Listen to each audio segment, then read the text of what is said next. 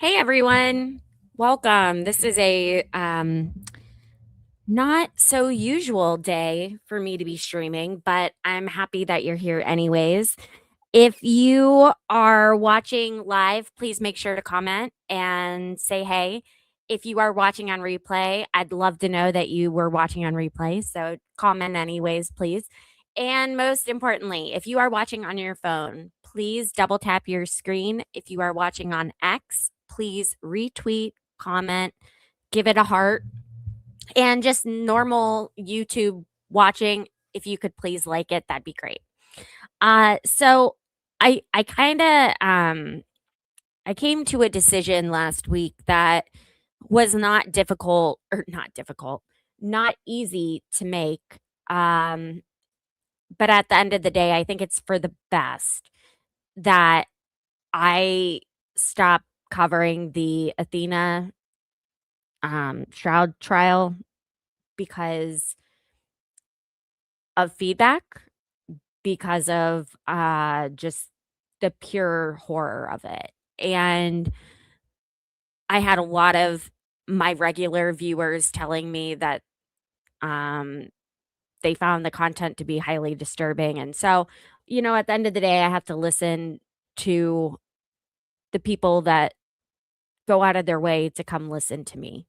And no regrets. I'm glad that we tried it. Um, it's all about learning what works and learning what doesn't work. So there are plenty of other content creators out there who are covering it. And if you are interested in the names of some of them, I would be happy to provide you with those people. As for me, I actually have a really exciting week planned. We are, I never do a stream on Monday. I have a really busy Monday. I'll be a guest on another stream, but starting on Tuesday, we're going to pick up with what we don't cover today.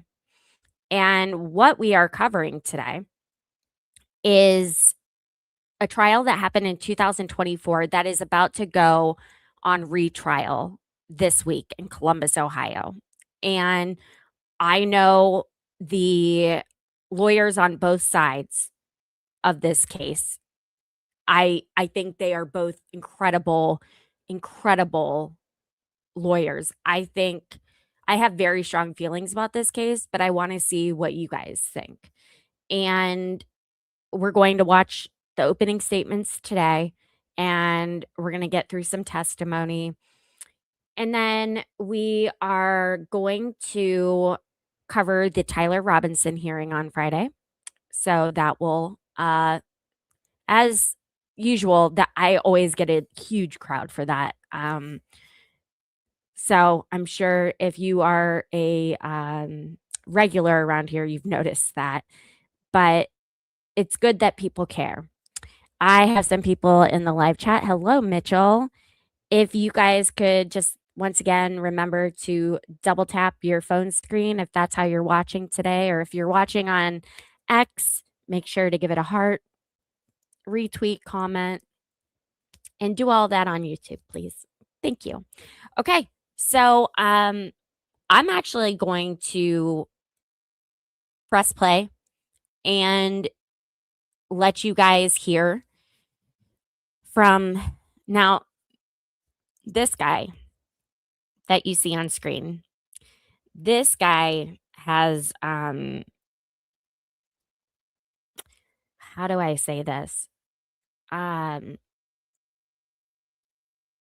he's actually been a lifesaver to me. Uh he helped he helped my family find justice during a very very unfortunate time, and I think the world of him. So it's interesting to watch this trial now through this lens, because I know his methods and I know how he works, and I think he's brilliant. So let's go ahead and start listening to David. 6 shots in the back, all fired by the defendant into the back of Casey Goodson, with no reasonable basis for the defendant to perceive a threat by Casey. It's an unjustified shooting.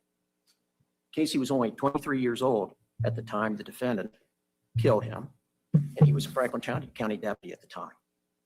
Casey's death is a tremendous loss to his family. He grew up in Columbus. He went to Beechcroft High School. He was very close with his mother, Tamla, and the rest of his family. His family was very proud of Casey. After high school, Casey worked at Gap and at the warehouse, and he saw all these trucks coming in and out. He says, you know, Mom, Grandma, I want to be a semi-truck driver. Casey did that.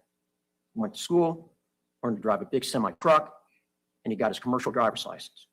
He wanted to be on the road. And he did do that. He drove for a company that actually hauled goods for Walmart, traveled to California. We have a lot of those companies here in After doing that Columbus. for a while, he decided that, you know, I want to come home. I don't like doing all this travel. So he came back home and he moved in to his grandmother's house and was working at the Gap warehouse up until the time of his death. Now, the evidence will show December 4th, 2020, as I said, Casey was living with his grandmother, Sharon Payne, at 3996 States Place, and that's in Franklin County, Ohio. That morning, he had a dentist appointment. It was at 9:30 in the morning. Sharon allowed him to take her car, which he drove her car regularly, to the appointment. Sharon owned a Nissan Versa, a black Nissan Versa. Casey sees the certified dental hygienist, Karen Hay. You will hear from Karen Hay. Karen Hay will tell you what type of mood Casey was in that day. She said he was a great patient. That's what she will testify to. That is not what He my was in a dentist would great say mood. about me. And in fact, during the hour and a half she was working on his teeth, it spoke about a lot of things, television shows. And in fact, one of them they talked about was ice truckers, these big semi trucks that drive across these lakes and stuff, hauling goods. Because Casey was interested in that type of stuff. And actually, Karen watched that show too. He indicated at some point that maybe he wants to go back into driving the semi truck.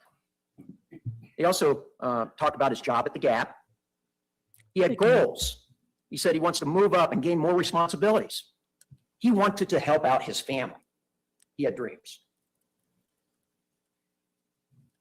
Miss Hay, after she's done working on his teeth, told him, Casey, go home, take a nap before you go to work.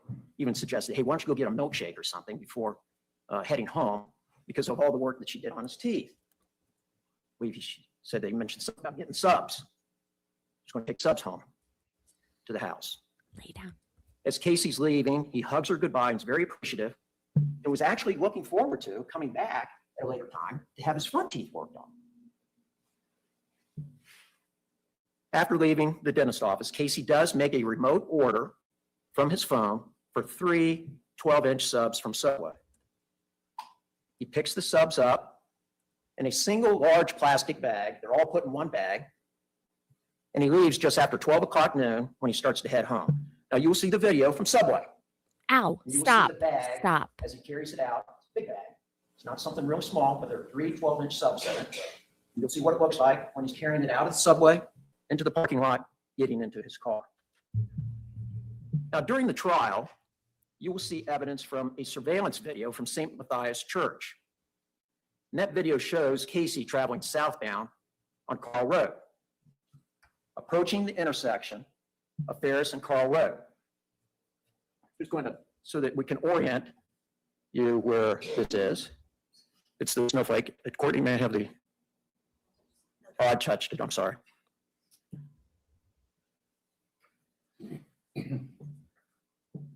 Okay. So the video shows Casey traveling Here, let me make that southbound bigger. on Carl Road here. I don't know why my pen's not showing up here. On the screen. Pardon me, I hit something. Oh, the snowflake. I'm not gonna say it. You ready?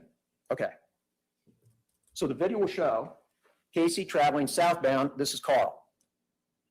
And here's the intersection of Carl and Ferris. So he's approaching this intersection right here.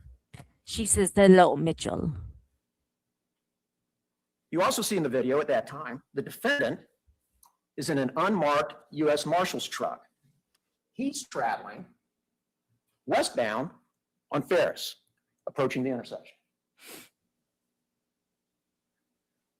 The defendant stops at that intersection. He has a red light. Casey, as he gets to the intersection, the video will show that Casey makes a continuous left-hand turn on Ferris. A continuous left-hand turn onto Ferris. He then travels on Ferris down to Estates, as you recall. He lives on Estates here. And he makes a right-hand turn to head home, putting on his blinker, his right turn signal, to make that turn. He then travels down and parks in the front of his house. Now, they lived on the corner of Case and Estates. And it's customary for the family, when they park in front of their house, Sharon's lived there 20 years, homeowner, it's customary that they park in front of the house, and they park on the wrong side of the street because they're cognizant of the neighbor next door. That dentist has an office down my street as well. In front of the house, go in and out of the house. Instead of going down to the corner and turning around and coming back and now parking in front of the house. It's just everyday activity for the family. Casey, upon parking, gets out of the car with the bag of subs and keys. Now, Sharon's car had some issues like maybe a lot of our cars do. The darn thing doesn't lock. There's not a key fob. It locks, but the only way you can lock the car is if you get out and you put the key into the driver's side portion of the car and turn it, and it will lock the vehicle. And you want to lock your car around here. Sharon's vehicle was locked. We know that Casey locked the car. And we know Casey had the Subway sandwiches, carrying them in the house. So with the keys and the subs, after taking time to lock the car, he proceeds to head to the side door of the home. Now, there's nothing unusual about going to the side door of the home because the family uses the side door. Because the front door sticks. The front door's hard to open. It doesn't shut right. So the family uses the side door that's around the corner of the house. And that's where Casey went. The side door to the house is located inside a wooden fenced yard that has a gate. The fence surrounds the side and back yard. To enter the side door, Casey has to step up onto a landing and then would have to take another step to enter the house. There's a storm door. And the storm door had glass. And it has a metal mesh, which you will see. It's got like a metal mesh that's on probably the middle third of the door. And it's for, like, if you had animals, some of you have dogs, okay, where they push up against the thing. It's to prevent the dog or the animal to push the window out or whatever. Casey pulls the store door open first. He has keys, the bag of subs in his hands. Casey's back is turned towards the storm door. The storm door's behind him. And his back is towards the open gate, out towards the front of the house. He uses his keys to open the side door by holding the subs. Now, meanwhile, the defendant had made a U-turn up there at the intersection and pursued Casey. And in the meantime, what you'll learn, he parks his truck at the end of Estates and Case. He comes down here and flies in here and parks at an angle.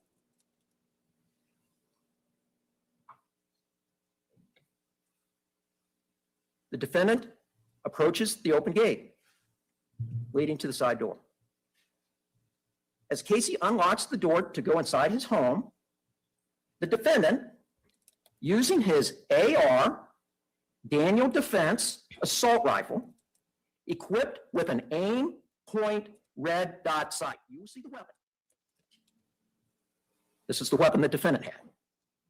He shoots Casey 6 times in the back, killing him. All the shots passed through the storm door, breaking the glass, with 3 shots passing through that metal mesh, 1 striking the top of the frame. Casey's back is towards the direction the bullets were fired from. His back is towards the defendant. After being shot 6 times, Casey is face down in the kitchen. Now, this is a small house. You go into the side door. If you go straight, you head downstairs. You go left, you go into the living room. You go right, not far from the door, you're in the kitchen. This is very small residence. He's laying face down on the kitchen floor.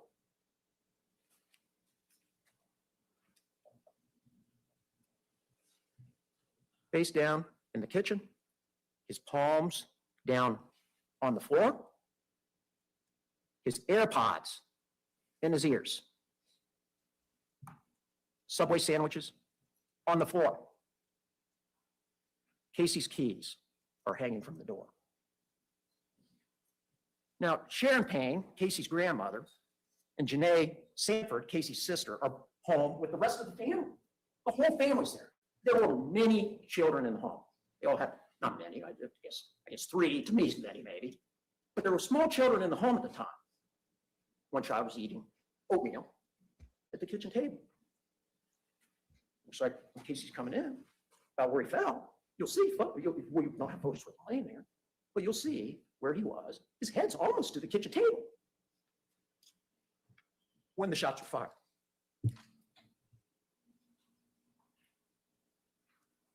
Sharon heard something that sounded like chandelier breaking. Ernest hears something. Janae, gunshots. Casey's grandmother, Sharon, ran into the living room area, was able to see in the kitchen. She sees Casey is face down. She didn't go into the kitchen. She's from the living room. She's able to see face down, not far from the side door, what she looked like bullet holes in Casey's back. She then calls 911, and you'll hear the tape. And she says, somebody's killed Casey. He's been shot in the back. Now, Janae, Casey's sister, also sees Casey laying face down on the floor. She's in her bedroom when she hears it, and she's seeing it from a different perspective.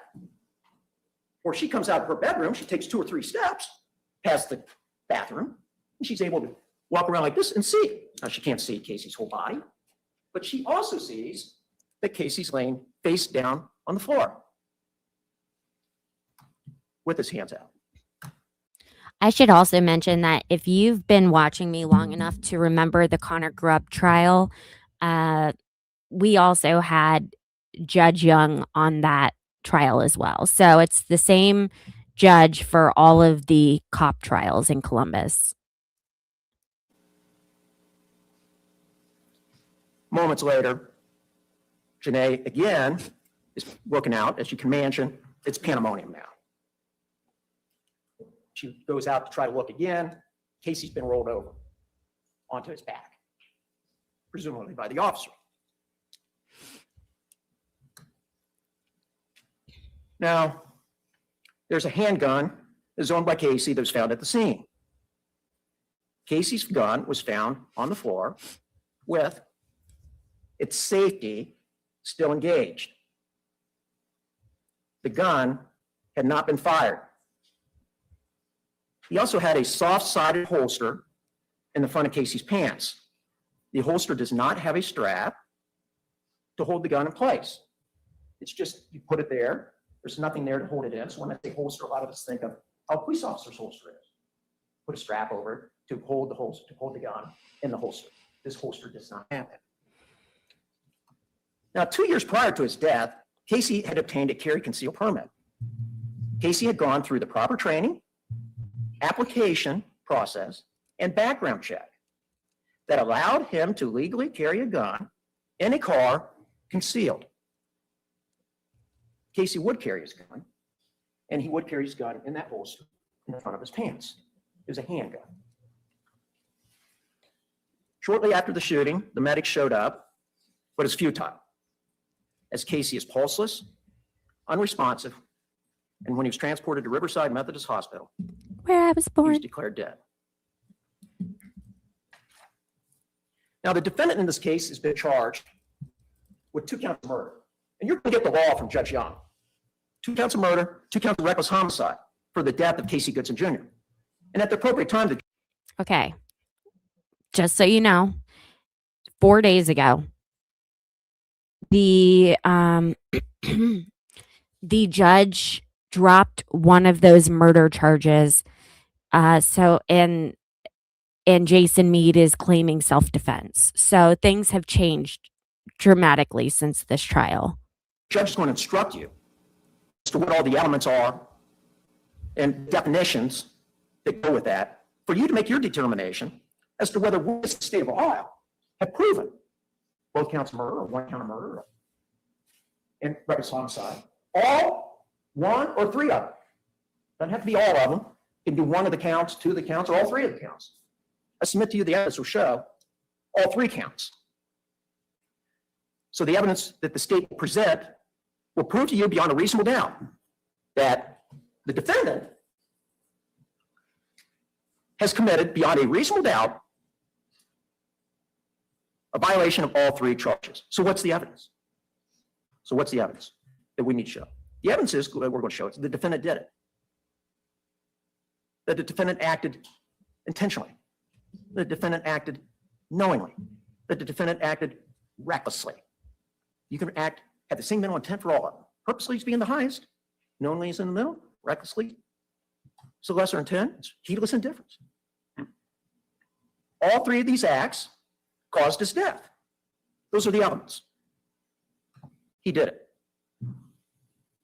So what do we have? We have after the shooting, the defendant's rifle was collected from him.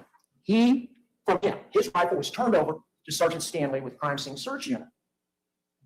The defendant agreed that 6 bullets had been fired from his gun. The 6 shell casings collected from the scene were recovered from the scene. And we have 6 shots in Casey's bag. The ballistics examination by the Columbus Police Department's examiner determined that the shell casings, the bullets recovered from Casey from the coroner's office, matches the defendant's weapon. Now, you also hear from Dr. Ann Shepler, who's a medical doctor with the Franklin County, she's a deputy Franklin County coroner at the time, who is board certified in forensic pathology. Dr. Shepler would testify, among other things, as to the location of Casey's wounds, entrance and exit wounds. You will learn that the bullets striking Casey struck him in vital areas, vital organs that are necessary to sustain life. You will learn that the six bullets were fired from his weapon, not 1, but all 6 hit its target. From the evidence, we believe the evidence shows conclusively that the defendant acted purposely, intentionally, knowingly, and recklessly when aiming his weapon to shoot and kill Casey, by pointing his weapon when he shot and killed Casey, and by pulling the trigger and shooting him 6 rounds from a highly powerful weapon, hitting him and striking him in the back. That's the mental elements. Now, Dr. Shepler will also testify to where these wounds were, and they were devastating, absolutely devastating. In her autopsy, the last element is cause of death. She concluded that the cause of death was due to gunshot wounds in the torso, and it's homicide. That's the manner and cause. Now, during her testimony, she will also testify to you, and you're going to see some photos. That's why we asked that in the question here. Can you look at photos of something that might not be real pleasant? And we're going to present them to you because it's important for you to see, and you need to look at them, as unpleasant as they are. That will be through Dr. Shepler. So Where did she find that the bullets went? Well, vital organs were struck, causing these serious deadly injuries to Casey. One of the bullets went through the left ventricle of his heart. It was a heart shot. Went through the left ventricle of his heart. Multiple wounds to the upper lobes of his left lung. Wounds to his pancreas. Wounds to his liver, bowel, intestinal damage. Fractures of vertebrae causing hemorrhages of the spinal cord. Dr. Shepler also found that all 6 bullets traveled right to left in an upward elevation. Dr. Shepler found that Casey's back would have had to been turned towards the direction of the bullets when they were fired. You also hear from Amy Julia. She spells her name a little different. I'm saying it Julia, so when you see her name, it's Q-U-L-I-A. It's pronounced Julia. She's a forensic scientist, forensic examiner for firearms and tool mark unit of the FBI laboratory in Quantico, Virginia. Ms. Julia came to Columbus with her team and did an examination at the house. She determined that the bullets traveled through that metal mesh from outside to inside. She determined that the bullets traveled in an upward direction and right to left through that storm door that was to the backside of Casey. She also found that the storm door would be at least at a 45-degree angle when the bullets passed through the door. So Casey would have been standing, if the door's open here, he'd been standing like this, kind of twisted. To go into the house, unlocking the door, by the way, with the subs in his hands. 2 items, 2 hands. Her findings, well, this places Casey between the storm door and the open door to the house. Now, Ms. Julia examined the door that opens into the home. There are no bullet strikes. She examined for bullet strikes there's on the porch, no bullet strikes. She didn't find anything that would strike the main door, which would indicate that the door was open and not closed, else it had gone through the storm door to hit that door. Ms. Julia's findings of the directionality of the bullets, they match Dr. Shepler's findings as to the directionality in the bullets. And you're going to see from Dr. Shepler when she testifies as to the trajectory. She's going to tell you about the angles as to the bullets that pass through Casey's body. Ms. Julia is going to testify about the angles or the trajectory of the bullets going through the storm door.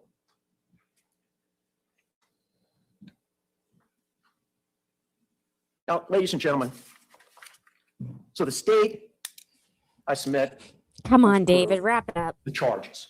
And if I think you remember in voir dire, there was all this talk about this justification. And we talked about, don't hold us the burden that we don't have to prove. We're going to prove to you this is murder, 2 counts, and reckless. We don't have to prove justification, nor is it our obligation. That's them. They have to prove that that he was justified in his actions of taking Casey's life.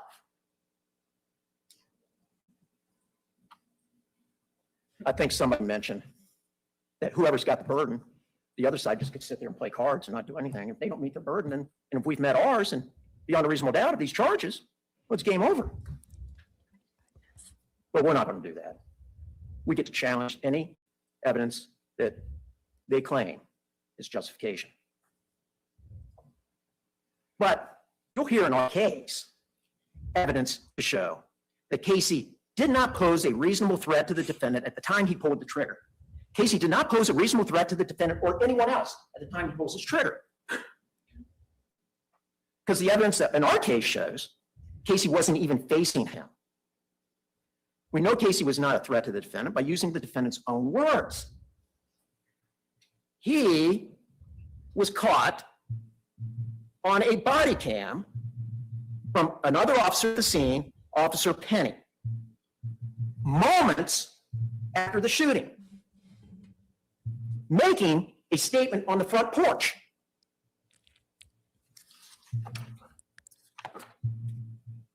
The defendant, you'll hear the body cam. You'll listen to it. We're going to introduce it. You'll see it. And you watch his demeanor in that body cam. Watch when he's talking to this other plainclothes officer. He unknowingly knows that Penny's standing there, who's a uniform officer, has his body cam activated playing. The other plainclothes officer doesn't have a body cam, and neither does the defendant. So what's he say? What's he say? Quote, when explaining what happened. Quote, he came out the street, gun in his hand, going to the side door. He was going in with a gun in his hand. What he didn't say was, I was afraid. I was in fear for my life. I was in fear for someone else's life. Silence speaks louder than words, ladies and gentlemen. He's an officer, trained officer. He's not like us. This is not justification. He was working as a marshal that day. They have to prove it. They have to prove that it was. Our evidence will show beyond a reasonable doubt that the defendant is guilty of the charges that we're charging with. And the burden shifts to him. And that he's not going to meet his burden of proving to you by the preponderance of the evidence that he was justified. We're asking you to return a verdict on all the charges. That the defendant fails to prove that he was justified in shooting Casey 6 times in the back. Thank you. You're welcome. Okay, hold on. Can I proceed? Amen. This defense attorney is one of the best in Columbus. She represents her and her partner sitting at the defense's table. They represent the GOP, FOP, Fraternal Order of Police. So any lawsuits that come kind of like this one that have to deal with police officers while they're working, they cover those. And I think if you take the time to listen to what this woman is about to say, she gives David, who you just heard from, an absolute run for her money. She is incredible with opening statements. So let me know your thoughts. May it please the court, Mr. Collins, Mr. Mulder, Mr. Meade, Mr. Merkel, Mr. Schroyer, Mr. Shaw. Good morning, ladies and gentlemen. Mr. Schroyer just told you that Casey Goodson wasn't a threat on December 4th, 2020. Now, his own witnesses are going to tell you differently. So keep that in mind as you evaluate the evidence in this case, and keep that in mind as you evaluate the credibility of the state's case. On December 4th, 2020, She comes in hot. was seen waving a firearm in a Nissan Versa. He pointed that same firearm at Jason Meade, an on-duty police officer, while Jason was in his unmarked vehicle. Jason has a duty to investigate this type of behavior, so he airs his intention to investigate to his team, to let his team know his location so that they are able to respond. At some point during the lawful pursuit of the gun-wielding driver, Jason turns his lights on to initiate a lawful investigatory stop. The gunman proceeds to get out of his car, looks at my client, takes off running, gun in tow, plastic bag in tow. The gunman is parked on the wrong side of the street. He sprints around a house and Jason Meade pursues. As Jason chases after the gunman to try to investigate why he was waving a gun, why he pointed this gun at Jason while he was in a vehicle, why he is running away, and why he is trying to get into his house, into that house, he is screaming at the gunman, "Drop your weapon." He's announcing his police presence. U.S. Marshals, it's the police. drop your weapon. All Jason knows at this time is that this gunman, this man, has a weapon. He ran away from him and he's trying to get into a house. He's screaming, drop the weapon, Sunday. drop the weapon. The gunman never drops the weapon. Instead, as that gunman is trying to get into this house, he turns and points a weapon at Jason, and in that split second, Jason believes he's going to be shot because he sees the gun point at him for a second time, and Jason shoots. You are going to see this firearm that the gunman pointed at Jason Meade, not once, ladies and gentlemen, but twice. That is what the evidence will show on December 4th, 2020. Now, opening statements. Just as you heard the judge tell you yesterday, they are an opportunity for each side to lead you down a path of what each side believes the evidence will show. Or, as is the case here, it's an opportunity for me to lead you down a path. She's so what the good. evidence won't show. A roadmap or preview, if you will. For instance, Mr. Schroyer just told you that our client was reckless when he made the split-second decision to use deadly force. Ladies and gentlemen, the evidence will not show that Mr. Meade was reckless. Rather, the evidence will show that our client was trained to shoot until the threat that presented itself was over. The evidence will show that the threat in this case was the gun that was pointed at him. He shot to stop that threat of the attack before it shot him. Not acting with heedless indifference, but attacking the threat. The evidence will show that on December 4th, 2020, his weapon was on fully automatic. So when he pulled the trigger one time, it rapid fired 6 projectiles. The evidence will show, and you will hear, he never pulled that trigger again. The evidence will show, ladies and gentlemen, that this use of deadly force was not reckless, but rather it was due to Jason believing he was going to be shot on December 4th, 2020. Now, every time we as a defense prepare for a case, we like to look for what we call a theme. And what I mean by theme, ladies and gentlemen, is when you analyze a case, you've got witnesses, some professional, some not. You've got evidence, some physical, some circumstantial. But the theme of a case is what's left at the core fundamental concept of a case. The theme of this case, ladies and gentlemen, is one of justification. And that is because the evidence will show that on December 4th, 2020, Jason Meade was justified when he made the decision to use deadly force. And that's because of those 2 components that Mr. Collins talked to you about in voir dire. He's got to have a subjective belief. The evidence will show that Jason was in fear for his life, that he was about to be shot on December 4th, 2020. He had an imminent fear of great bodily harm or death. And that second prong, ladies and gentlemen, that belief was objectively reasonable based on the totality of the circumstances when viewed through the eyes of a reasonable police officer on the scene without the benefit of 2020 hindsight. And we will prove that to you by preponderance of the evidence. Now, with the benefit of hindsight, nobody here in this courtroom is disputing how tragic the events were on December 4th, 2020.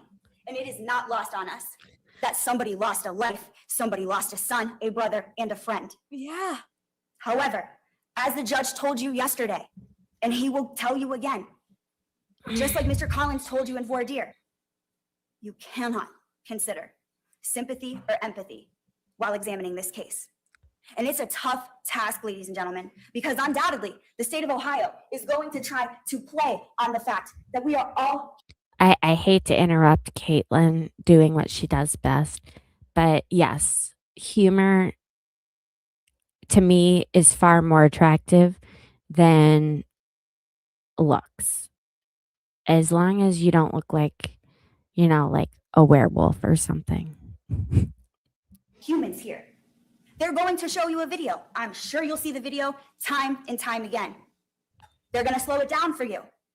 They're going to show you those graphic photos that they asked you about in your questionnaire, and they are hard to see. And it's hard because we ask you to be almost clinical in your analysis. Oh, wow. But that's what the law requires, that you leave sympathy and empathy out of your deliberations. And so every time the state goes to play that video, every time they put a tough picture up on that screen for you to see, Mr. Collins, Mr. Nolder, and myself would ask that you remind yourself of that instruction that the judge gave you. And I promise he's going to give it again. That as you took that oath as a juror, you are not to consider sympathy or empathy when you analyze that case. And so every hard. time they play it, remind yourself of what the law requires. Now, unlike the majority of cases here in our criminal justice system, we have a burden here. However, that does not alleviate the state of Ohio from meeting its burden. And its burden of proof, as you all are very well versed by this point, is higher than ours. Their burden is proof beyond a reasonable doubt. It is they that must prove each and every element of every crime they charged beyond a reasonable doubt. As the judge will tell you, beyond a reasonable doubt is proof of such nature you would rely upon it in your most important of your own affairs. Care for an elderly parent, surgery for a child. And if they fail to prove to you beyond a reasonable doubt each and every element of the crimes charged, judge will tell you your analysis stops there. You're going to hear, and in fact, you just heard from Mr. Schroyer about 3 competing theories that they're pursuing against my client. And they're competing, ladies and gentlemen, because of the different mental elements associated with those crimes charged. One is saying that he purposely killed, that it was Jason's specific intention to cause death.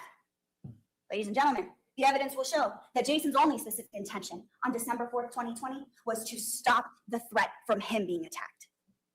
The other is saying that he knowingly committed a felonious assault, which proximately resulted in the death. Again, ladies and gentlemen, the evidence will show he stopped. Oh my God. He shot to stop the threat. And the third theory, ladies and gentlemen, that you've heard about is this theory of recklessness, that he acted with a heedless indifference. The evidence will show, testimony will show that he shot to stop the threat. They are not going to be able to meet their burden of proof, ladies and gentlemen. And that's because the evidence will show through testimony and challenging the state's evidence. The evidence will show that the state started from a premise and worked backwards to make it fit. They're not going to be able to meet their burden of proof because the mental elements are going to conflict with one another. They're not going to be able to prove beyond a reasonable doubt each and every one of those mental elements. The evidence will show that the state's own witnesses are going to contradict one another. The state's own evidence will show, their theory will show that their witness statements and their theory contradict with the physical evidence in the case. And the other reason, ladies and gentlemen, the state won't be able to meet its burden of proof is because of the expert witness that the state is going to call to the stand. He is a man by the name of Seth Stoughton. And Mr. Stoughton comes to... Overruled. This is opening statement. I have overruled it. Thank you. Thank you, Your Honor. This is because of a man by the name of Seth Stoughton. You're going to hear that Mr. Stoughton comes to 2 different conclusions. One conclusion relies on false premises and asks you to make inferences. You may know the name Seth Stoughton from literally any opportunistic trial there was. George Floyd, Connor Grubb, which was my very first trial that I did on YouTube. He makes the rounds. Inference upon inference upon inference, something that the court is going to instruct you that you're not allowed to do. Now, the second conclusion, a separate conclusion that Mr. Stoughton makes, you're going to hear him take the stand, and you're going to hear that second conclusion is the same exact conclusion that the defense experts come to. And that is, if Jason Meade believed, if he saw that gun come back at him, then the shooting is reasonable and justified. So that is why the state of Ohio will not be able to meet its burden of proof. And if that is the case, the judge will tell you your analysis stops there. But even if you find that the state does meet its burden of proof, in spite of all the issues that I just told you about, then and only then do you get to analyze the defense of justification. That is when our burden comes into play, ladies and gentlemen. And our burden, by law, is different than that of the states. And as the judge will tell you, our burden for justification is proof by a preponderance of the evidence. And what that means, ladies and gentlemen, is more likely than not. We have to prove that Jason, more likely than not, feared for his life when he had a gun pointed at him on December 4th, 2020. And we have to prove that it is more likely than not that his decision to use deadly force was reasonable, given the totality of the circumstances in the eyes of a reasonable police officer standing in Jason Meade's shoes as it occurred on December 4th, 2020. Again, we have to prove those 2 prongs. more likely than not. So I'm asking that you keep those two questions in the back of your mind as you listen to the testimony, as you listen to all of the evidence that is presented to you. Is it more likely than not that Jason was afraid he was going to be shot when a gun was pointed at him on December 4th, 2020, not once, but twice? And is it more likely than not reasonable, given the totality of the circumstances, from the eyes of a reasonable police officer standing in Jason Meade's shoes on December 4th, 2020? Your task, ladies and gentlemen, and it's not an easy one, is that the judge is going to instruct you that you're not to analyze the defense of justification from your own life experiences, but rather from the eyes of a reasonable police officer on the scene. You have to look at the totality of the circumstances. The judge will tell you you're not to use hindsight in your analysis.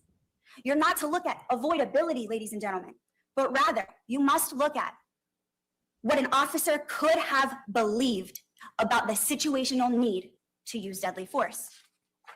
That's There's hard. a reason, ladies and gentlemen, why the law of justification is written in this fashion.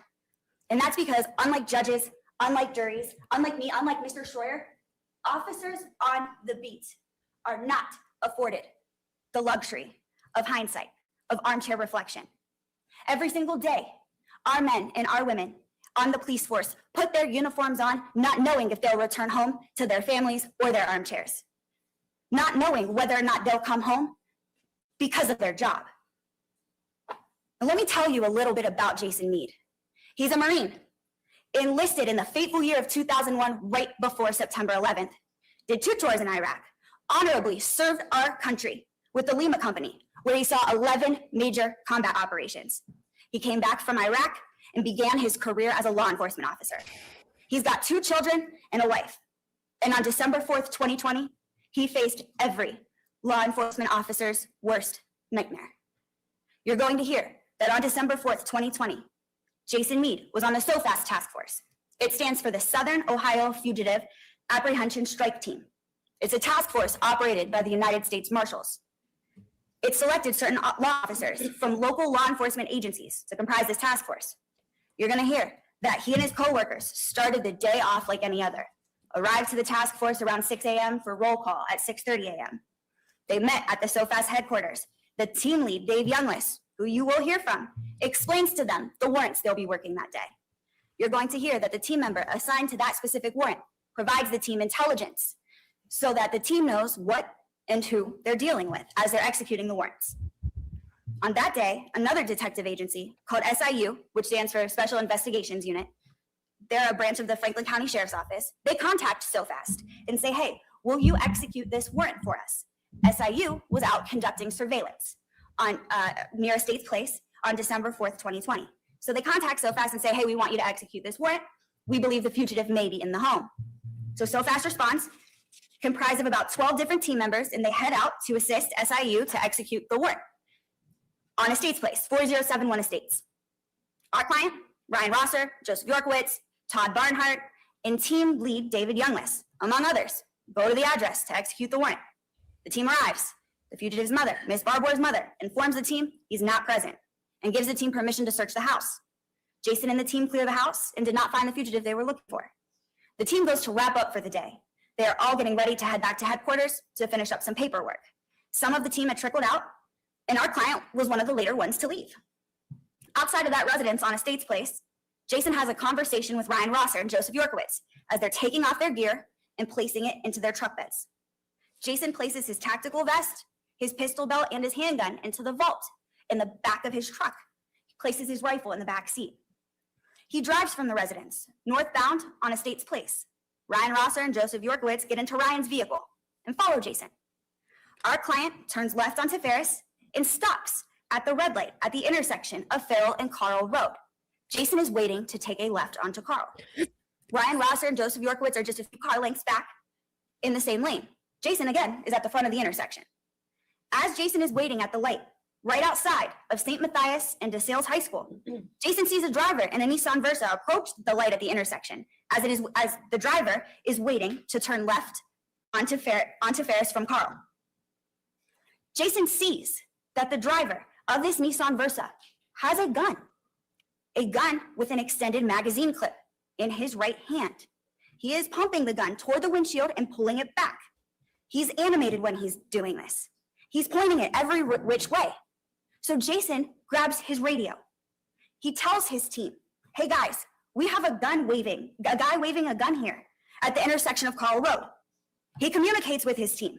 Someone from his team asks for his location, and Jason responds with his location.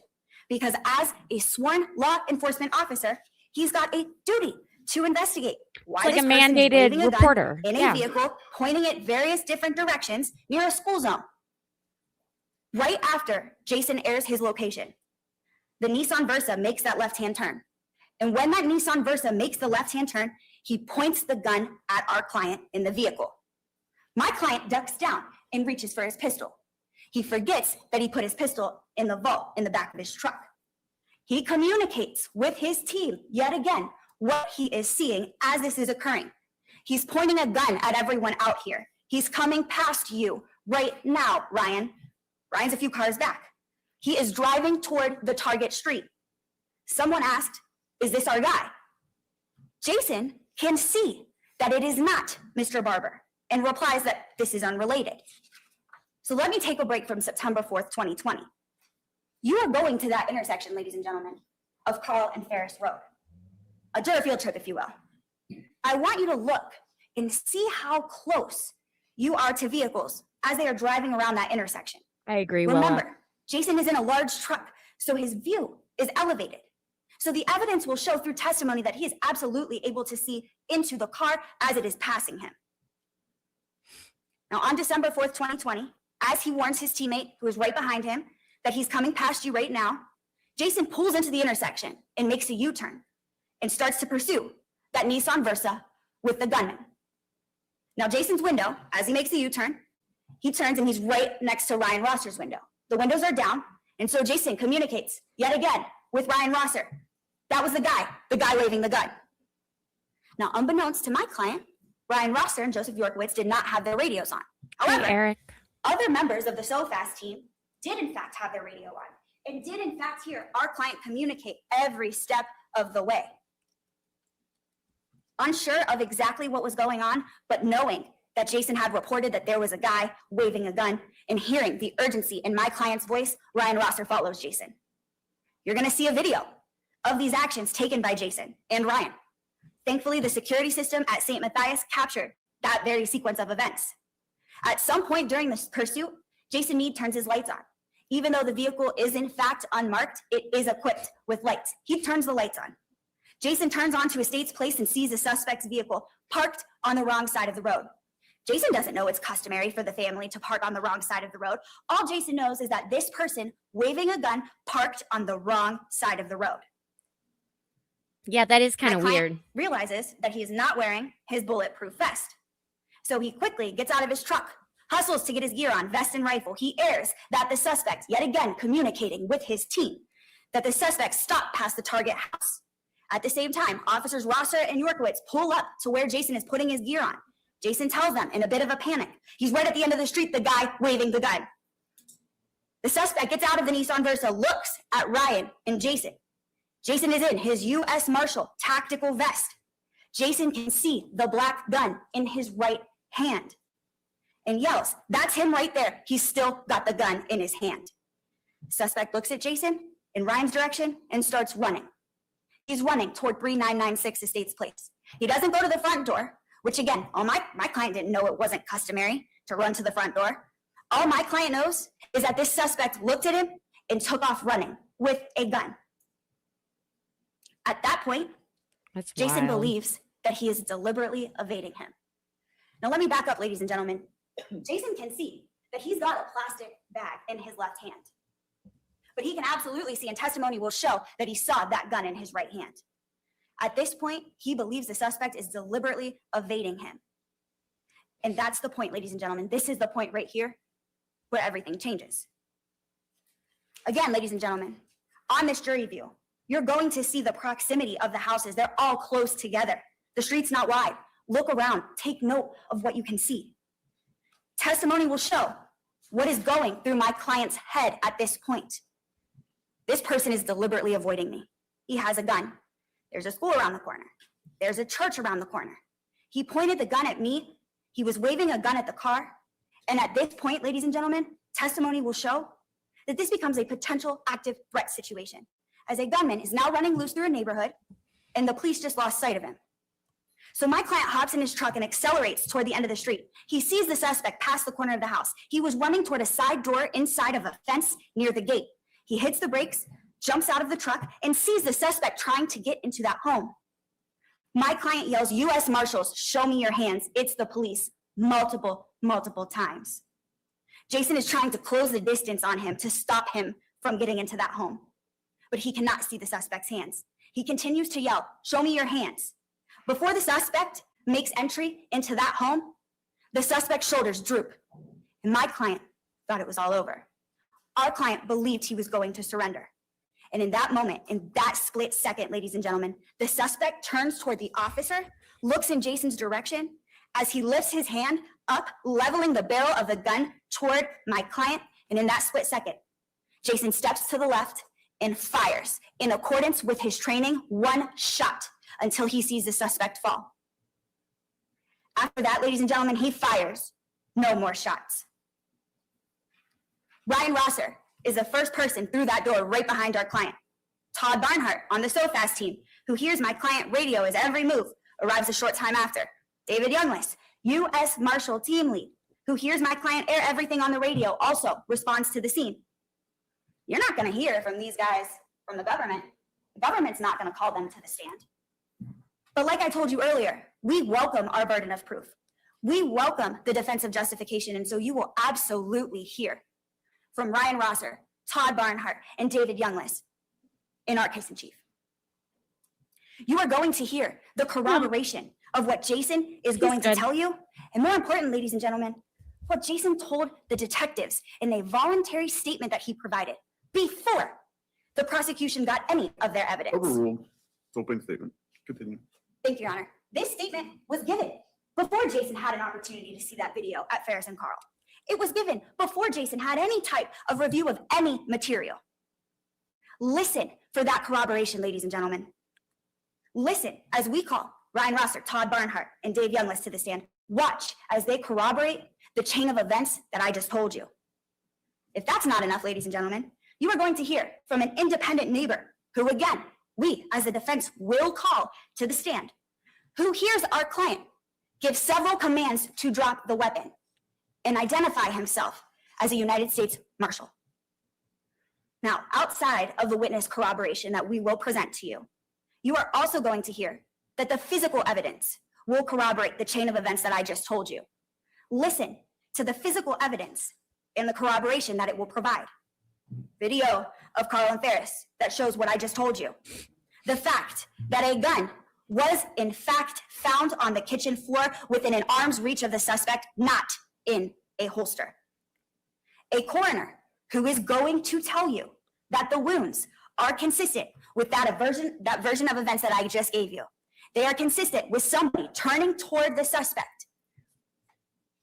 You're going to hear. Now, Mr. Schroyer came up here and talked about this FBI agent, Quillia, who is going to tell you where Casey was in the door.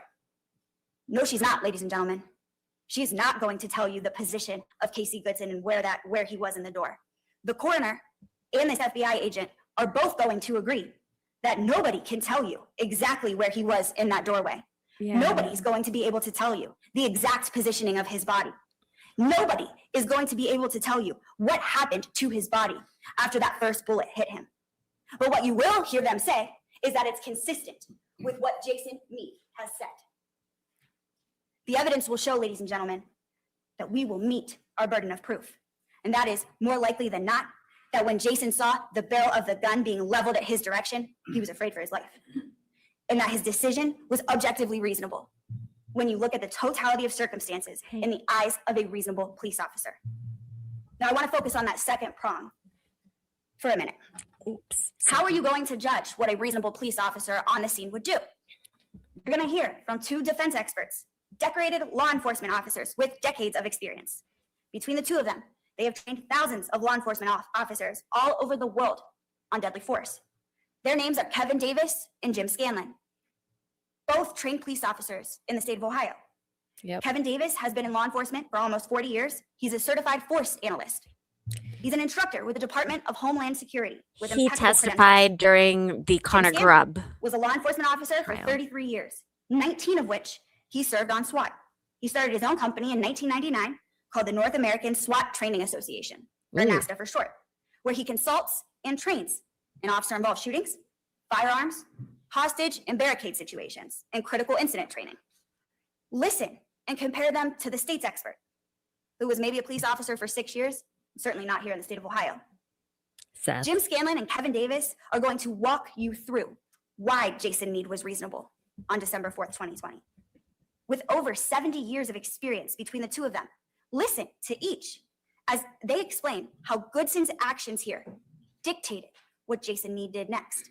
Listen as they both will tell you an action is always faster than a reaction. And that's according to training.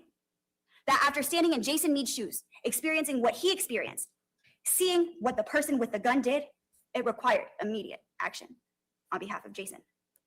They're going to walk you through some factors that the court is going to tell you you are allowed to analyze when determining whether or not this was objectively reasonable.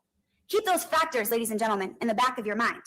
The first factor that you're able to look at when determining the reasonableness of whether or not the shoot was justified is the severity of the crime at issue. Listen as these two tell you why Jason Meade had a lawful objective for taking action, and that the severity of the crime that he was investigating was someone waving a gun in a vehicle, pointing that gun in a vehicle, that car being around a school, and the person taking off with the gun. At that point, ladies and gentlemen, you will hear that the severity of the crime is such that these experts will tell you that you have a potential for an active shooter situation. Evidence will show that after analyzing this factor, that the decision to use deadly force is more likely than not reasonable. The second factor you're able to consider is whether the gunman, whether Mr. Goodson, posed an immediate threat of physical harm or death to our client. Listen as both of these experts take the stand and tell you that when a gun is pointed at a police officer, there is no higher threat to the officer. It is every officer's worst nightmare to stare down the barrel of a gun. Both of them will tell you that leveling the gun in the direction of an officer is absolutely an immediate threat. Evidence will show that the decision to use deadly force when you analyze this factor is more likely than not reasonable. The third factor you're able to look at when determining whether or not the use of deadly force was reasonable is whether the suspect was actively resisting or attempting to evade arrest. You're going to hear drop the gun. You're going to hear that Casey Goodson looked in the direction of Jason Meade and took off running. You're going to hear that Jason Meade had to run after him. You're going to hear that when someone looks at the police and they run, they are actively trying to evade arrest. Evidence will show that when you analyze this factor, that the decision to use deadly force is more likely than not reasonable. If you don't have a The next warrant, factor you're able to why? consider is the suspect demeanor, whether Mr. Goodson was non-compliant. You've already heard of that, ladies and gentlemen. The evidence will show that when you analyze this factor, when you're to consider the reasonableness of whether or not the decision to use deadly force was justified, it was more likely than not reasonable. The next factor you're able to consider is the duration of the confrontation. You'll hear testimony, ladies and gentlemen, that it took Casey Goodson 4 seconds to get from one end of the street down to the other end of the street. You're going to hear testimony of how quickly this transpired. Again, the government is going to try to slow it down for you, but you're to take it in the eyes of a reasonable police officer as Jason experienced it on that day. It's going to testimony will show that this event transpired quickly. So when you analyze that factor, the evidence will show that the decision to use deadly force is more likely than not reasonable. Another factor that you're able to consider is the possibility of that suspect being armed. Again, ladies and gentlemen, evidence will show that this was no possibility. This was an actual threat. This fact is uncontroverted. The fact that Casey Goodson was armed on December 4th, 2020. So the evidence will show that this decision to use deadly force when you analyze this factor is more likely than not reasonable. Now, the judge is going to tell you that you are to examine this case in your deliberations from the eyes of a reasonable police officer perspective, standing in Jason's shoes at the time, experiencing what he experienced, seeing what he saw, hearing what he heard at the time that deadly force was employed, not what Casey Goodson did or did not hear. The law tells us, and the judge will tell you, that you have to look at it from this perspective. The law does not say You must put yourself in the shoes of Mr. Goodson on that day, experiencing what he experienced, hearing what he heard. It says from the perspective of the eyes of a reasonable police officer, going through everything that Jason Meade did on that day, not Casey Goodson. Now, again, you're going to hear from the state's expert.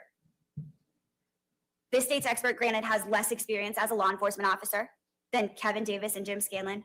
But remember, ladies and gentlemen, he's going to tell you the same exact thing that Jim Scanlon and Kevin Davis tells you.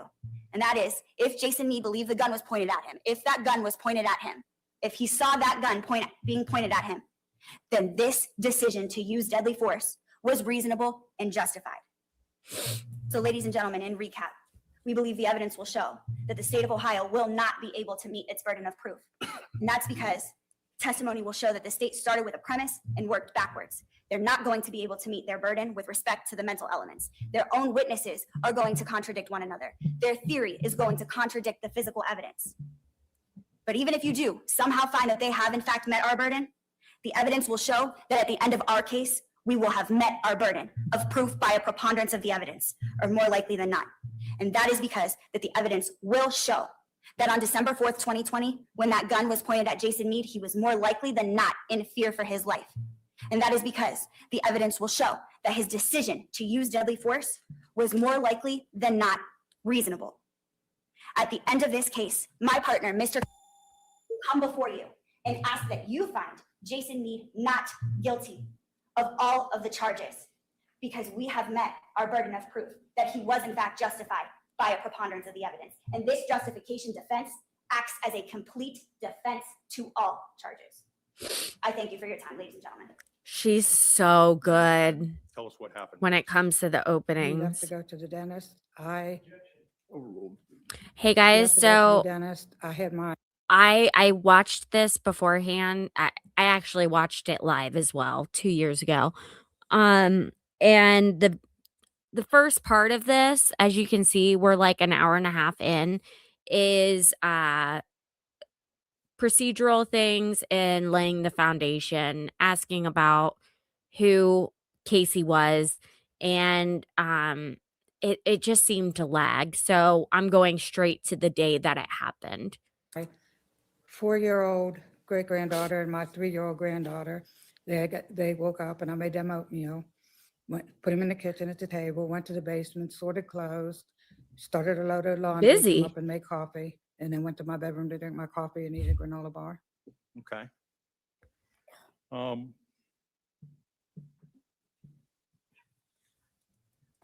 Ask a Were you in your question. bedroom by yourself? I was in there with my grandson and my granddaughter.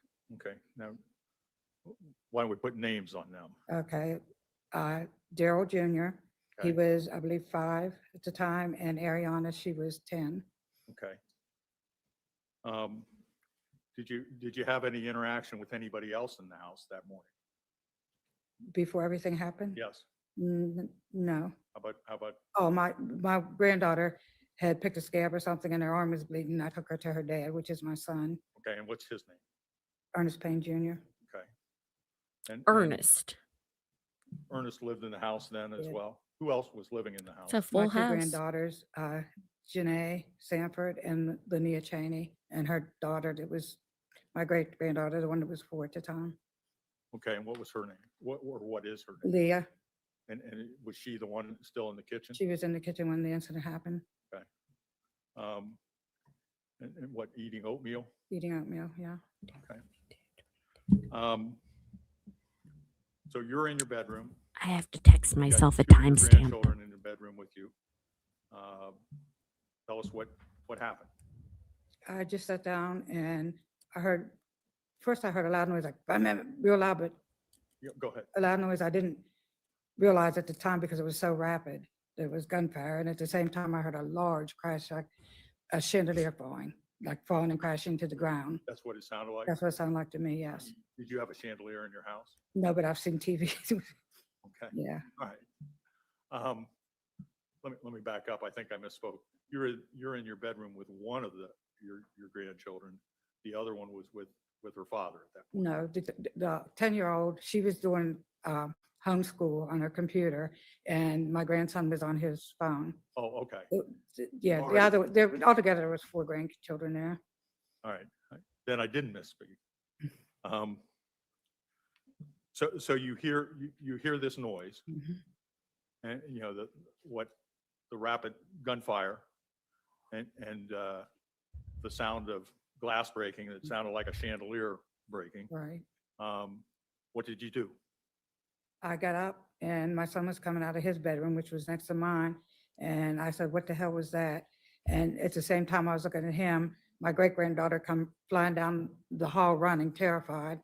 So I stopped and took her in my room and put her on my bed and told her, don't get up. I approach the witness, Your Honor. You may. Diagram of the house. I wasn't expecting as many views today, considering this isn't a normal day. So thanks for showing up. Please make sure to hit the like button or double tap your screen if you're watching I don't on have an YouTube exhibit on number your yet phone. for it, Thanks. That's but, fine. do you recognize what's depicted in that diagram? I do. What is it? It's the inside of my house. Okay, let's see if we can orient ourselves on it. Okay. The States Road would be here over at the left edge of the. It would. Hey, girl. Oh, very well.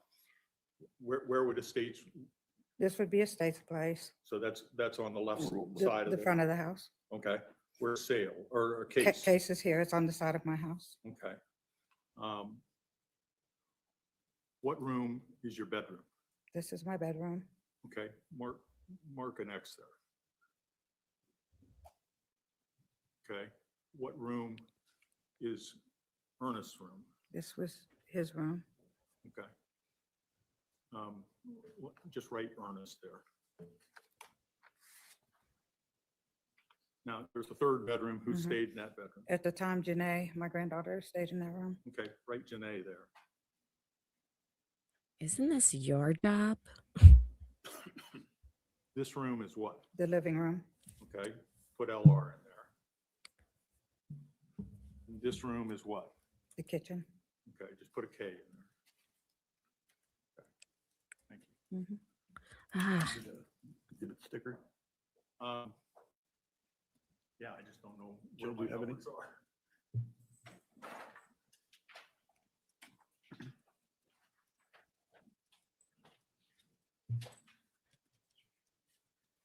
Thank you.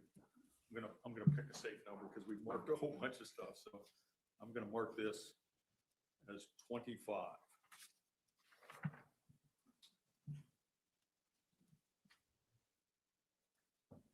okay, Trope Nevada. I wrote like a brief of what this is. And you guys remember, this was during 2020, and like things were wild after George Floyd. I think we can all admit that. Just lower or raise. Maybe I got it wrong here. I want to get the whole thing right. Oh, there we go. There. Okay. Now, the X is your bedroom. Mhm. Then we've got Ernest's bedroom Mhm. and Janae's, the kitchen. You're very welcome. Living room. Please Right. give us a like. You came out of your bedroom. Mhm. I'm sorry, I'm the technological caveman here. How does she mark?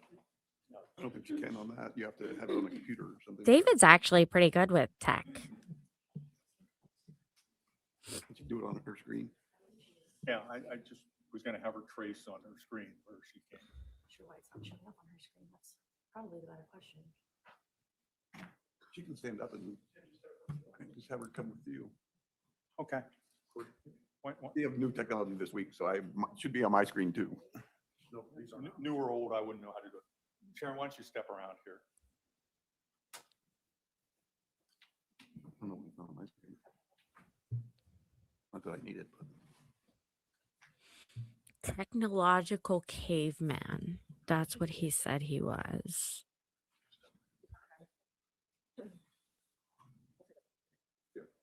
Okay, let's just using the pen, draw your path.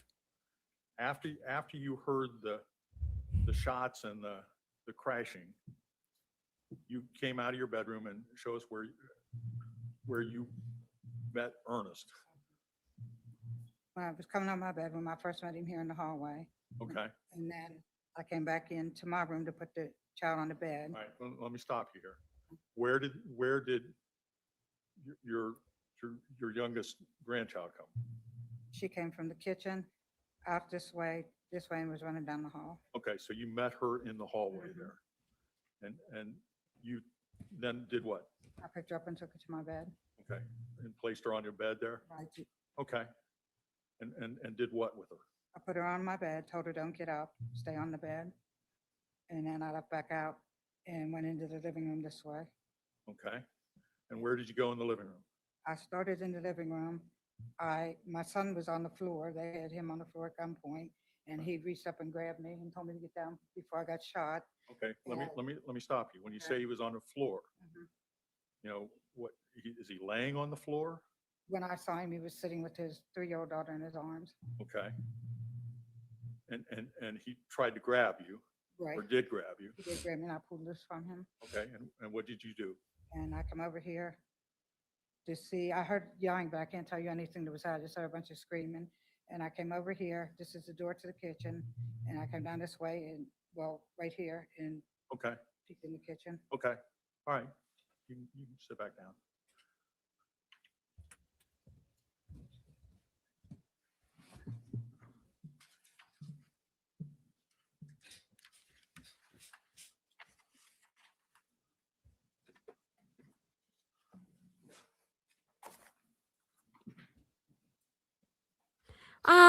What'd Is you it see safe when you to looked in the assume he kitchen? wasn't a threat? He had a in the gun on kitchen. him. I saw CJ laying on the floor on his stomach.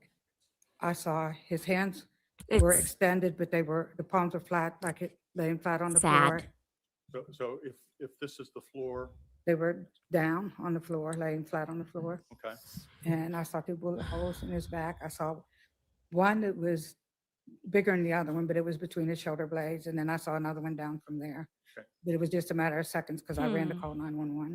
okay. Nothing's When you unusual in looked and Columbus. saw CJ, were you aware of any other people in the house? I wasn't. So you didn't notice anybody else in the I kitchen? didn't. How about in the living room? You're Just my son and okay. his daughter. Okay. What did you do then? I ran to my bedroom and called 911. Okay. On a cell phone? Yes. Okay. Did you get through to 911? I believe I called twice. First time they couldn't understand me and I hung up, and then I called back and spoke with them. Courtney? How do I play the 911 call? I've got it. Huh? From my computer.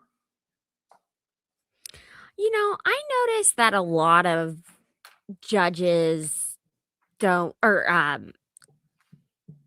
attorneys, they get up there and they're very bossy. They're just so focused, you know? I think it is plugged in, but it's, I turn it on, it shut itself down. I would definitely be saying thank you, though. I say excuse me when I burp and no one's home. Yeah, that's right.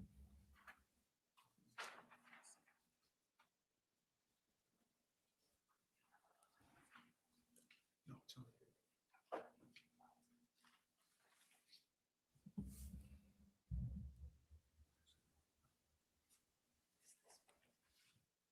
Might be the right way.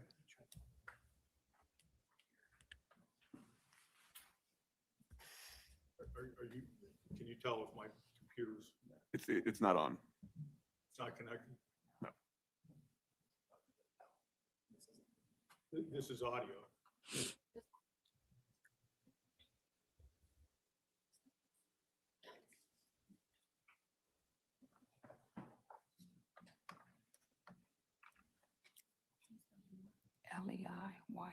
Should we take a break?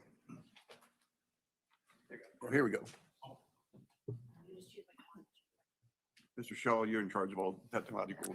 I totally get it, Bubbles.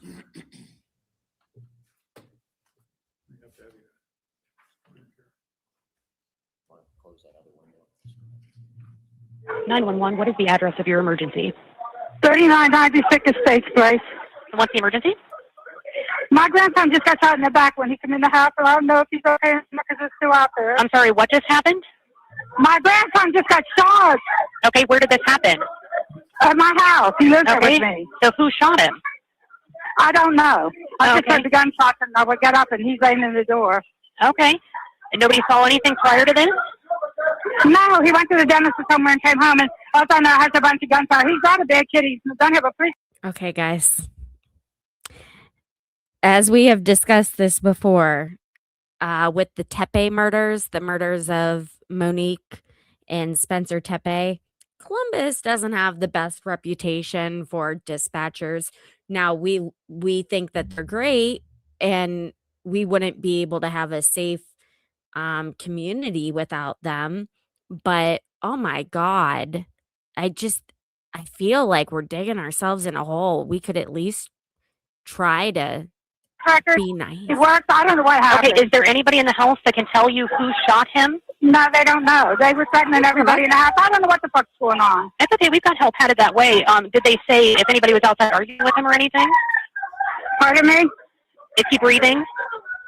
I don't know. They won't let me in the kitchen buying. Okay. Did he say if he had like any disputes with anybody? No, not that I know of. I'm not aware of anything. Okay, what's your name and telephone number, ma'am? Sharon Payne, Okay. 614-597-5570. Do you know if he was dropped off by anyone? No, he went to the dentist and told me he was driving my car. I don't know what happened. Okay. I don't know what's going on. All right. Well, the officers There's a will be back that there way. out here waiting. I'm going to go ahead and get the medic started that way, okay? That's the damn police. Hold on. Okay. Wait a moment. Ma'am. That's the police. Yeah, the police are there, and they've got the medics too, okay?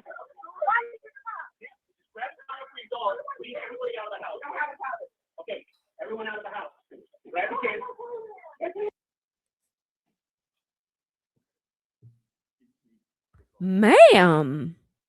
Was that you on the call? Yes, sir, it was. Rude. What happened next? We were ordered out of the house.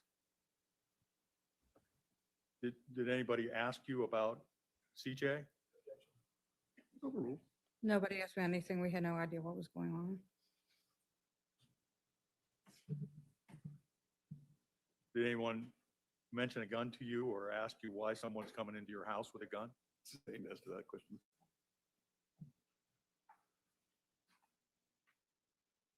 How were you treated by the first officers that responded? Sustained.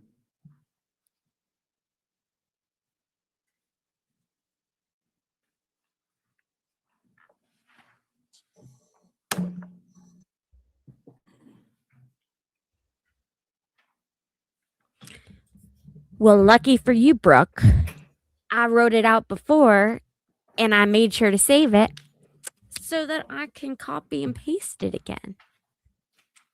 State's Exhibit 25. Hold on one second. Is that a fair and accurate depiction Yes, it is. of the layout of your house? It is. This happened where I live. And as you recall it. There you I go. know that's not a pleasant recollection. Was the 911 call that you just heard accurate? It was. Thank you. I don't have any further questions. Columbus, Ohio seems It's to going to be 18. majorly 911 call prosecute will be Exhibit 18. Exhibit 18. Yeah, I just, police I have officers. to get it onto a thumb. You're so welcome. You may.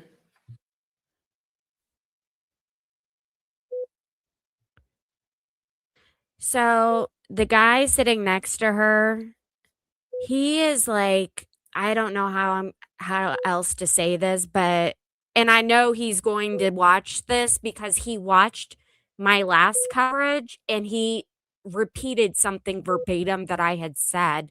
So, hey,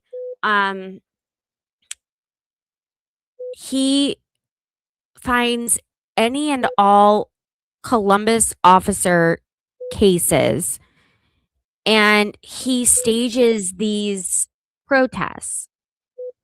And like the last one that happened is about 2 miles from my house. And if Patriotic's in here, I know he watches usually just on the DL.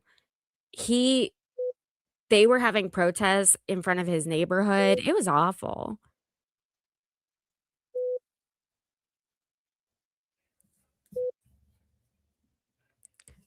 Moi? Me? What's a swamp donkey? You guys are getting more creative by the day. I could literally care less.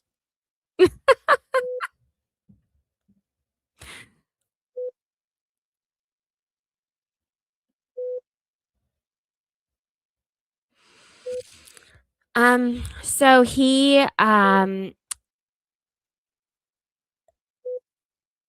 the defendant alleges uh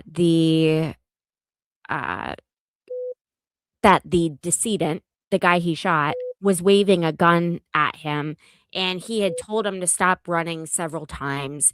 And right when he got to his house, he turned around, thought he was going to get shot, and he shot him.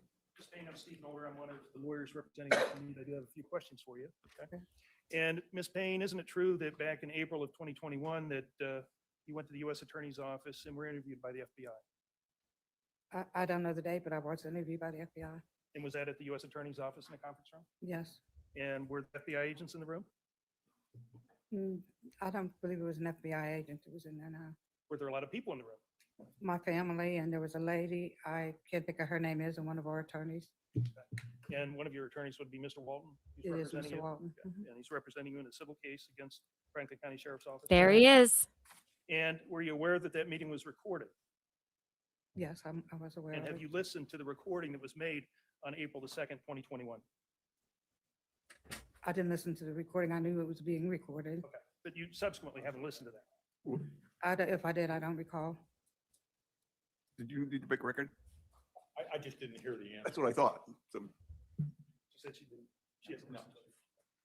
All right, and so isn't it true during this, this interview that occurred at the U.S. Attorney's Office that you talked at great length? He's about allowed to the say events that. of December the It's 4th of fine. 2021, or That's what we 2020? discussed, yes. And during this meeting, you told those that were present that your daughter Tamala had dropped off baby D and Ariana earlier that morning. No, she dropped off baby D. Ariana belonged to my son. Okay. She was there.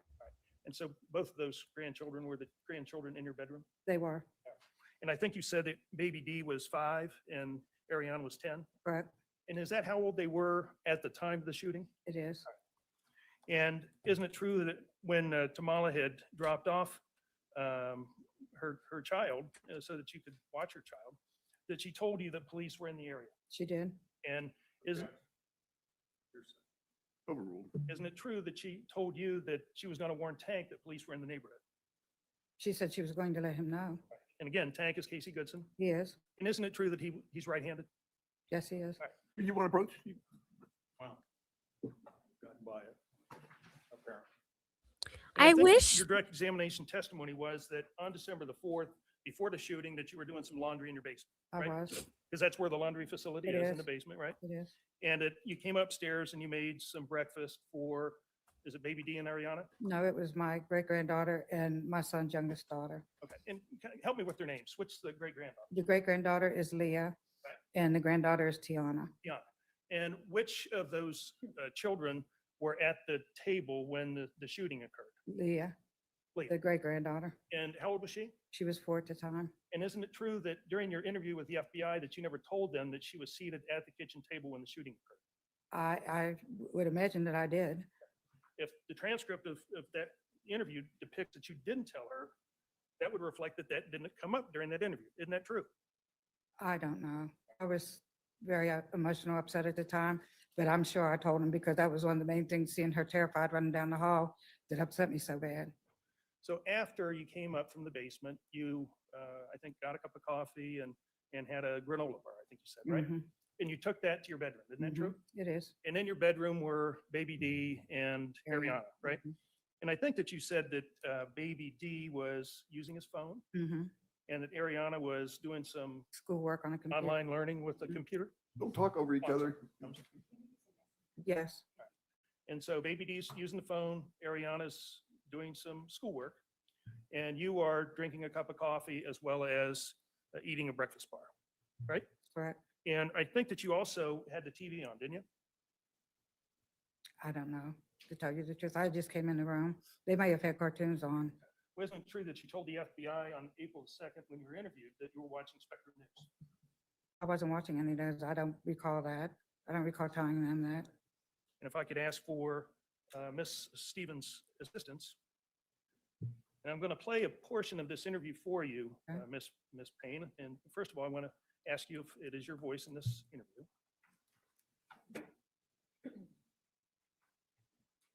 Be counter number 41.18. Okay.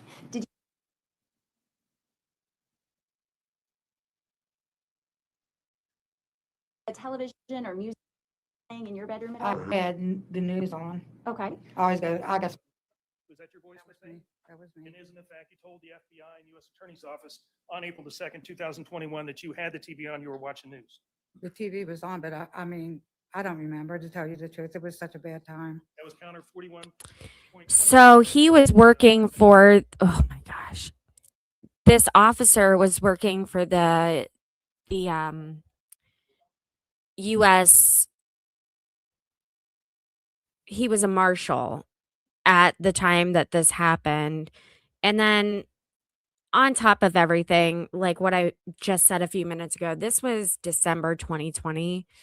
And so incidents like these were under a microscope. And so the FBI was brought in like immediately, which I actually don't have a problem with. I mean, what's to hide, right?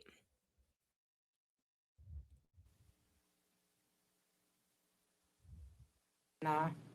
I mean, I ate my bar and drank some of my coffee. In fact, when I got back in the house, I still had almost, But that was you, right? that was me.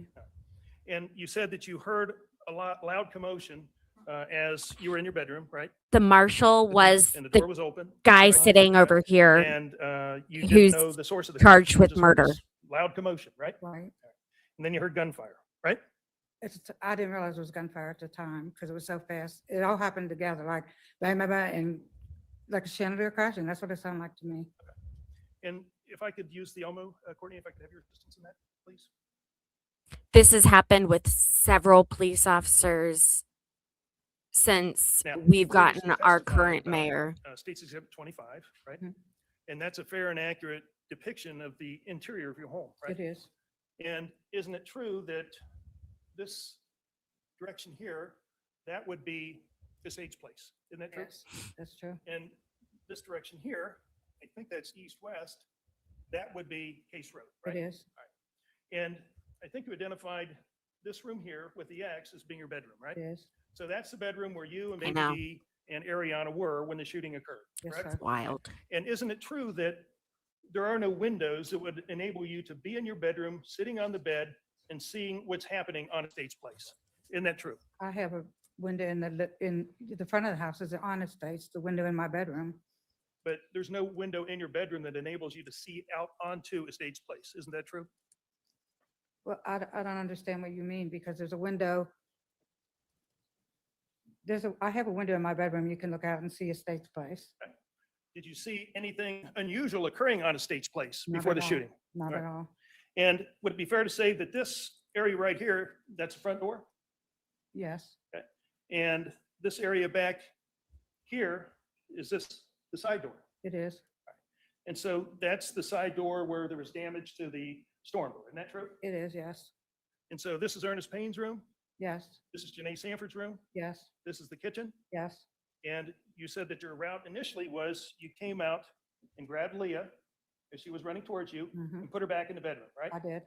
and then you came out around here, and that enabled you to see in the kitchen. True? Right, true. No, you're not bugging Now, me. I think your direct I'm examination bored. testimony Go. was, when you looked into the living room, you saw your grandson face down on the floor, right? When I was in the living room, I looked in the kitchen and Yes. saw him, yes, That's where you saw him, right? exactly. His feet were by the storm door. I did not see his feet. I saw his upper body, the bullets in his hands. I noticed his hands out. And it was a quick glance, but I saw him and I didn't see his feet. I couldn't tell you where they were, to be honest. But you did see, and I think you described to the FBI that his hands were out as if he was trying to catch himself. You remember saying that? Yeah, I do remember saying that because I wonder if he was trying to stop himself from falling, is what I said. And so that's the position of the body when you first saw it, when you had that quick glance, right? Mhm. And it was very traumatic, and I'm sorry that we're having to go through this, but I know it was a very traumatic event for you. You saw him for a split second. And I think you also told the FBI that his head was turned towards the refrigerator. Right, he was facing left. Yeah, the refrigerator was over here. And if I might, is this right here the refrigerator? Let me see. I'm sorry, I have bad eyesight. Yes, I was. the Girl, refrigerator. same. So his head would have been facing this object here, which is the refrigerator. Right, but he was laying down by the door. Right. Okay.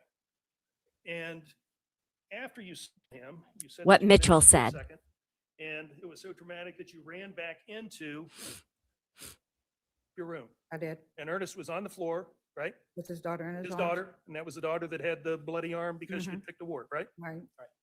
Now, isn't it true that Ernest told you that you were standing right next to a marshal when you were looking into the kitchen and you didn't even remember that person? I didn't remember him. Did you remember Ernest telling you that? I don't remember him telling me that, and I didn't see a marshal. All I know is I saw Casey, and I heard a whole bunch of screaming and hollering. I understand. And again, I'm sorry, but my question is, not that you remembered seeing him, but Ernest told you that there was a marshal standing right next to you. Do you remember him telling I you? do remember him telling me that, and that they were holding him at gunpoint. But you were so traumatized, you don't remember I seeing him. was looking to see if, what was wrong with Casey. I wasn't thinking about anything else. So you ran back to the room, called 911. Mhm. And isn't it true that when you were interviewed by the FBI on April the 2nd, 2021, that you told them that you didn't see Jason Meade that day? I didn't see Jason Meade that day. Now, this event that you unfortunately experienced was so traumatic that it caused you some health issues later that day on December the 4th. I passed out and fell down the steps. And you were hospitalized for a few days as a I result, of it, was. right? Oh, I that was. And isn't sucks. it true that when you were interviewed by the FBI that you told the FBI that you'd lost your memory, at least temporarily? Just for, yeah, until when I first came to, I didn't remember everything. I knew CJ. I said something about CJ, and then they told me that he was murdered and everything came back. Right? But you were then discharged from OSU Hospital, right? I was, You came home, right? Mhm. And No one was saying Ernest he was was living there murdered at your at house that at the point. time, right? was. And isn't it true that you told the FBI that Ernest was responsible for cleaning up the mess that was left He- after the yes, shooting? he did. It was right? very traumatic for him. And isn't it true that Ernest found a mask on the floor that your grandson had, and he laid it on the table? The face mask, yes. And that was a mask that you had retained possession of until the meeting at the U.S. Attorney's Office in April of 2021. Yes. Now, if I may, That's what I was afraid of, Mitchell. I wish that this cameraman could just pick a position and stick with it. yeah, approach witness, Your Honor. You may. Ms. Payne, I'm going to hand you what's been marked for identification purposes as defendants exhibits B and C, and I'd ask you to take a look at those two exhibits and tell me when you've completed your examination. Okay. You recognize the items that are depicted in defense exhibits B and C? I do. And may I publish those exhibits, And, Your Honor? and it's going to be the same cameraman this week. I just realized that. Deal with defense exhibit B, Ms. Payne, Okay. and I'm going to.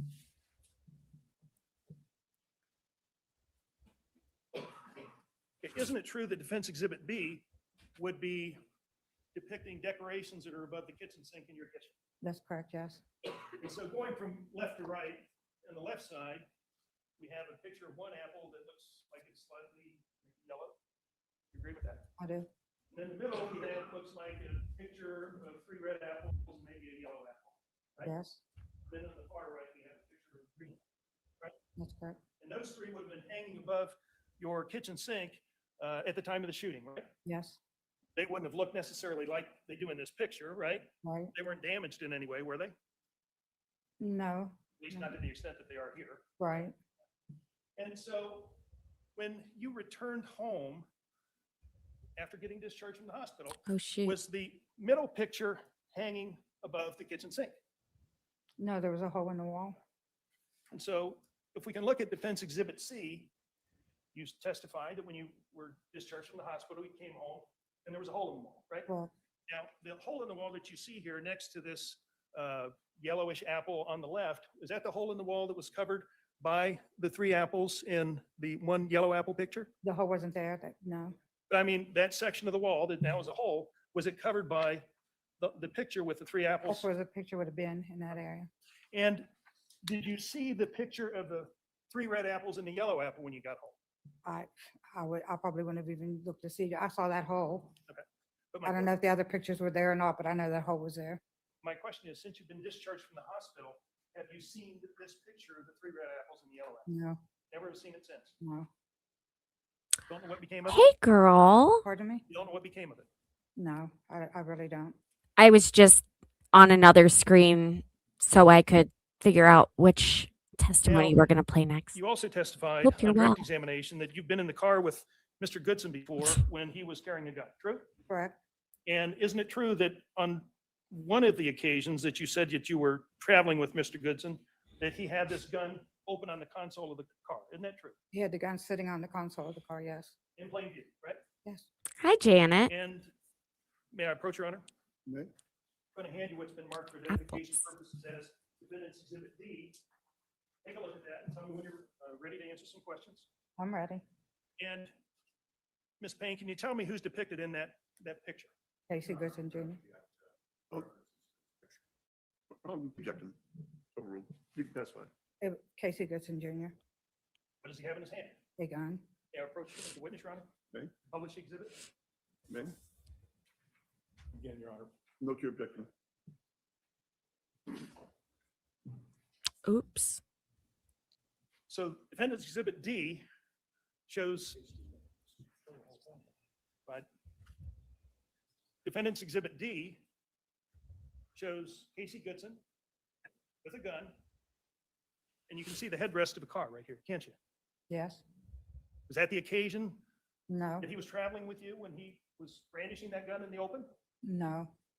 You know when that happened?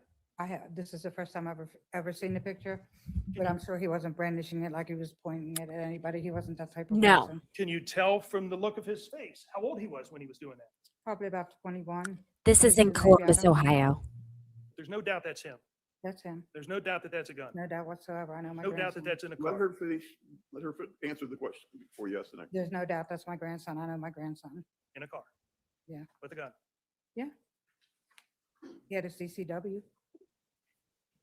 Have a moment, Your Honor. May? That's an important thing Any to redirect? keep in mind. He had a CCW. What do you guys think so far? Ms. Payne, Yes, I sir. think when Mr. Nolder was going over Stacy Exhibit 25 with you, I'm sure he didn't intentionally mislead you, but isn't this the front of the house? This part here? Yes, And wouldn't estates run across it would. Yes, sir. here, not up here? Yeah, yes, sir. You're right. That's why I was confused because I have a window on the state's place, my front bedroom window. Okay, so I'm gonna write, well, maybe I won't write it because I don't think it'll show up.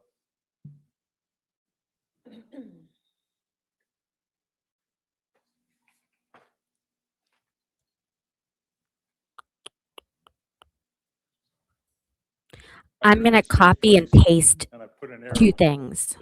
That's where estate's place is. It's a state's place, yeah, Three And things. so Case actually runs on the side of the on house. this side. Mhm. So when Mr. Nolder was talking to you about, well, this is your front door here, is that correct? Correct. This is only the first witness, y'all. Porch out here. We're getting there. Porch, yes. when Mr. Nolder was pointing out back here as the door into the kitchen, Mhm. that's a window, isn't it? Yeah, the door, I'm sorry, the door's over here because it's next to the stove. Right. This is the side door right here. Yes, it is. And then there's a stove and the refrigerator. Oh, I should have showed And so you guys. your house has two doors. It has a front door On the side. and a side door. Why is it so difficult to And understand the that? side door faces Case Road. It does. So when you're looking in, Casey is right Right. here in the entranceway from the side door. Is that correct? That is correct. And as I say, I'm sure Mr. Nolder didn't purposely try to mislead you.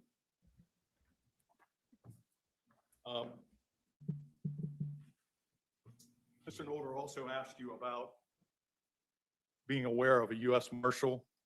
This one. 25 back up here. When you were here in the living room, Mm-hmm. and you said you weren't aware of it, I wasn't. but he asked you about Ernest telling you about that. Mm-hmm. That was later that. Ernest- Afterwards, yeah, after I got out of the hospital, actually. Right. Okay. Thank you. Whoops, whoops. All right, you can step down. Thank you. I'm kind of iffy on this next witness, but I'd rather share it out of an abundance of caution. So let me stop right here and fill you guys in on where we're at. So this is a trial that took place in 2024, and the actual event that transpired took place in December 2020. And I know that you guys remember it was a pretty wild time in America, starting from May, well, everywhere in the world. Sorry. But especially when it came to policing after George Floyd.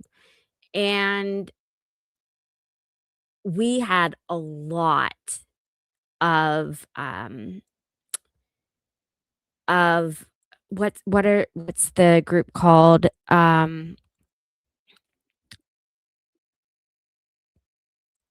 Black Lives Matter. We had a lot of protests here in Columbus, and we had our like downtown shut down for multiple weeks. I'm sure Boston had the same problem, et cetera, et cetera. With that being said, this guy who is being charged with murder. He was charged with 2 counts of murder. But he was working that day as a U.S. Why do I keep forgetting this name? A U.S. Marshal. And they were out serving warrants that day. And when they had finished everyone on their list that day, he was driving back to the office. And on the way back to the office, he saw a guy in the car that the decedent was driving, or so the defendant claims he was driving. And he said that this guy, Casey Jr. Goodson, like waved a gun at him. And it happened like twice.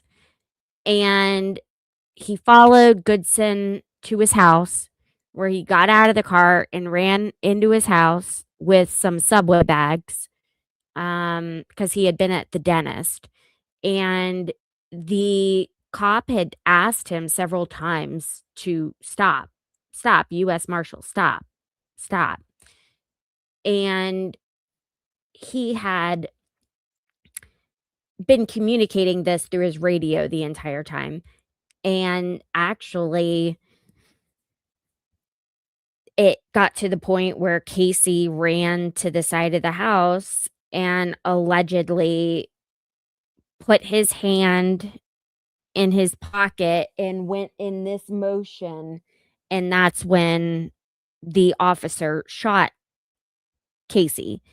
And since he was using, since the officer was using a AR, just one pull of the trigger expelled 5 bullets. So he only shot his gun once, but it caused serious issues. Let me see what you guys are saying. Oh, you guys have been quiet. Okay. So yeah, I think America was just, there was a lot of questioning of law enforcement, which I do not disagree with. I think that anyone in a position like that, you have to call them out when you see bad behavior. But I feel a certain way about this case, and I'm eager to see what you guys think with an open mind, hearing all of the evidence. And surprise, he's going to testify. So you guys get to hear that. So ultimately, the jury goes out and they come back saying that they can't come to a verdict. So a mistrial is declared. And that is why we are watching this, because the retrial begins this week. Like tomorrow, they start looking for jurors. So we are going to watch this, and then we are going to watch that. We also have the American Idol guy who murdered his pregnant wife from Ohio. He has his final pretrial hearing on Thursday, and then Friday we have Tyler Robinson. So, Willis said the cop is guilty until proven innocent. It's supposed to be the other way around, buddy. So that's where we're at. Next to testify is his sister. Okay. I actually didn't. On or off the record?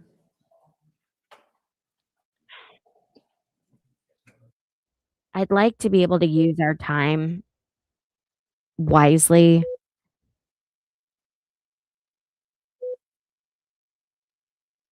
Okay. Yeah, I'm gonna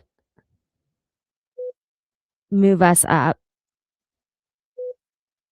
to the next day.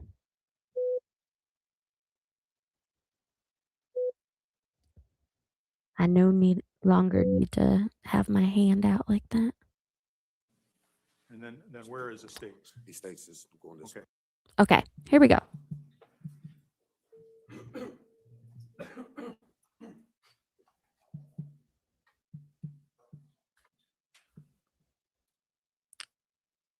Which guy? Are you we have a problem in Columbus with and I genuinely believe it's a problem, and it started since our mayor, of charging police officers. This is just one of like 5 cases, and Connor Grubb was the first one. The American Idol guy, yeah, Caleb Flynn. So I'm going to cover that on that hearing on Thursday, as long as media is allowed. He has waived his right to, like, he's using his speedy trial. So I don't know what the hell is wrong with this guy. He I think it's crazy. I think he's crazy. Sorry, guys. I look so Little Meade crappy. around here. I'm really not feeling great.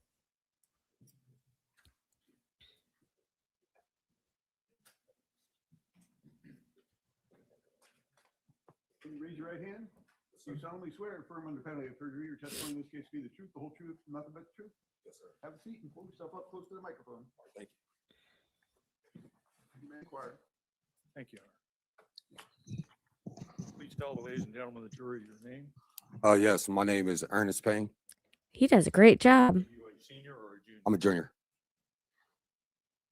Um, And where do you live, Ernest? 3996 East States Place, Columbus, Ohio. Okay, that's in Franklin County. Yes, Techman. Okay. He said alleged at present. For the last 6 years.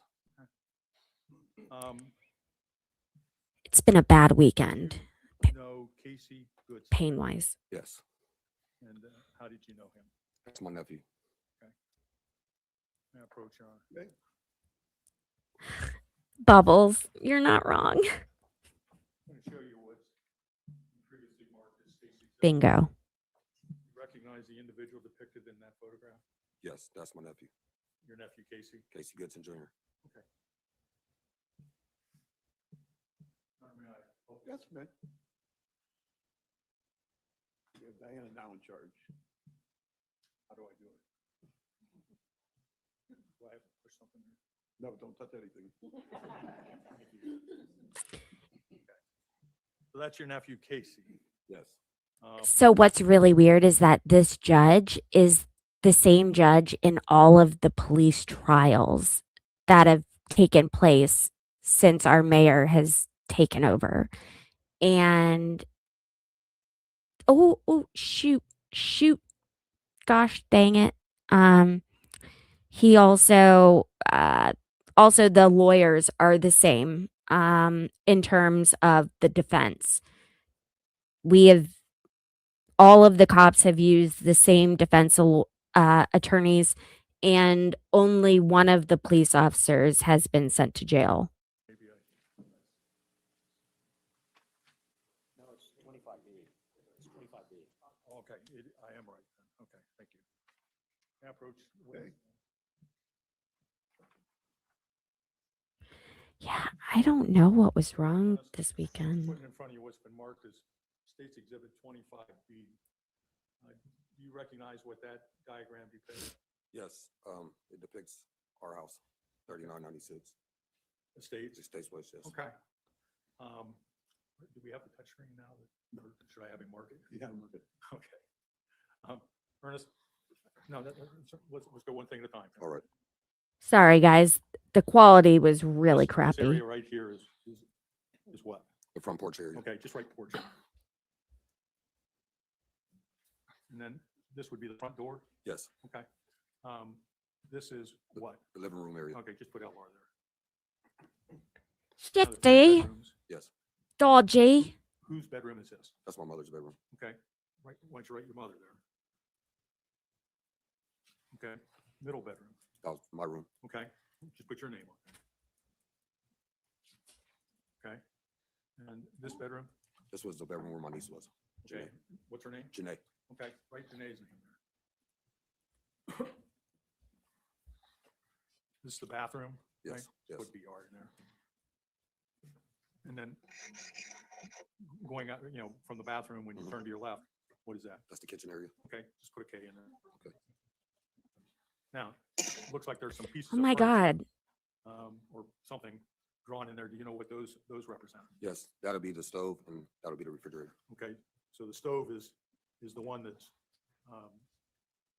closest to the side door, is that right? Correct. Okay, and this furniture over here?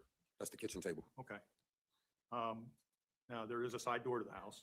Yes, Where is that? it's located right here, behind the stove. Right in there? Yes, Okay, just put SD there. And then there's like a stoop yes, that you step out onto? yes. Okay. Now this is, what street's over here? This is Case. Okay, let's just, in the sidewalk there, right Case. And then where is Estates? He states is going this way. Okay, just right into the sidewalk Estates. Okay. Okay, take my pen back.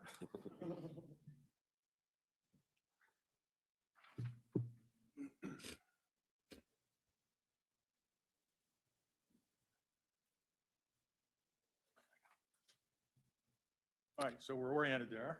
It's like a vicious cycle. Let's talk about, first of all, Casey, you have any nicknames? Yes, I called him CJ. Okay. Any other nicknames that you, That's Tank Man. Tank Man? Yeah, yeah. Who gave him that nickname? My father gave him Tank Man. Okay. And CJ just came along. Like everybody else just called him. Some people called him CJ, but my father gave him the nickname Tank Man. Okay.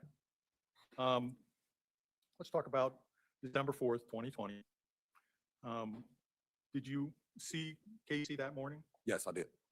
Tell us about that. I woke up, came out the middle bedroom, and seen Casey right there at the bathroom door. Okay, so you and he met at the bathroom? Right there. Yep. How many people were living in the house on December 4th? It was, Or let's start with how many adults? how many adults? It was 4 of us. 5, sorry. 5? Ooh. Yes. And Ooh. how many children? It was 1, 2, 3. 3, okay. And this house had 1 bathroom. Is that right? That's 2, but the only one upstairs. Okay. And that's the one that everybody lived upstairs? Yes. used. And where did Casey stay in the house? He was in the basement. Okay. So you and he met in the hallway right outside the bathroom? Yes. Okay. And what was going on? Corny He was Hammer, knocking on the I door. don't know why you're He was so knocking on the door mad. Because my mother was in the restroom, and I was just coming out the room and so happened to see him right there. Okay. Were you heading for the bathroom too? Yes, I had to use the restroom. Okay. So tell us what happened then. We looked at each other, we said, what's up? And then I went back into my room and started. I didn't block you, So you were heading to the store? which is why you're in my Okay. chat. And did you go to the store? Yes, I did. When you, and I assume you left shortly thereafter to go to the store? Yes. When you left, was Casey still there? When I left, Casey was already gone. Okay. Did you hear him leave? Yes, I heard him go out the door. Okay. And so you left, went to the store. Yes. What'd you do? Once you'd gone to the store, I assume you came back. Yes. Tell us what you did when you got back. When I got back, I came into the house, and I went to the middle bedroom. To your bedroom? Yes. Okay. You're hanging out in there. Yes. Were you by yourself? Yeah. They saw the Trust blood and me. thought you were the Yes. injured person. Yes. Okay. Okay, when you good. came outside, did you see, well, strike that. What vehicle did Casey drive? He drove my mother's car, which is a little small black Nissan. Okay. And did you see that car when you came out? Yes, it was parked in the front. Okay. Approach her. I literally skipped 10 minutes and they're still talking about the same exact thing. Like, come on. To you. Okay. You recognize the vehicle depicted in that photograph? Yes, it's my mother's car. Okay. And you recognize it as the way it was parked on the day of this incident? Absolutely. Yes. Okay.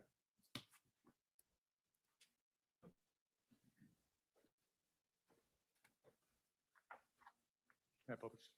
Thank you, Your Honor. Hey guys, make sure to double tap your phone screen. Give this a like. Thank you. The car's parked on the wrong side of the street. Yes. Is that correct? Yes. And is that the way it was parked that day? Yes. Was that unusual? No. Why? Because we all park like that. Why did you? Because it's more convenient just to get out the car and walk straight up steady on the other side. So I still park like that to this day. And across the street, it looks Do like what? there's a driveway, Yes. right? Yes. And a fire hydrant. Yes. Okay. Oops. Tell me about how that car locks. When you get out the car, you have to use the key to lock the car. So you have to put the key in it and turn it to lock it. Okay. Does that lock all the doors? Or? Yeah, once you She turn has the key, it'll lock all the doors. but you have to excellent put the key in and posture. turn it. Bruh. Pardon Bring in. me? Okay, this is what I wanted to get to. Why is it different on my other tab?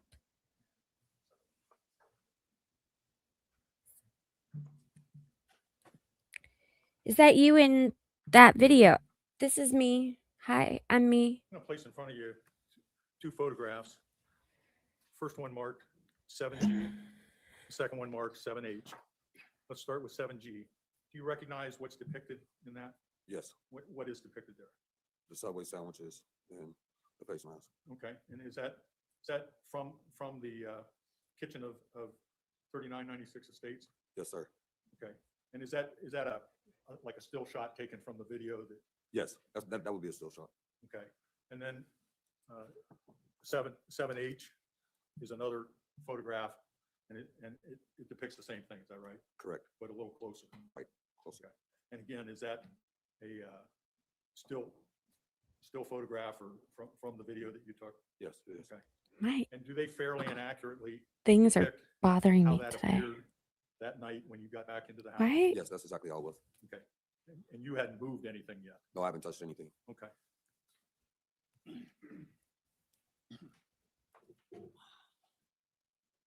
I can't hear out of the right And the bags were full, weren't they?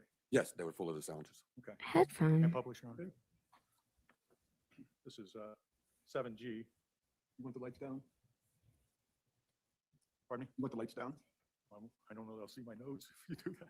Oh my God. Come on, mean- dude. It'll make it sharper. We can try. Look at the head at the bottom of this screen. A little more, or a little less. I don't know what your screen. Are you on a phone? There's only like one or two Oh, options. there's only this and. Yeah, that's me. Um, That was last week. and going back to, I just, States Exhibit 25B. You said this is the refrigerator and this is the stove. And so that's depicting kind of this area right here. Yes, like where the gap is, right on. Okay. I'm going to put an SB there. All right. For subway bag. I'll put a circle around it so we remember it's a bag.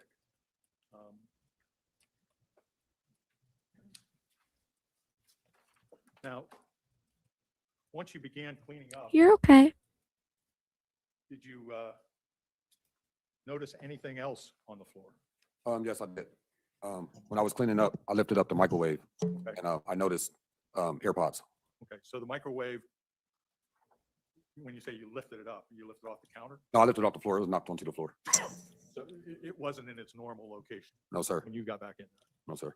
there? And when you lifted it up, there were AirPods under it? Yes.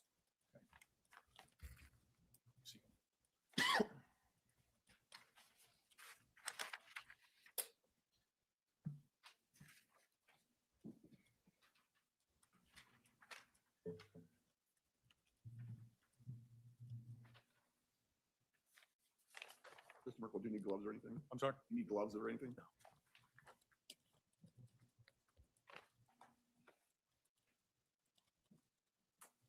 I'm showing you what we marked as States Exhibit 7. Let me pull it out. You recognize those? Yes, those are the AirPods that I found that day and I wrapped them up in this saran wrap. Okay. And those were on the floor, is that right? Yes, sir. Okay. Yes, sir.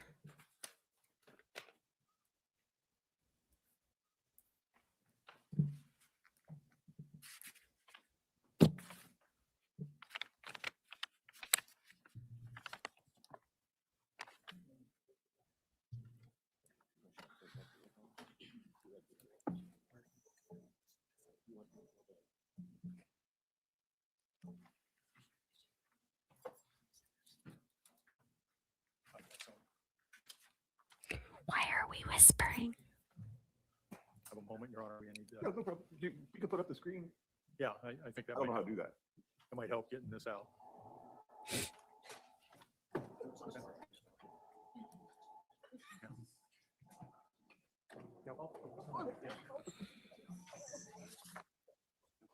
No. Look, it was all the way up. As long as you're polite to my mods and other members of the chat, I let people say what they want to say.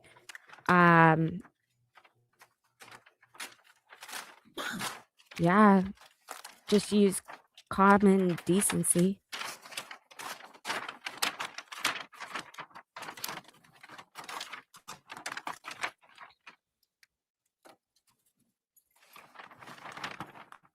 People don't have to agree in here.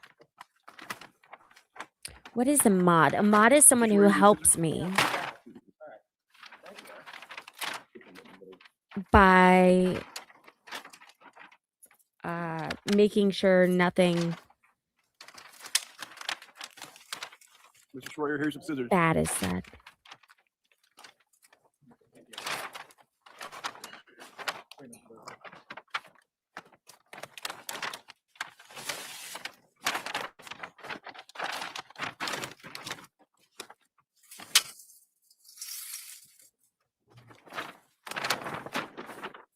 Well, Liz, you made it sound so like Don't ruin that Elmo. conspiratorial.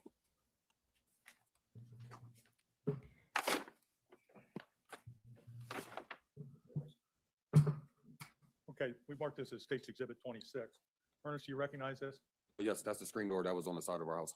Okay, so that's, all the wrapping over here. Mr. Shaw can help you there.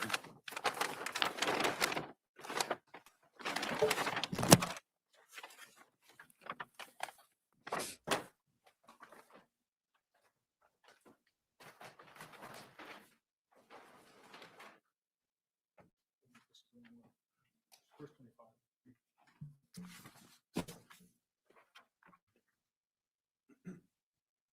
So this is the storm door, Yes, and so that would be the door that is depicted right Thank here you. yes, in the diagram. yes.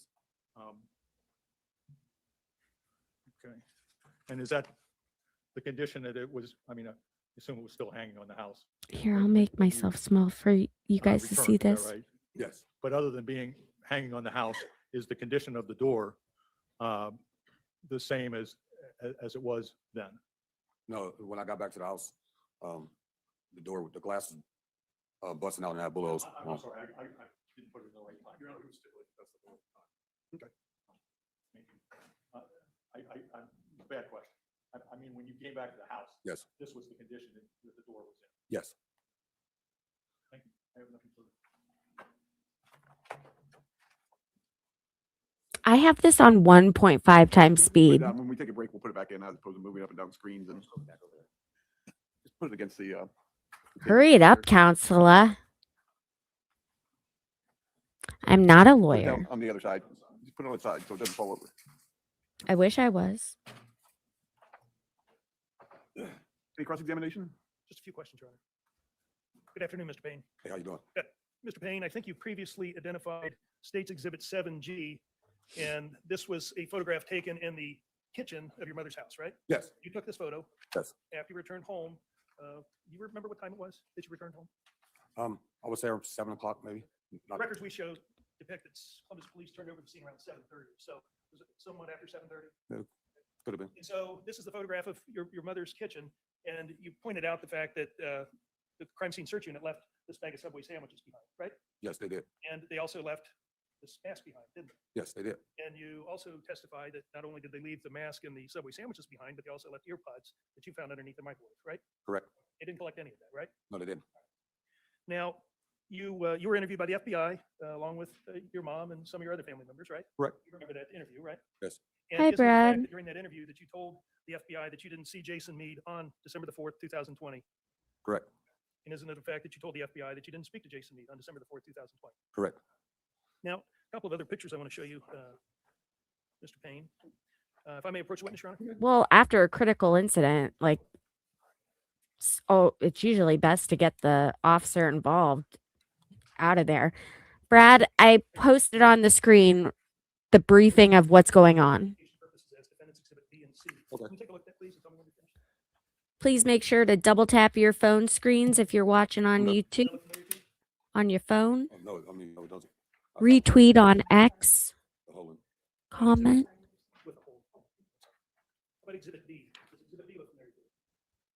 Yes, And isn't it the fact that exhibit B depicts your mother's kitchen above the sink?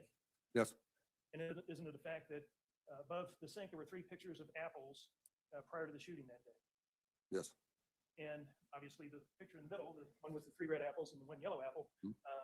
that shows some damage from being hit by gunfire, doesn't it? I'm not sure. It shows damage, though, doesn't it? Shows damage, but I'm not sure from what. You're not sure of the source. No, I didn't Correct. cause the court case. And when you returned home after Columbus police cleared the scene, were all 3 of those pictures hanging on the wall? No, they wasn't. And which picture was missing? The one with the apples, the 3 apples. So this picture right here was missing, right? Yes. And did you find that picture anywhere in the house when you were cleaning up the mess that was left behind for you? No. So that picture was not found by you, and it was missing when you returned from home, or returned home, right? Correct. And as far as Exhibit C, was this hole in the wall above your mom's kitchen area, above the sink, was that there when you returned home? Yes, it was. And who made that hole? Do you know? No, I don't. And do you know if that hole was present before the shooting occurred at your mom's house? No, the hole wasn't present before the shooting, only after. So this occurred after the shooting, correct? This hole? Correct. And it was something that you had no hand in creating. Someone did that while you were gone, right? Yes. You found it when you returned home. Yes. And this picture, this middle picture, with the 3 apples, 3 red apples and 1 yellow apple, has never been found by you. Not by me, no. Why are we talking about the apples? Thank you, Mr. Payne. Thank you. Can you redirect? Whatever. Maybe I missed out on that. Just very briefly. When you returned, when the police released the house to the family, Right. you were the first one into the house, is that correct? Yes, that's correct. Thank you. Okay. All right, Any more? you can step down. Guys, I need to get up and move around a little bit and get myself a drink.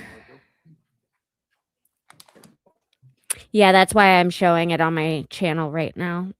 But I'm still gonna be on my phone watching this. So Just don't trip on the door, whatever. hold on. This next witness, from what I remember, is a pretty important one. I believe it's one of the reporting officers from that day. And I feel confident in walking away for a few minutes. So for those of you in the chat who like to be involved, if we get anyone in that asks what's going on, please feel free to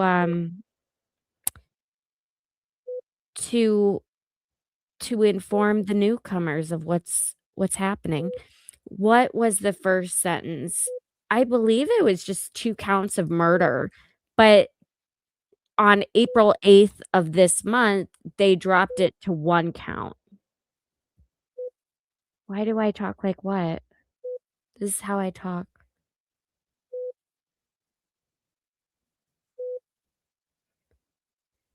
All right, let's speed this up.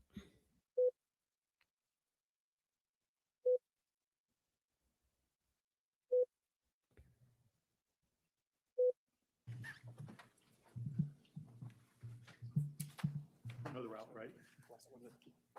A little maze here. He's still, that Raise your right judge hand. You still solemnly swear says affirm that. Charlie Kirk, your testimony in this case will be the truth, the whole truth, nothing but the truth. Have a seat. Pull yourself up close to the microphone.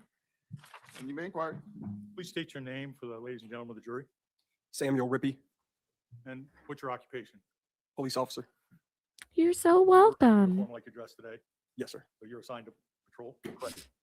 How long have you been a police officer? A little over 18 years. And that would be the Columbus Police Department. Correct. What's your present assignment? Patrol. And do you patrol a particular sector of the city? Yes, sir. What is that? The north end of Columbus. Woo. Worked that area for a while? Yes, sir. Yeah, pretty much my whole career. Okay. Are you familiar with So Fast?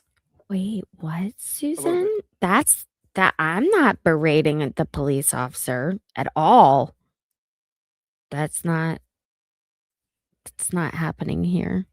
People are allowed to have their opinions. I let them have their opinions, but I'm not sitting here saying that Jason Meade broke the law or didn't act in a reasonable degree. So I just want to make sure we don't get it twisted. Yes, sir. Okay, tell us now a I little do bit need what to you're get up. I know it's a task force. Previously, I didn't know what the acronym stood for. Okay. And do you know any of its members? Yes, sir. Who do you know? I knew an officer from our agency, Officer Rosser. On December 4th, 2020, were you working patrol that day? Yes, sir. And in the course of your shift, did you have the occasion to respond to 3996 Estates Place? Yes, sir. Okay, tell us about the circumstances of that. We were notified by our dispatcher across the radio that there was an officer in trouble call put out, and that was a location, and it involved the call number 225, which is the call number for our task force officer. I immediately responded on in lights and sirens. Okay. And that's that's what I wanted to go over with you. When you say officer in trouble, what does that mean? Can mean a number of things. An officer down. They could be involved in a crash. I mean, a number of things. They might be fighting with, struggling with someone. Okay. And when a call like that comes out, is it expected that anyone in the area respond? Yes. Okay. So that's what you did. Yes. Okay. And you drive a marked cruiser, correct? Correct. You came lights and sirens. Correct. Okay. Were you wearing a body cam? Yes, sir. Okay. And did you activate your body cam? Yes, sir.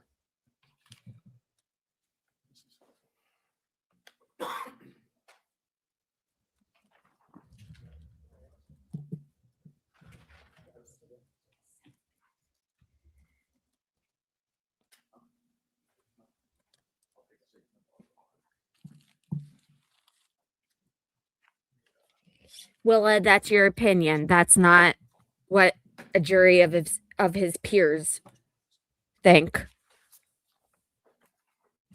Oh, God.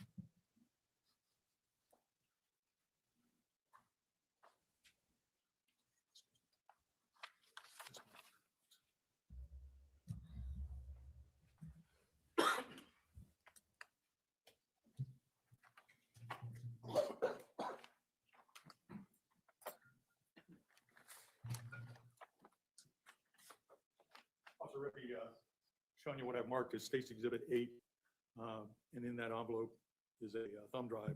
Did you review the contents prior to coming into the court this afternoon? Yes, sir. And is that, well, what does it contain? My body cam footage from that date. Okay. And so you reviewed the contents. Were they accurate? Yes, sir. Okay. As to what your body cam picked up that day? Yes, sir. Okay.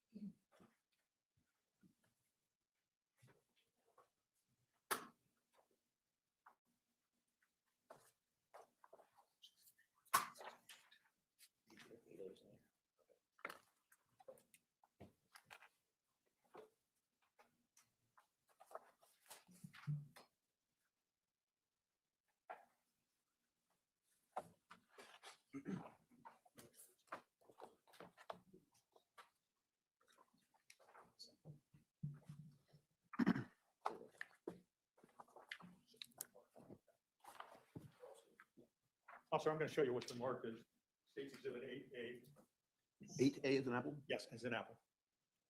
Do you recognize that as being a still from your body cam?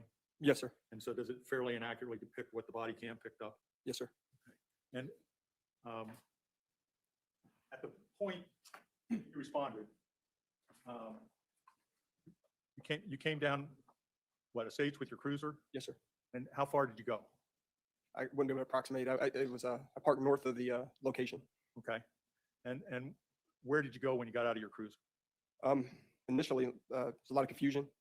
Wasn't sure what was going on. Just knew that there was an officer in trouble call put out, and so I just took a spot around to try to help set up a perimeter until we were given further instruction. Okay. And did you remain outside of the home? Briefly. Okay. How did you enter the home? At one point, we were notified that they needed more help inside, so proceeded to go into the house. What door did you go in? Do you remember? The front door. Okay. And when you went into the front door, where did you go? I came in the front door, which was on the west side of the structure. I was in the living room at that point, and I just went to, we're being directed to come into the kitchen area, which is where I went. Can I publish this, Your Honor? This one.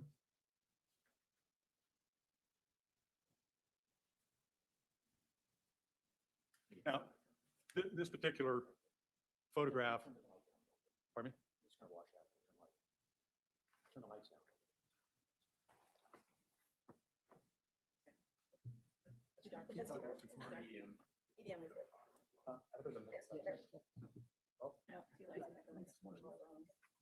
Okay, I guess we can't get to that middle spot that. No. At any rate, where are you standing in the house when that photo? The entryway from the front room, living room area to the kitchen area. And tell us what's going on here. You have one of the task force agents who had his back. Once I got around here, determined that he had the back. You see, it was he was trying to keep some dogs at bay that were inside the residence, and the other officer that's knelt down was doing chest compressions on Mr. Goodson.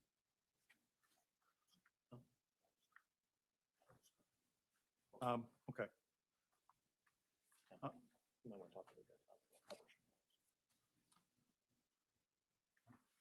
We approach. You may.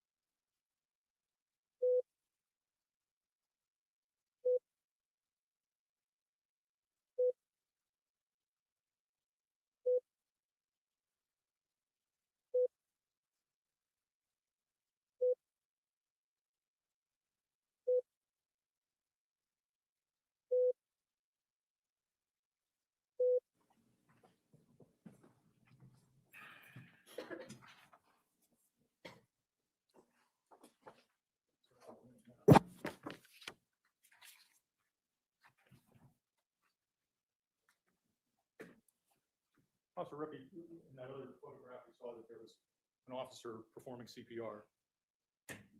Did you get involved in the CPR? Yes, sir. Okay. And what, you relieved him? Yes, sir. Okay. I want to show you what's been marked as State's Exhibit 8B. You recognize what's depicted in that photograph? Yes, sir. Okay, tell us what's depicted there. From the previous picture, it's just me moving up actually into the kitchen and right above where the other officer or agent was doing the chest compressions. Okay. And then what's been marked as 8C? You recognize what's depicted in that photograph? Yes, sir. What is that? That is the front view of Mr. Goodson when I took over chest compressions from my body cam. All right. And looking, can you see his face in that? Yes, sir. And can you see his left ear? Yes, sir. And what was in his left ear? AirPod. Or may I Show show the you? jury. Yeah. This is Make sure that you don't get your photos. B.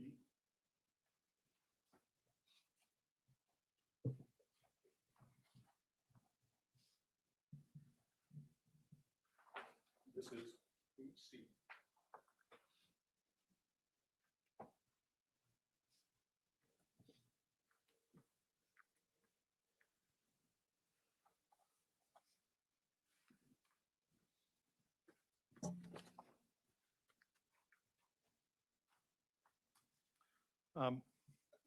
Officer, you continued to perform CPR on Casey until what point? Until the medics arrived on scene and told me to stop. So they took over at that point? Yes, sir. And so when at that point, did you leave the house? Not immediately. I'm going to show you.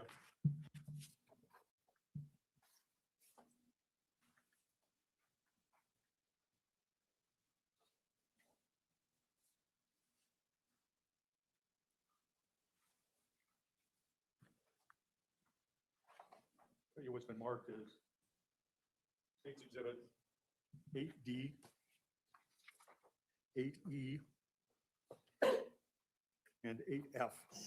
Do you recognize what's depicted in those photographs? Yes, sir. Okay.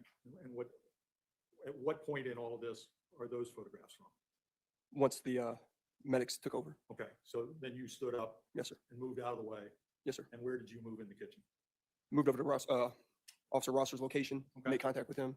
All right, now, looking at, let's start with 8F. This is Officer Rosser, Correct. and what is this right here? It's a bag. Do you know what kind of bag? Yes, sir. What kind of bag? It's a Subway bag. It had 2 sandwiches in it. Okay. And this is a little closer look, pretty much from the same location, right? Correct. And do we have the Subway bag in there? Yes, sir. Okay. And then finally, another Stop, Coco. shot, and again, you're roughly in the same location, is that right? Yes, sir. You see the Subway bag in that? Yes, sir. Get down. My God. That probably sees Your Honor.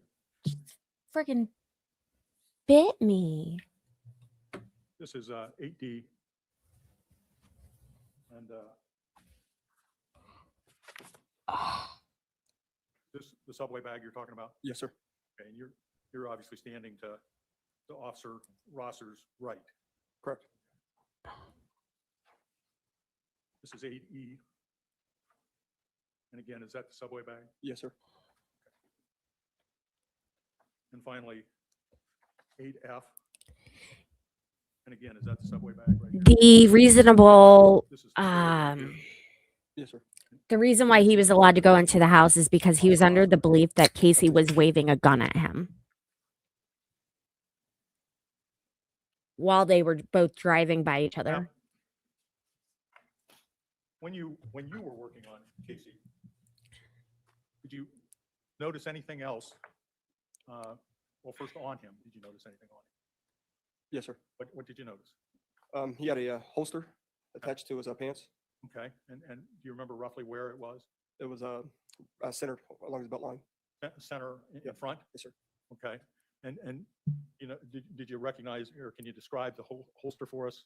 It was like a mesh material. Okay, I mean soft? Pants. Yeah. Okay, did it have like a restraining strap? I don't recall. But it wasn't a holster like what you wear? No, sir. Do you notice anything else? He had well, I mean, considering during the time this occurred, it was during the pandemic, so he had like a half face mask on, Okay, just below his nose. okay. Which wouldn't have been unusual because of the pandemic. Correct. Yeah, Anything everyone else? had them. On his person or in the, Well, let's keep on his person right now. No. The AirPod? yeah, the AirPod. I thought we had already established that, sorry. Okay. And did you notice either while you were working on him or eventually whether there was just one AirPod or more? I can't recall. Okay. Now, in the room there, did you take notice of anything? I mean, we already talked about the Subway bags. Mhm. Anything else? In the room, yeah, when I was moving in to take over doing chest compressions for him, I was advised by, I'm not sure who inside the room told me, they said, hey, there's a handgun laying there, you know, watch out, don't touch it. And you saw that? Yes, sir. Medics come in, medics take over. Eventually, do the medics move Casey? Yes, sir. No, you're not coming back in. Once that happened, what did you do? This cat. Well, at that point, I may have went outside. Like I said, a lot happened. I know a few times I went outside, I was looking for my supervisor Mhm. and anybody else who could provide, like, try to give us direction on what was going on as far as, and what we were doing next. But I ended up in the house, long-term doing just scene security, And you're looking for your Columbus police supervisor, is that right?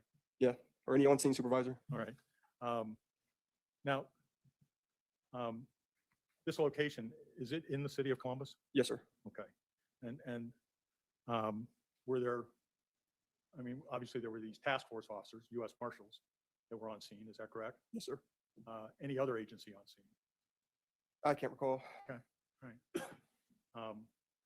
You take your orders from CPD, right? Whoever the on-scene supervisor, the person that most, in their absence, you know, you go off of who's kind of senior and knows what's Highest going on. up. Okay. Yeah. So you remained inside the house kind of as interior guard to preserve, make sure nobody came into the house and messed with anything. Correct.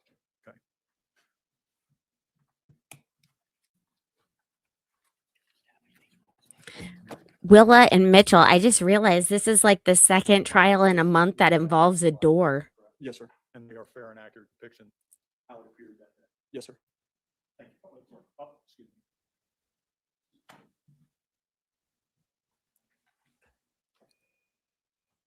You didn't prove anything inside there, right? No, sir. In fact, that's what you were there to make sure no one did. Is that right? Correct. So the gun that you saw remained where you saw it the first time. Correct. Thank you. Nothing further. Any cross-examination? Yeah, we'll take a break. Okay, can you guys do 5 more minutes? Cross-examination. You all right, Joe? May I proceed, Your Honor? You may. Another thing, don't believe the lawyer. They say I only have one more question. Good afternoon, sir. Good afternoon. Officer Rippey, my name is Mark Collins. I'm one of the attorneys representing Jason. Hello, Good to see you Mr. again. Collins. Correct. Okay. Thank you for being here for today. When you're out on patrol on December 4th, 2020, and you hear a 10-3, that comes over the CPD channel, correct? Correct. You don't have any channels that are available for the Marshals channel or the Sheriff's deputies, correct? We have back channels, but I mean, you pretty much have to do a lot of turning the dial and trying to get to them. So we have to stay on the main air though, for the most part. That date, someone from CPD aired that out over. That was our dispatcher. I think it caught it. He was monitoring the back channel. And your job is to get there as quickly as possible, correct? Yes, sir. Okay, because it's some type of emergency. You described it when you first got up there, that's chaotic, right? Yes, sir. And you're trained based on your experience of 18 years that when you get there, first thing is safety, correct? Yes, sir. Safety for you? Yes. Safety for civilians that may be in the house, correct? Yes, sir. And by the time you got to the scene, do you know if it was a cleared house, so to speak? No, sir. Okay. So at that point in time, there's orders being given, commands being given. People are supposed to try to civilians, correct? People are supposed to try to follow through with it, right? Yes, sir. Okay. And you, being a Columbus police officer, you started wearing a body worn camera when, sir? Whenever they issued this to us and told us to wear it. There was a time when you were on patrol where there were no body worn cameras. Correct. And you're aware some jurisdictions have them, some police agencies don't, that type of situation, correct? And you have to turn your body camera on anytime it's higher than a level 1 or 2 of the call, correct? Correct. All right. And so He that's why you're left. interested, He's correct? out on medical Now, leave, Ryan Rosser is a Columbus multi-person. police officer, correct? Yes, sir. But when he's on the task force, he doesn't have his Columbus police officer gear, correct? That, I mean, you would have to ask. If you know. We're told to keep our uniforms ready at hand, but I mean, if he's on a task force, he has other obligations. And so the first thing when you get to that scene is your safety for yourself, safety for civilians, and safety for other law enforcement, correct? Correct. And then at that point in time, you still are not sure what happened. You get asked to do chest compressions. Yes, sir. And the first thing before you do that, you're told about the gun, correct? Yes, sir. May I approach the witness, Your Honor? Okay. I'm handing you what's been marked for identification purposes as the defendant's exhibit G. I mean- Describe the gun in your interview on December 4th. Yes, sir. As an extended magazine? Yes, sir. Okay. And tell ladies and gentlemen what an extended magazine handgun is. It's a larger capacity magazine for the gun. It sticks out the bottom of the barrel or the magazine holder. Take a minute. Is that what you saw that day, sir? Yes, sir. Okay. Is that fair and accurate depiction? Yes, sir. And there was some blood on it as well? Yes, sir. Thank you, Your Honor. You may. If they So hadn't that's what you found described in a your interview on gun, December 4th, Yes, sir. 2020. Okay. And that is an extended magazine. It's bigger, correct? Yes, sir. Okay. There are some handguns that are very small and harder to see in someone's hand, correct? Yes, sir. This is one of the easier ones to see if you're trying to identify something, correct? Yes, sir. we wouldn't be here.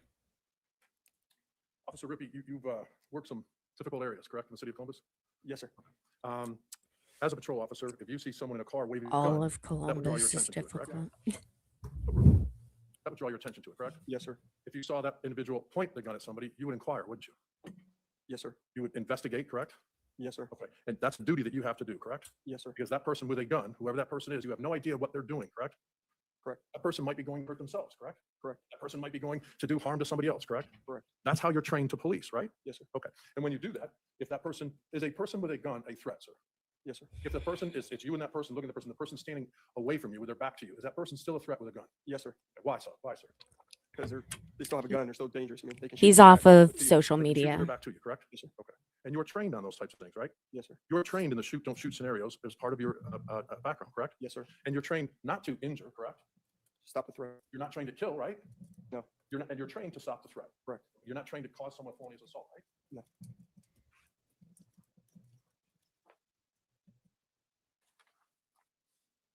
No. Have you worked with Officer Rosser before? No. Okay. Did you see anyone while you were there, Officer Rippey, moving items? No, sir. Okay. Part of your responsibility, once a scene is safe, correct? Correct. Is the next step is to then try to preserve evidence, right? Yes, sir. How many people would you say were inside and out of that kitchen area during that time that you were there, Officer Rippey? The entire time, somewhere probably about 8 to 10, counting the medics. Chaos, right? Yes, sir. Absolutely. And no one's concerned at that point with preserving evidence because they're still trying to see if the scene's safe and still trying to revive the individual down there, correct? Correct. That's the focus, right? Yes, sir. Okay. I have your shoes.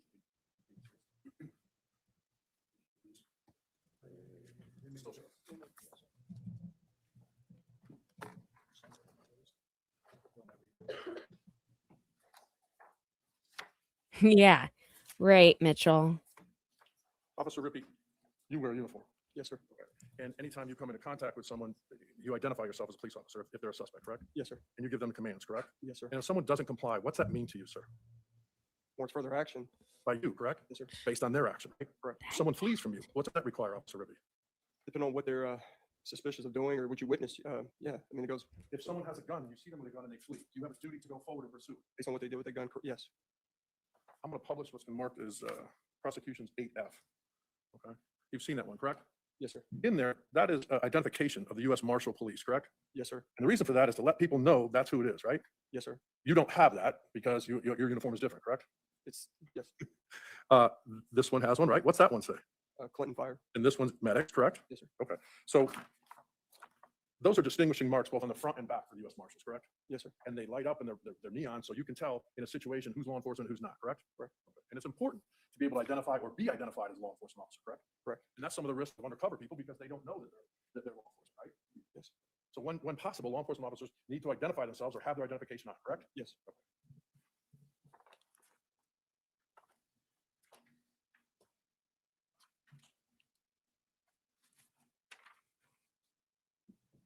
How long did it take to get you there that day? Couple minutes or That's maybe a minute, minute and a half. as fast as you can, Before. correct? Correct. How long did it take from where he was? You were near a car wash, correct? Correct. And when the 10-3 came over, you then drove to that route and you know that area. Yes, sir. Now, during your course of patrol work, you have to enforce Columbus City codes, correct? Yes, sir. And those are traffic codes as well as criminal codes. Yes, sir. Okay. And at some point, I'm sure you were briefed that in fact, driving with earpods in is an offense, correct? Yes, sir. Under the Columbus City Code, it's a criminal offense, correct? Yes, sir. Okay. And so you don't anticipate people to have their earpods in when they're driving, correct? Correct. Because, may I approach the witness, Your Honor? Very Do you know when that briefly. came into effect? Not without referencing them.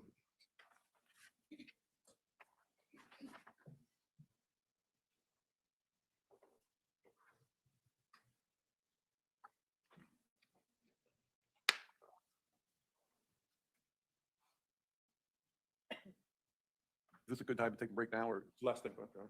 when lawyers say 5 minutes, you know? May I approach the witness, Your Honor? You may. My hand has been marked for identification purposes of defendant's exhibit. We're gonna enter the action.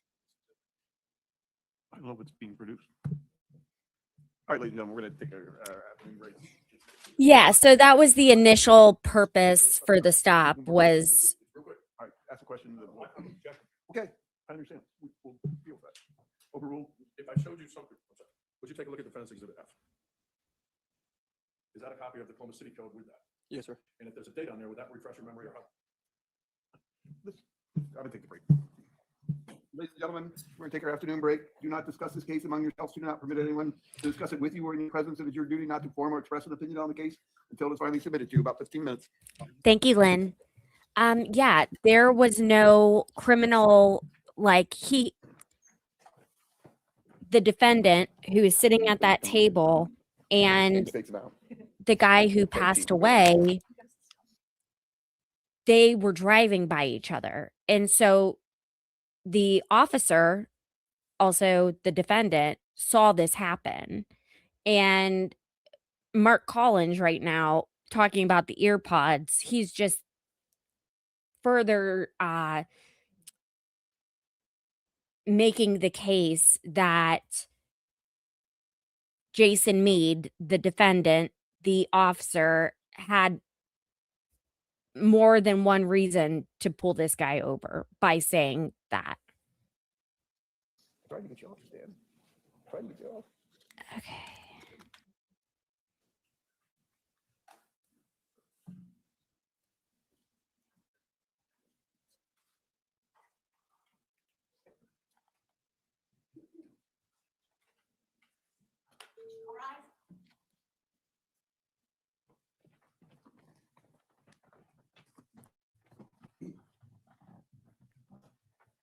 Oh, no, you'll get a ticket for listening to AirPods because you can't hear ambulances coming and fire trucks.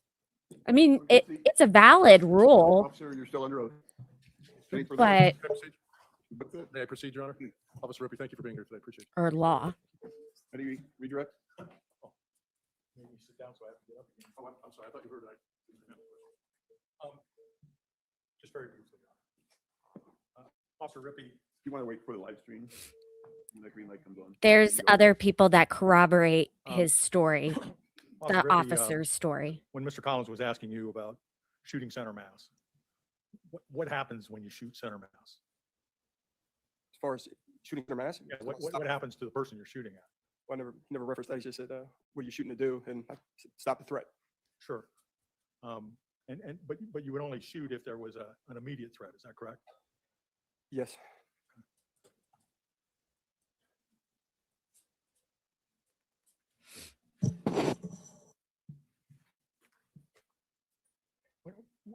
When you're going to stop the threat, do you immediately go to the most extreme level?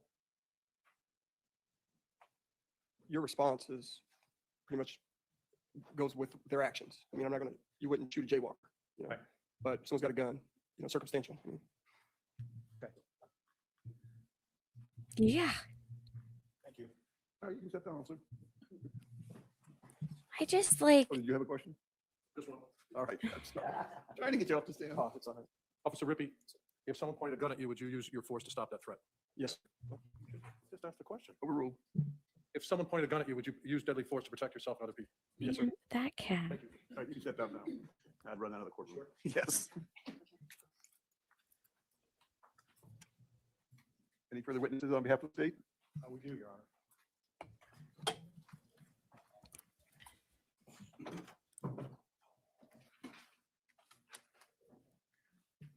There's a little maze around here.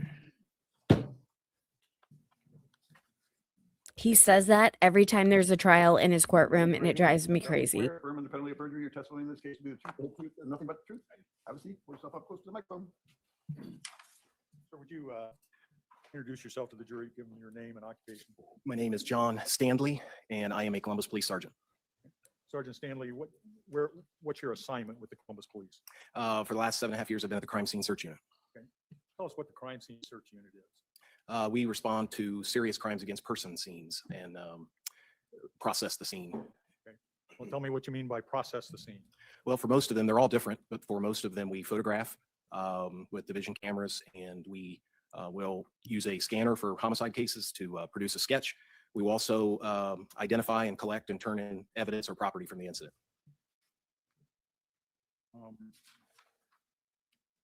On December 4th, 2020, were you working in crime scene search unit? I was.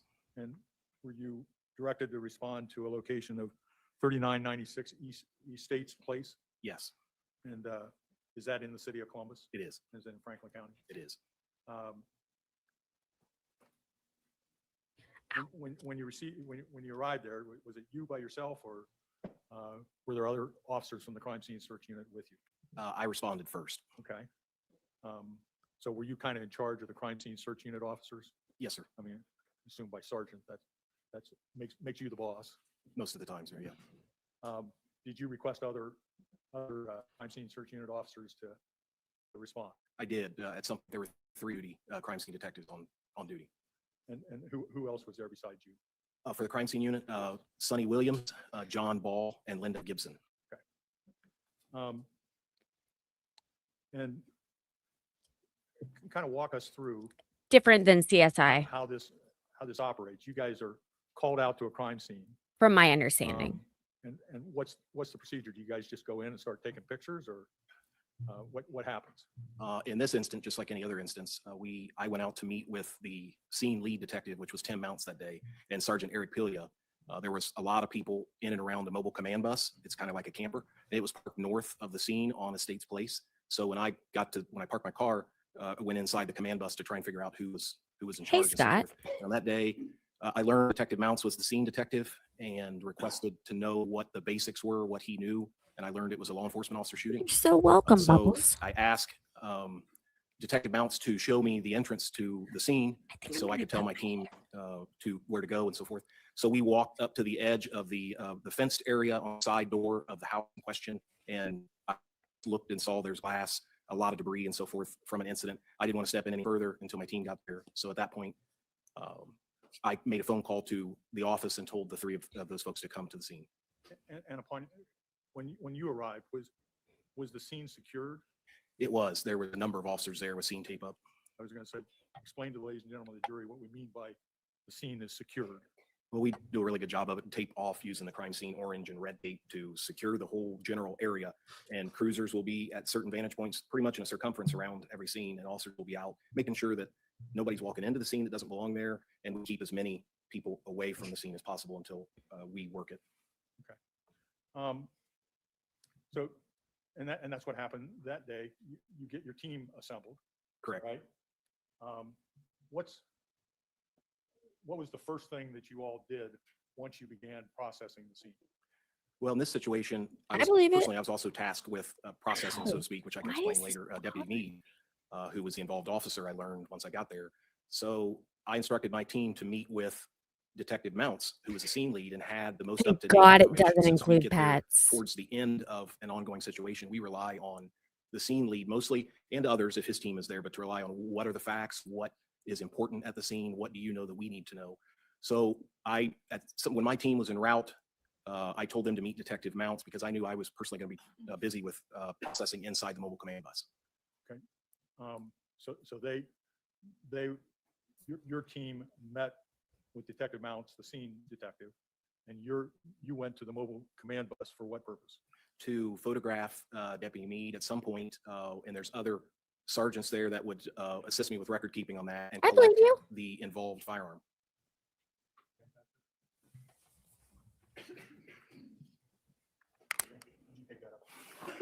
I think that's believable, Britt. What's our exhibit number on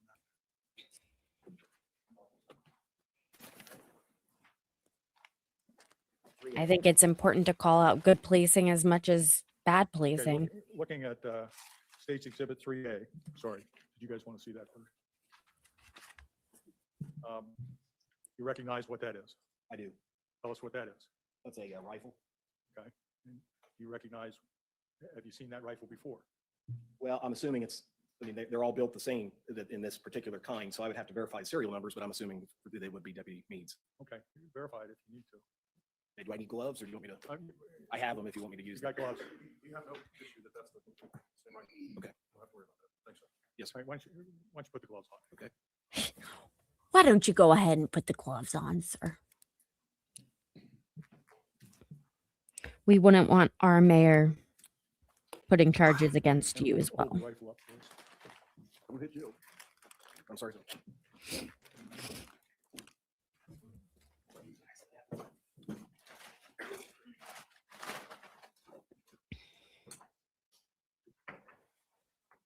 I respect your And opinion, Britt. Are those your markings on the, It's the property room clerk's markings, but I recognize it from when I turned it in. Okay. to the property room. and now the gun, it has a zip tie on it, and the purpose of that is, That is to make sure that the weapon's empty when it's turned in, okay, so it, make certain that it can't be fired right now. that there's not a round in the chamber. Okay. Okay, at the time that you collected it, was it empty? I'm sorry, I couldn't hear you. At the time that you collected it, was it empty? No, sir. Okay. Did you collect the magazine and the rounds for that? I did. Okay. If you reach into the box there, I think there's what's been marked as, This line of questioning is like killing me.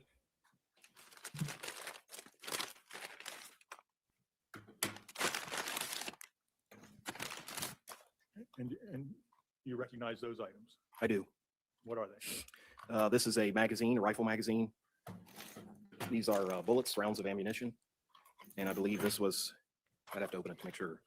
That's what this channel's about, even if I don't agree. Everyone can have their own opinions. We don't all have to agree, you know? But it's like, don't be rude. Don't be rude about it. And I'd prefer if people wait for the evidence before making up their minds, but And this little box is filled with spent casings. And it appears projectiles, which are spent bullets. And have you seen ammunition boxed up that way before? thanks. Have a great day, Brett. How does it get boxed up that way, if you know? At our property room, the clerks would do that as a separation type of technique. Okay. Were those Obviously, those were fired. Would your laboratory have used those for test firing? That I'm not sure of. Okay, if you don't know, that's fine.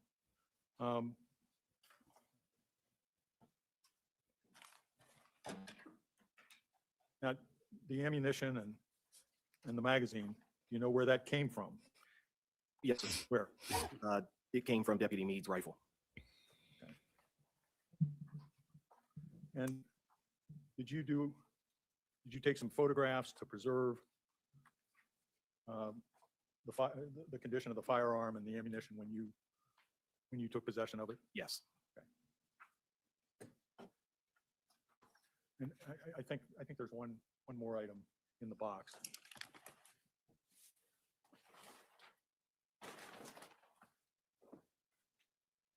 Should be Just a bag here, but I don't see anything in it. And just papers.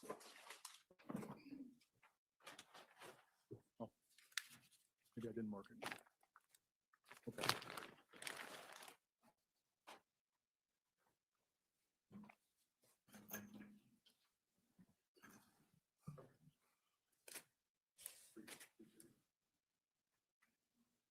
I show you what's been marked as 3H.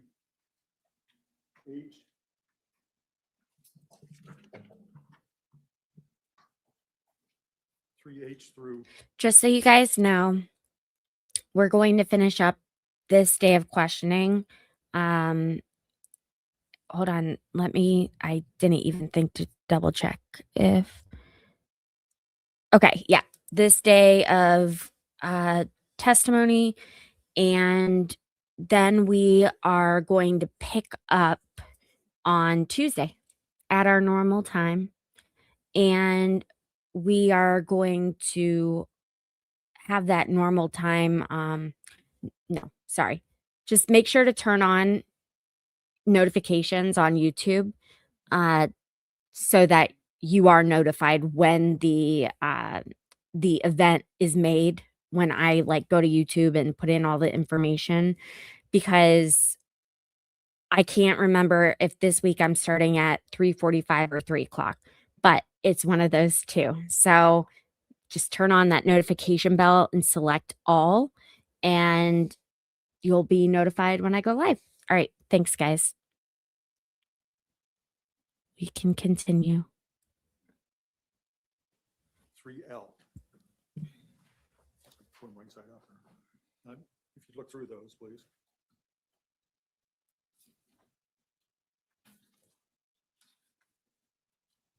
Yes. Do you recognize what those photographs are? Those are the photographs I took inside the command bus. And they're photographs of what? Deputy Meade's rifle and ammunition. Okay.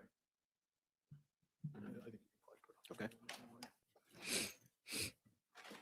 Back in the box. Okay.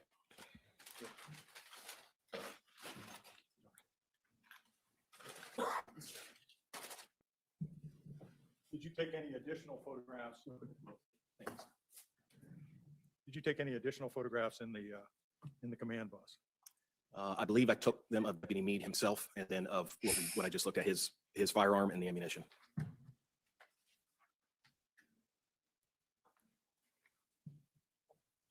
Let me show you what has been marked as 3F and 3G. You recognize those photographs? I do. And what are those photographs of? Deputy Meade, the front of his person and the backside. Okay. Without his weapon, right? Correct. And that's the way he appeared to you that day? Correct. So this is a fair and accurate depiction of his appearance on December 4th, 2020. That's the way he presented himself to me. Perfect, Bubbles. Every Tuesday through Friday, I have a show. Now, when you collected the weapon, obviously you or somebody unloaded it, is that right? Correct.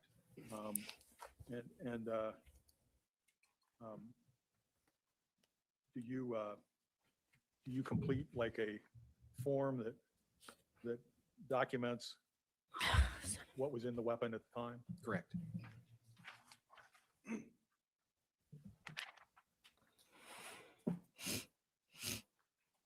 With the mark is 3E.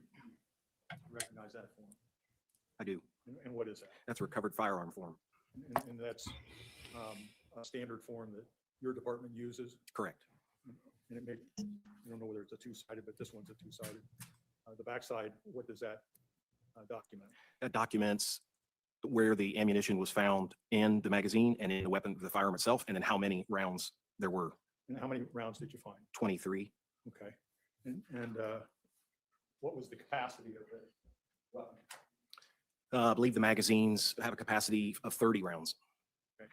So you found 23 rounds. Did you find additionally at the scene spent shell casings? I did. You recall how many? 6. Okay, that equals 29. Were you able to clarify whether there was a missing round or if the firearm had not been fully loaded? I was not. Okay.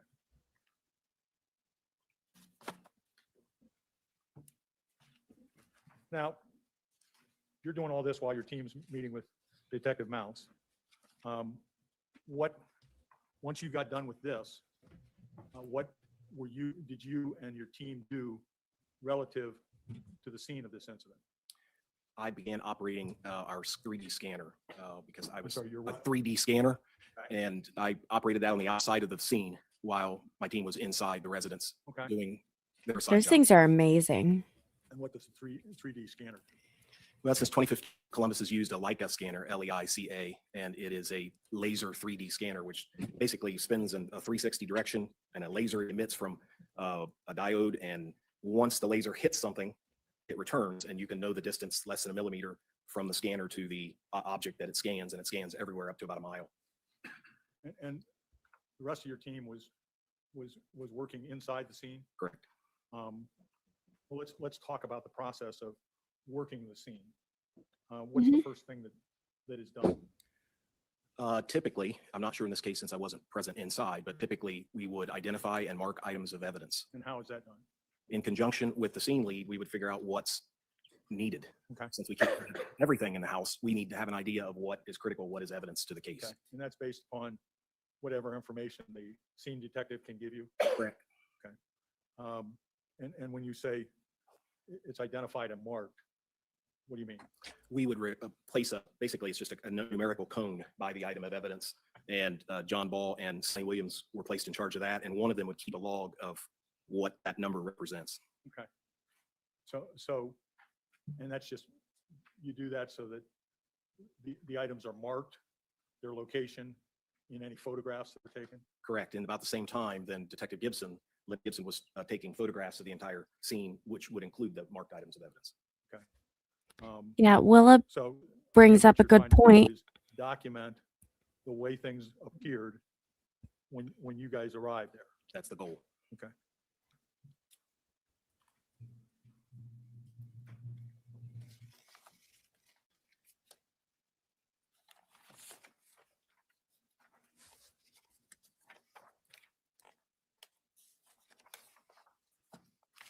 I just feel like that all of this could have been avoided if he had just stopped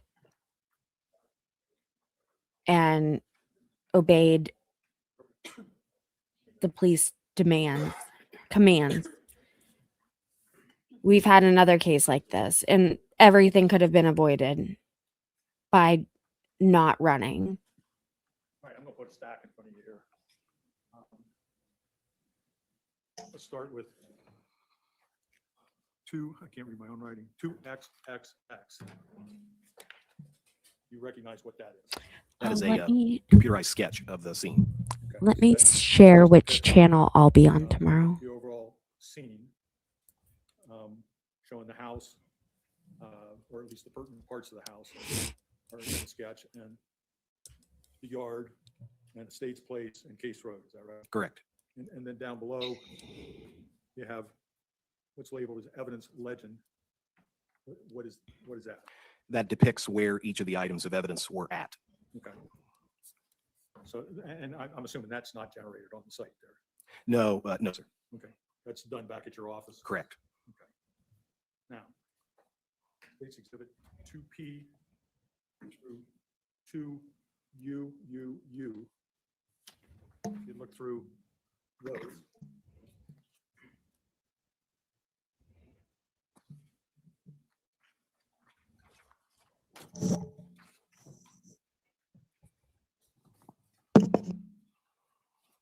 No, I didn't, Mitchell.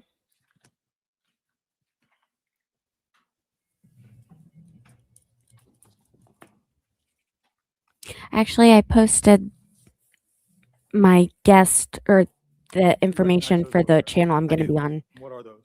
These are the photographs that Detective Gibson took. in Do they this fairly and video's accurately, description. Depict the way the location appeared on December 4th, 2020? That's correct. And was there kind of a route that those photos follow in terms of going through the scene? Typically, we start on the outside and work our way in, trying to tell a story through the photographs. Can I publish this here?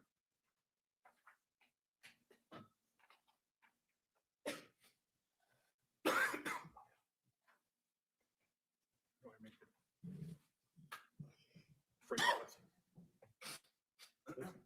Pardon me? Yeah, Oh, I go on. agree, Bubbles.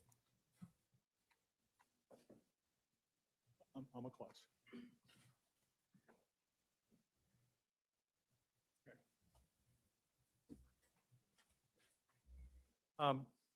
So like the first photograph there is of what? That's the scene sketch. No, the first, I'm sorry, 2P, the photograph you have in front of you. 2P is an identifier of the intersection there. So it says the States Place, which goes northbound, and Case Road, which I believe goes east and west. So this is, it's a picture of the street sign that sits Correct. there. Okay. And then the next photograph is what? Of the house numbers in front. So it's a picture of the actual address on the house? Correct.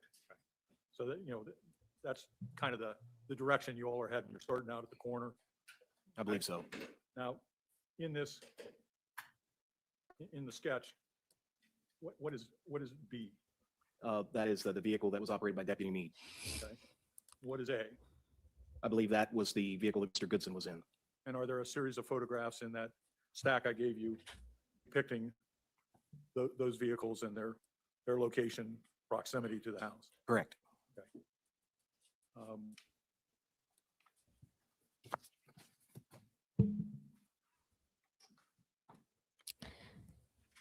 I was going to say something really smart assy, like unless you're in Massachusetts.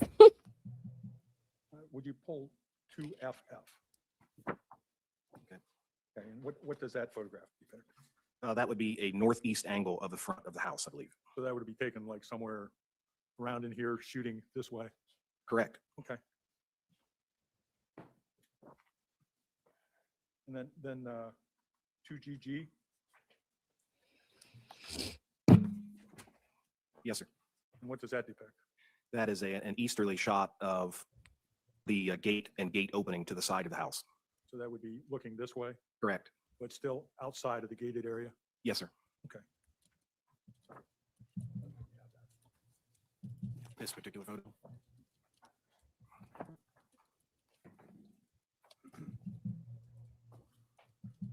I published this, Your Honor.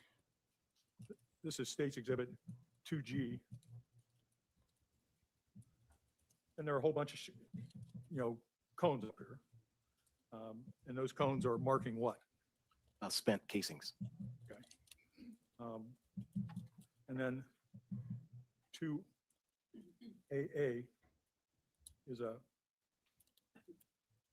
2HH, I'm sorry. That's a closer view there, is that correct? Correct, just different angle. But again, your detectives have marked the location of various spent shell casings, is that correct? Yes, sir.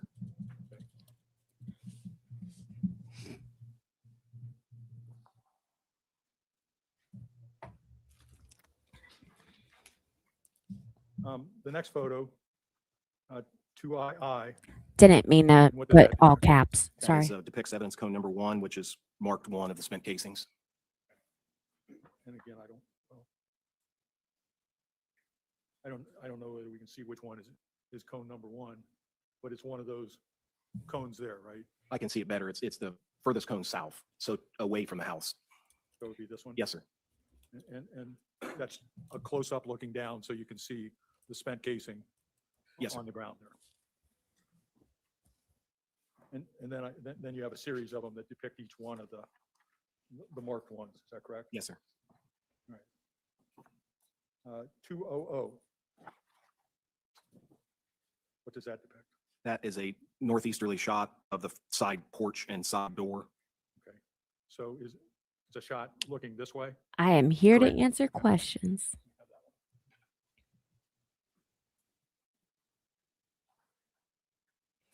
It's interesting that Jason Meade has I published this. announced that he is What, there's a cone on the porch there. Do you know what that is marking? We were directed to take swabs of a possible probable blood stain on the front stoop there, or the side stoop. Okay, so that's what that's depicting. Yes, sir. they are going in to the course focus of their defense around self-defense Processing the scene. Were the- this week. The iron railing here, were they inspected for defects, impact marks? I did at the end of the processing before we left. Yes, sir. Did you find any damage? I did not.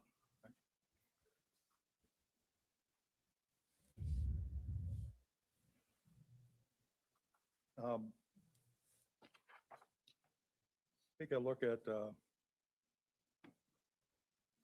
2PP. PP. What is that one depicting? That's a closer shot of evidence cone number 8, which and the front stoop there of the side door. And is there anything else on the stoop there? The broken glass from the front metal screen door. Okay, so the shattered glass is there as well. Correct. Hi, buddy. And 2QQ, is that basically the same thing? It is a close-up view of shattered glass and what appears to be bloodstains. Okay, does that one show inside the house as well? No, sir. That I,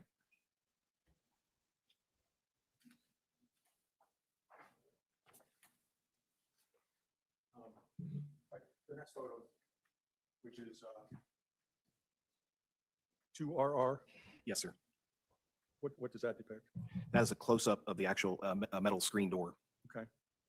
And other than the glass no longer being in it, does it appear damaged in any other way?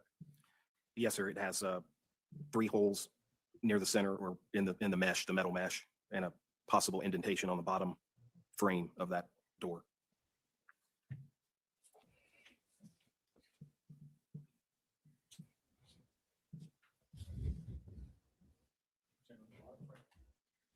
Yeah, got it all moved around.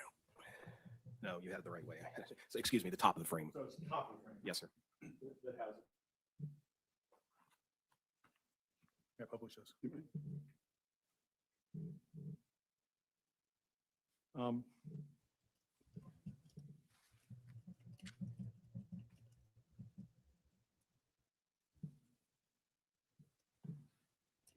And that's 2RR.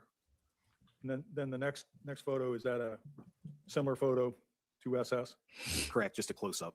So it's just closer focusing on the screen portion? That's correct. Okay. Good deal, Willa.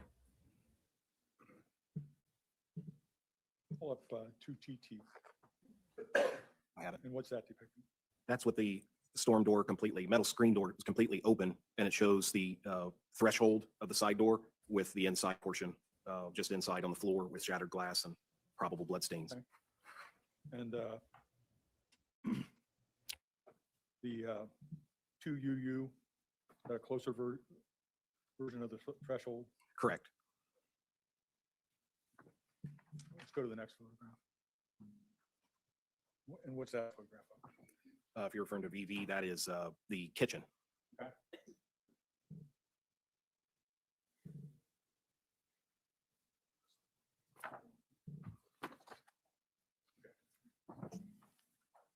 This is 2XX.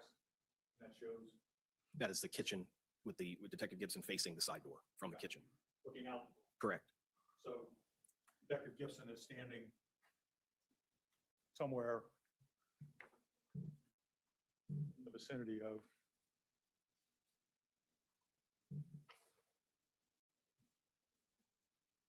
somewhere kind of between the refrigerator and the stove, and it's looking this direction. Is that correct? Sounds about right.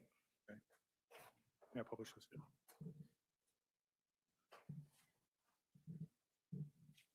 Okay, the next photo in the stack there. I can't believe I'm on 1.5 times speed and You it. want me to describe what, okay. That is a down shot of from just inside the doorway towards the kitchen table. Okay. And there are things marked in there? Correct.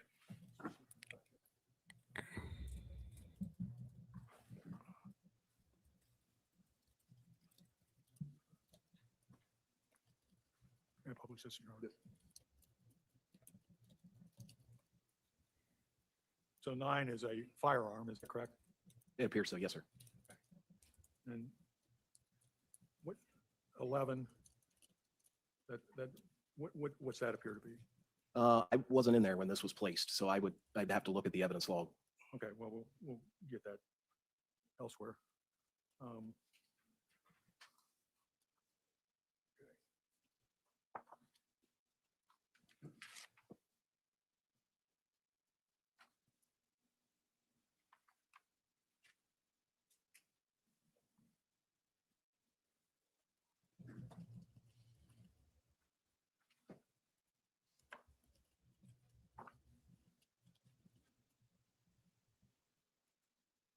Two ZZ, Yes, sir. what is that? That is I believe it's a southwesterly view of the kitchen table. And then 2 AAA, I go, What in the hell? represents the, Oh. or is a picture of the microwave oven in the kitchen. okay. And was there a reason that photos were taken of the microwave? Evidence marker 13 is on top. Again, I'd have to refer to, I'm assuming it's to mark the hole in the top of the microwave oven. The comment that I just left, I'm not referring to this guy, this prosecutor guy. I'm referring to the guy that was on opening statements, You recognize what that is? David That appears to Troyer. be a projectile, a bullet projectile. And it's on the floor, Correct, kitchen floor. and it's marked by what cone number? Evidence cone 10. Okay.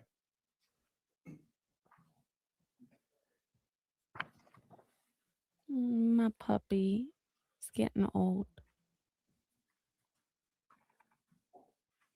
I publish. Yes. So this is a projectile that was on the floor, and its location on the floor is shown in 2 double Y. That would be here. Yes, sir. Okay. Hi, Pearl.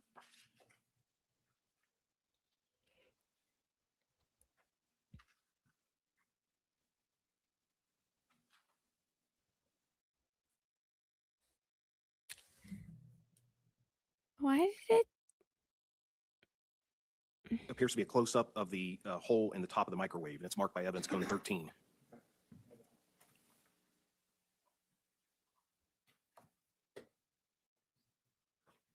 I publish on this. So this hole here is what that cone is. I would have to refer again to the evidence log to make certain, but I believe so, but I'm not, I can't say for certain. Okay.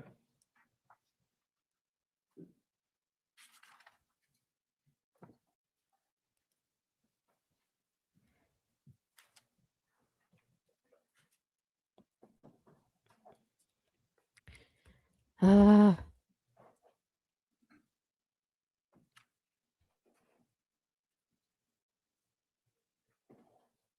Um, 2KK. Move to that one.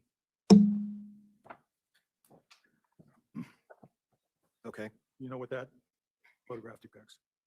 It appears to be a photo of a bedroom. Okay. sorry. Got a bunch of flies in here because the door's open. Anymore. I publish. Thank you. Now, if you know, is this still the kitchen here, or the entry into the kitchen? I don't know. Okay. Go into the-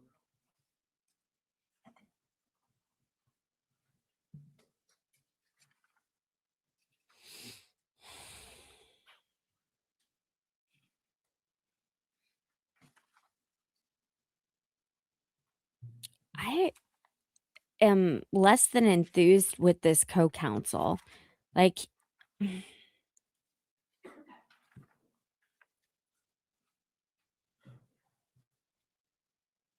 2 SS.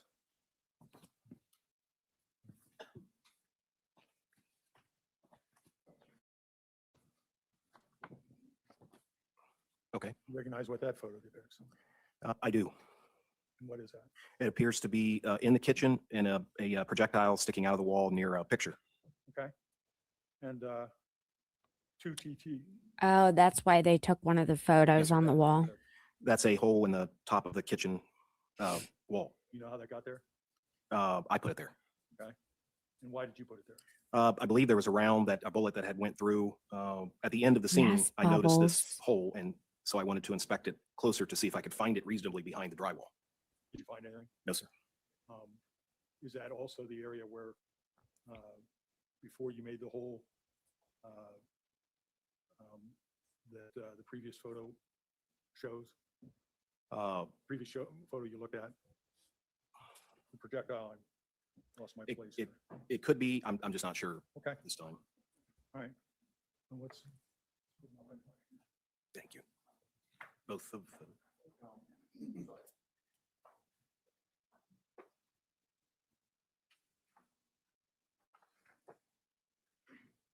Can I publish them? This is 2 triple S.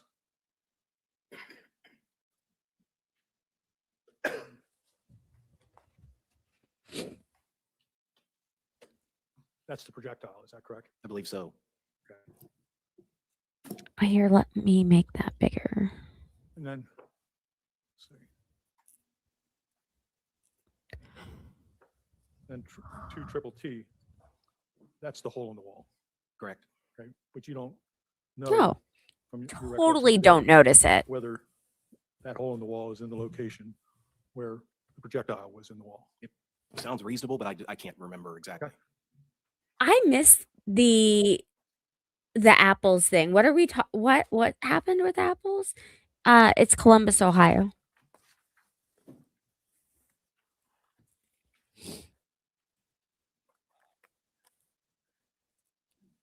Would you look at 2 triple C?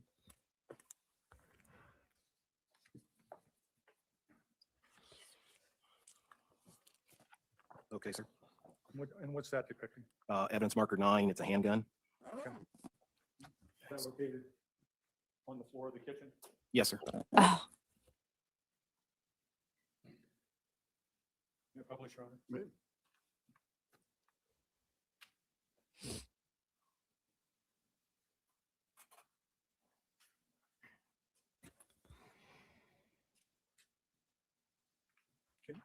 Can you see the safety on that gun? What number is this? I'm sorry, it's 2 triple C.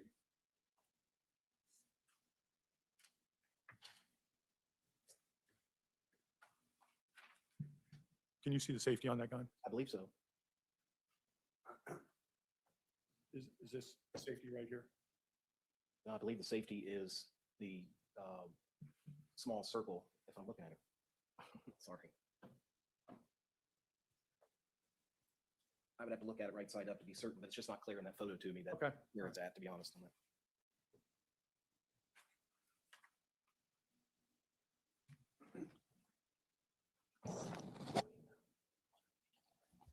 hey, I was wondering if you were gonna show up. Round 2, baby. Anybody?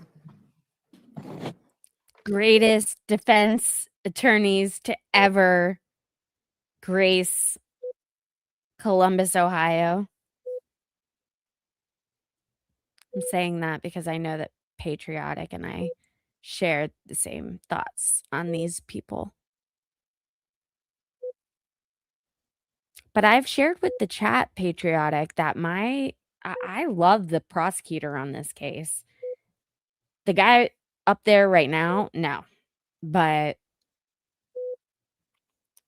What we're gonna do is take a We're gonna take our not afternoon break. We're gonna break for the day. Hold on. Now Diana will yell at me. Do not discuss this case among yourselves. Do not permit anyone to discuss it with you or in your presence. It is your duty not to form or express an opinion on the case until it is finally submitted to you. And Courtney was telling me that you guys are prompt, good jurors showing up on time. If you can get in around with jury commissioner at 8:45, we're gonna hopefully get started about 9. Everyone have an enjoyable evening.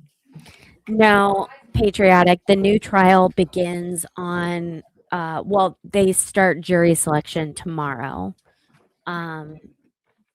And I wanted to show the first trial so that people understood the case against Jason Meade. Let the prosecutor clean it up.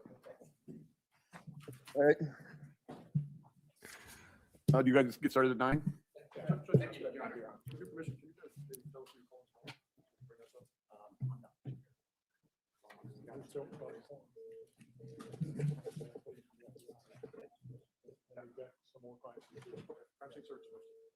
That's so sad, Willa.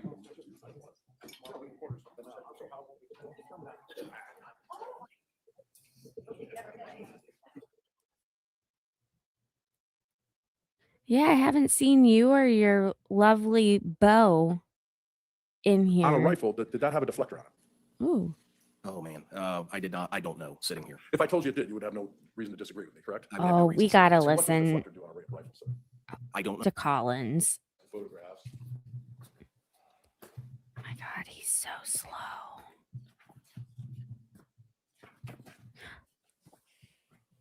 I think we're safe to I do.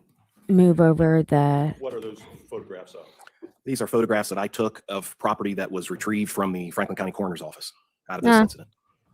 Let's go. But do you know where it was retrieved from, or are you just assuming? Okay, great. Well, one of my folks, Detective Nicole Prysock, picked this property up from the Franklin County Coroner's Office, I believe on December 7th, 2020.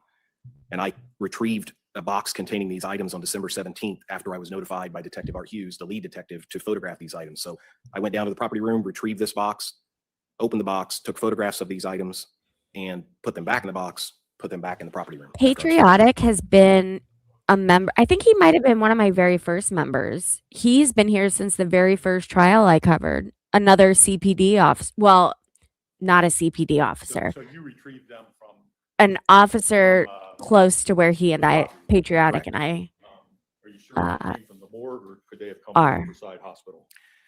That I'm not sure, to be honest. It's so much property, but I know I picked this up after Art Hughes told me to pick up he gave me numbers identifying what to collect from the property room. Okay.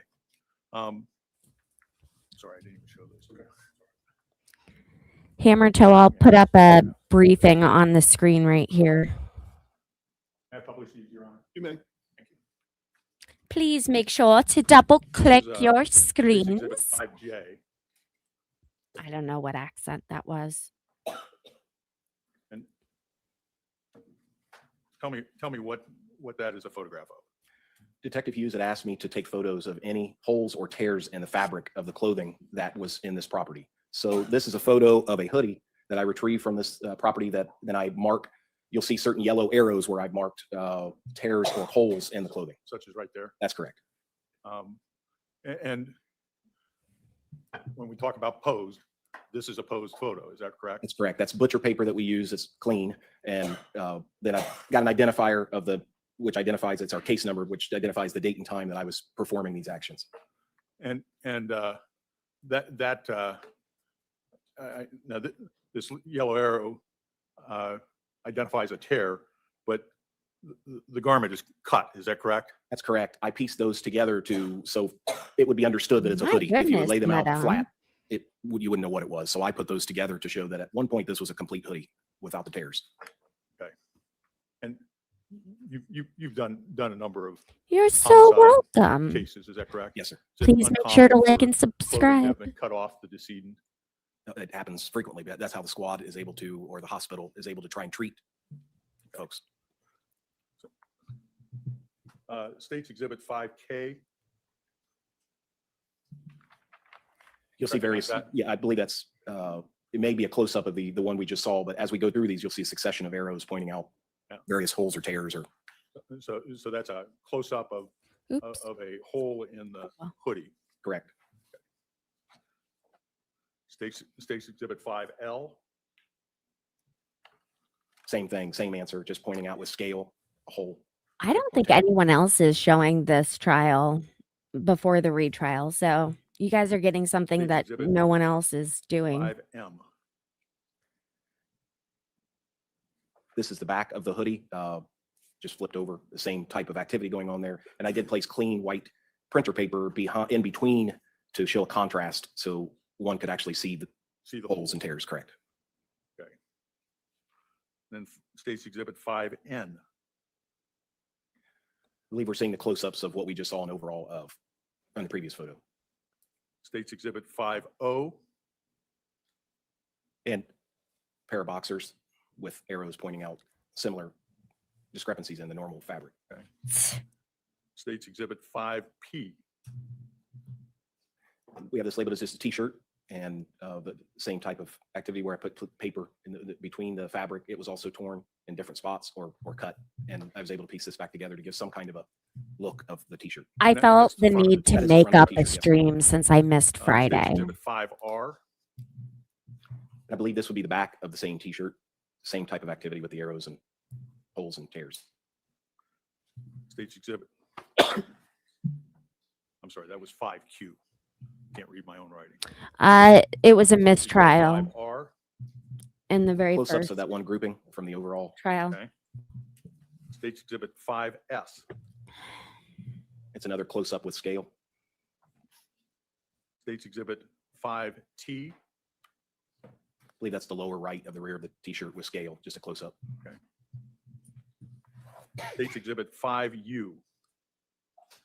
And I believe these were shorts and just posed again. That's the front of the shorts. Correct, I believe so. State's Exhibit 5V. And I believe these would be the back of the shorts with arrows pointing out anomalies or holes or tears. Oof. State's Exhibit 5W. Close-up with scale. State's Exhibit 5X. It's the rear of the shorts there at the top of the waistband with just the arrows and scale. State's Exhibit 5Y. Front of a pair of jeans, and I pieced those together to after. I mean, obviously they're cut. They were cut on both legs, and pieced those together to show a front view. State's Exhibit 5Z. Similar thing, back view. Okay. And it has the arrows there. Is that correct? That's correct. I believe it just for an overall, trying to get the whole pair of jeans in. There may Turn be off your phones. Sorry, Your Honor, it was me. Violation. I apologize. You want me to give it to you? He's a pretty cool judge. State's Exhibit 5AA. that is a close-up of those arrows you pointed out. with You scale. want me to give it to you? And then we have State's Exhibit 5BB. In that part of that package that I retrieved, this was a holster that was in it. And that's the clip side of the holster. Correct, sir. State's Exhibit 5CC. Opposite side of the same holster.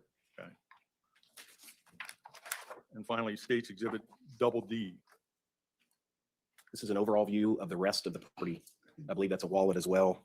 Yes, that came from. And these are the contents of the wallet that you've laid out. Is that correct? That's correct.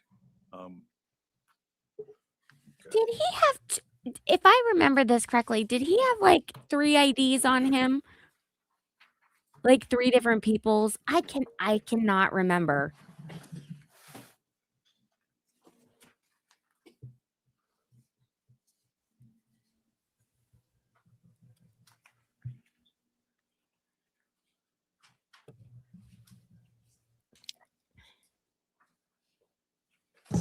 Thank you, Sergeant. I believe that's all the questions I have at this time. Any cross-examination? May I proceed, Your Honor? You may. Good morning, Sergeant. Morning, sir.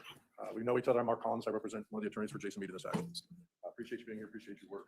I just have a couple quick questions for you and concepts. I'm gonna use a couple pictures. I have their markings for the prosecution. It's the same picture that were provided to us. Oh no, Coco. Thank you, though. Sergeant, what type of other responsibilities have you had in your law enforcement career?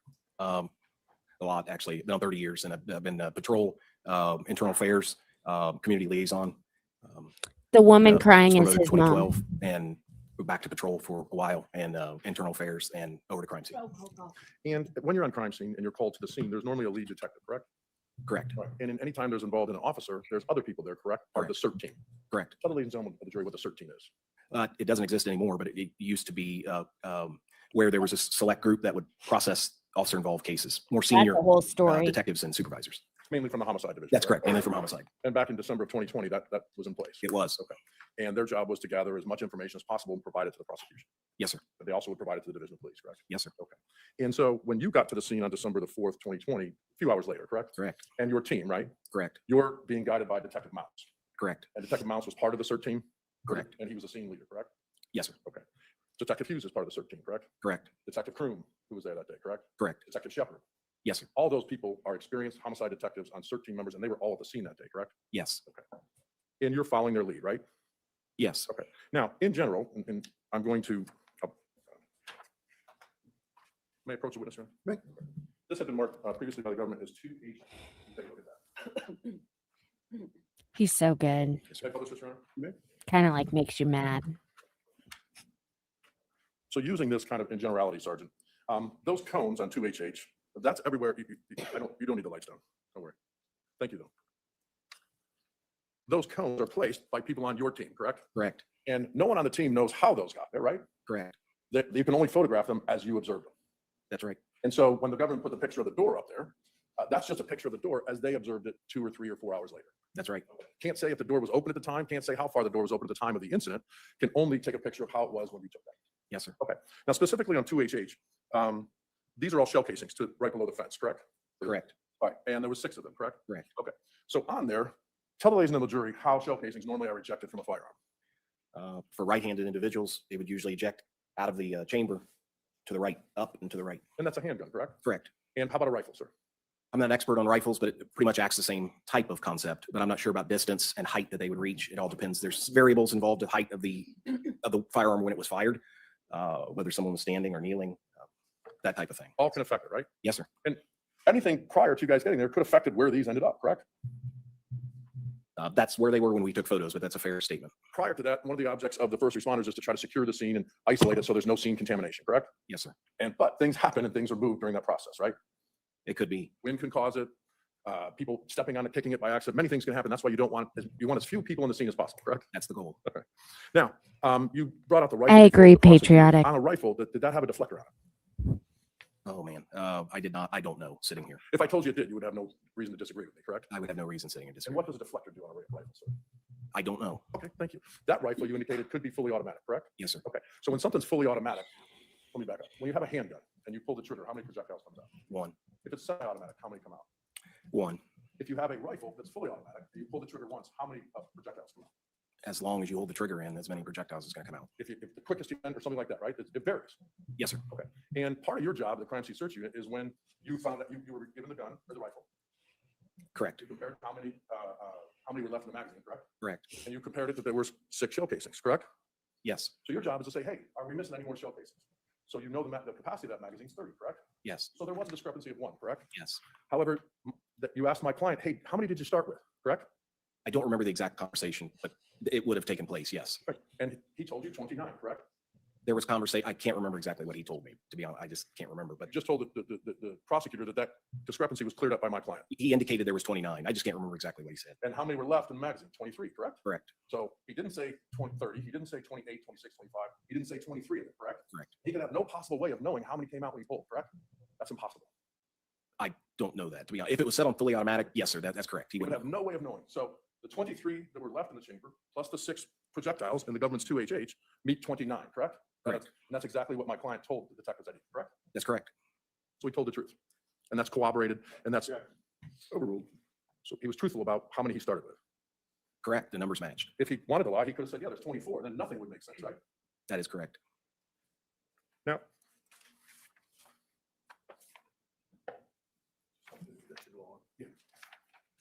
my question was, these were previously marked as government exhibit 2XXY, and I'm 2XXY, and this is the defendant's exhibit I, if you can take a look at that. Does that make sense? Yes, sir. May I call this in? I do. Tell ladies and gentlemen, jury, what Never mind. plaintiffs or prosecution's 2XXY is. That is a scene sketch. Okay. And Mr. Merkel placed that up there correct? He did. All right. And on there, there's an evidence legend, correct? Correct. And you list 14 things as well as 2 cars. They're on there. I didn't particularly list. Gary Cooper did that and Sonny Williams did the evidence, but that's what it shows. And that is drawn based on the evidence collection, correct? Defendant's eye. Correct. So those 14 numbers there, when the jurors have it back in there, those 14 numbers match the 14 numbers plus the 2 cars on this. Yes, sir. And that's how you keep track of where things were collected and where they were found. That's correct. And there'll be a key of all that, correct, for the evidence that was turned in. Correct. And when you guys turn in evidence, you don't, or photograph evidence, you have no idea if it's relevant or not, correct? Yes, sir. Okay. You take as many pictures of the whole scene, correct? Yes, sir. So in this situation, there were pictures taken of each bedroom, right? I believe so. The downstairs bedroom, correct? I believe so. Outside around the house, correct? Correct. Okay. So the prosecutor's photographs they showed you so far, there's a lot more than the totality of the situation, correct? Correct. Now, you mentioned on direct with the prosecutor that the gun that was found in the kitchen, the extended mag clip, Yes, sir. and you recognize that as an extended magazine clip. Yes, correct? sir. Would you tell the ladies and gentlemen of the jury what that is? It's pretty much self-explanatory, but it extends out from the weapon. It doesn't tighten flush with the weapon. It holds more ammunition in it. And with regards to that, you indicated that there were DNA swabs done of the trigger, correct? I believe so. The grip Correct. and the frame. Are correct? those legal And in on those pictures, you can see blood on Ohio? the gun, correct? Yes. And then with regards, the prosecutor just showed you pictures of the holster, okay? May I publish, Your Honor? What? The prosecutor showed you pictures of the holster, correct? Yes. May I publish, Your Honor? Yes. So first on 2BB, that's one view of the holster, correct? Yes. And there's no blood on there or anything, correct? Not that I know of. If there was, you would have noted it, correct? I didn't test for blood, but visually I didn't see any. Correct, but visually, when you guys go through the clothing, if there's a hole, you mark it, right? That's correct. And so visually, if you saw blood on here, you would have denoted that in the notes, correct? Hopefully I would have, but I was just, I was assigned to take pictures of the clothing and what was in the property. Having I an wasn't doing a visual. extended I mean, there was clip. blood on most everything that I took out, but I don't remember blood on particularly on the holster. You don't see anything there, correct? I don't. And on 2CL, nothing on there, correct? Correct. And do you know if that was tested for blood or DNA? I don't know that. Multi-person, there is someone who testifies later Now, you had on different divisions with regards to your team, right, of duty? who saw him That is correct. driving. You had your specifics. Say the name of that machine. Leica, the I scanner. can't remember And what they 3D, say. and how was but- that fenced? Do you remember? It's about around exactly 6 feet. I mean, give or take a few inches. And then in front where the pictures are, there's a step up to the porch, correct? Correct. And then there's another step up into that side door, correct? Correct. Okay. It is And legal. In Okay. terms of your responsibilities, someone else, Detective Gibson's probably taking all the pictures, right? That's true. Yes. And the other detectives are dividing up collecting the evidence. Yes. And then as a team, you give that all to either Detective Mounts and then Detective Hughes, correct? The property we would turn into the property room. But you're guided to the scene by Detective Mounts. Yes, sir. Okay. And at that scene, Detective Mounts was there involved in helping point things out, stuff, correct? Yes. And no one on your team had anything to do with the car that was parked on the street, correct? Correct. So there were pictures taken, but you guys had nothing to do with that, correct? That wasn't our responsibility. No, That sir. was the responsibility of Detective Mounts, correct? I believe at that scene, that would be his It was responsibility. his responsibility. So if he were to testify that, he was the person who dealt with the car. I believe so. And when I mean deal with the car, I mean the car eventually is taken to the barn, correct? That's correct. That's normal procedure. That's normal And procedure. it's photographed at the barn, correct? Yes. Tow truck has to come and get the car, right? Yes. So that's all Detective Mounts. Yes. And you never I saw can't Detective hear Talaferro out there, of this correct? one. No. At the scene. She was not involved at the scene on December the 4th. No, she was not working that day. She had nothing to do with gathering evidence or anything like that, correct? That's correct. Can we have a moment here? Sergeant, always a pleasure to see you. Thank you for being here, sir. May redirect? Just briefly, Your Honor. Really? Sergeant Briefly? Collins just asked you about preserving the scene and keeping it from being contaminated. Is that correct? Yes, sir. And primarily, what that means is they keep outsiders out. Police officers are often inside of the perimeter and inside of the scene. Is that correct? The way I would describe, most of the time, we try to keep most everybody out, police officers including, once we get there. Before then, there's obviously Right. a lot of other concerns, but after we get there, we want to limit as much as possible. Once you guys begin your documentation of the scene and processing of it, is that correct? That's correct.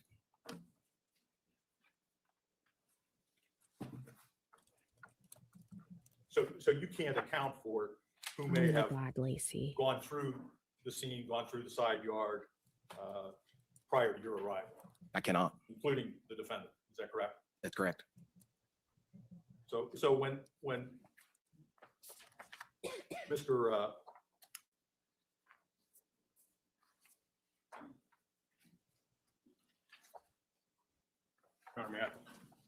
Publishes, this is State's Exhibit 2HH. All these shell casings and so forth. You can't state that the defendant wouldn't have had the opportunity to observe those shell casings prior to your arrival at the scene. I remember that. Hold on. I have real time. I told the group about you before you got here. Could you repeat? I got lost in the.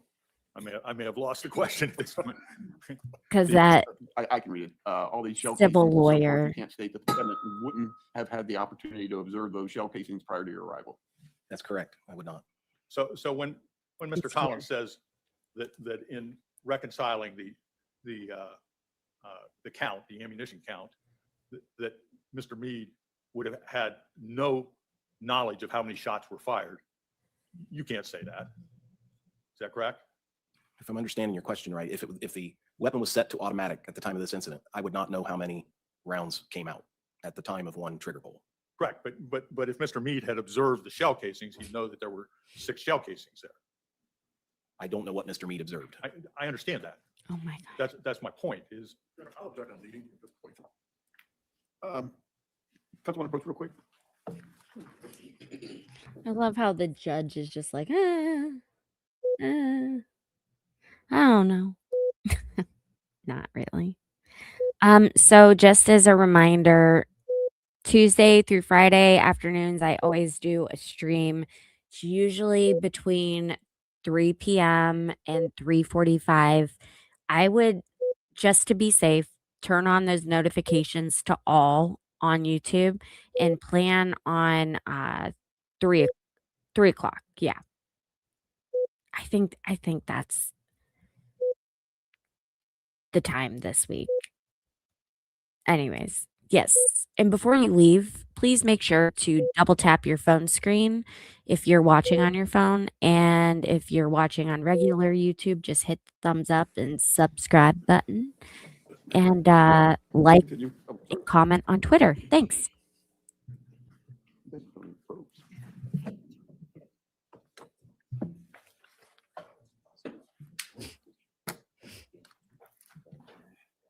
Lovely, lovely.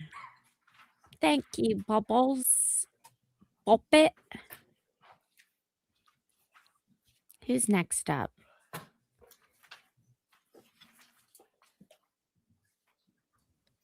We were gonna skip her.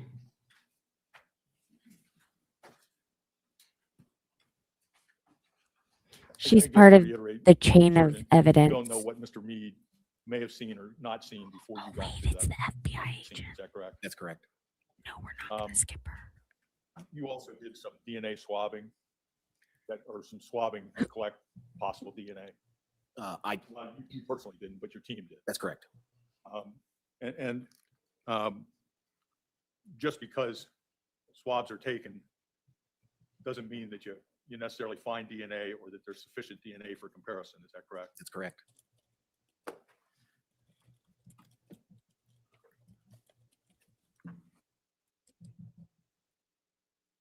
Thank you.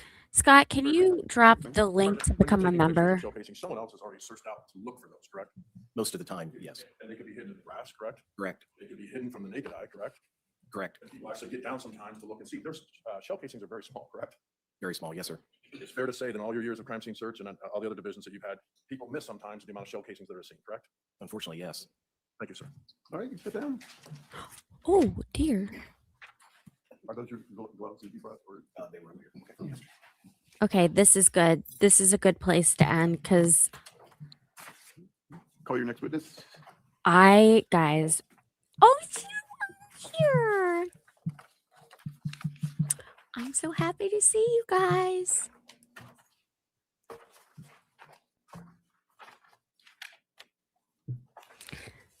I have a eye doctor appointment tomorrow. I have my final surgical call in Cleveland with the nursing staff.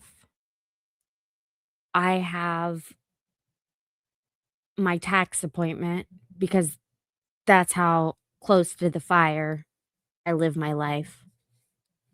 And who else? I have another. Oh, carpet cleaning appointment, and I'm going on another creator's show tomorrow at 8 p.m. So tomorrow's going to be a really busy day. All of the information you could possibly need to know is in this video's description. If you want to support the stream um, and it's easier this way, please consider becoming members. Patriotic, who I've been showing on screen, he is one of my, oh my God, yes.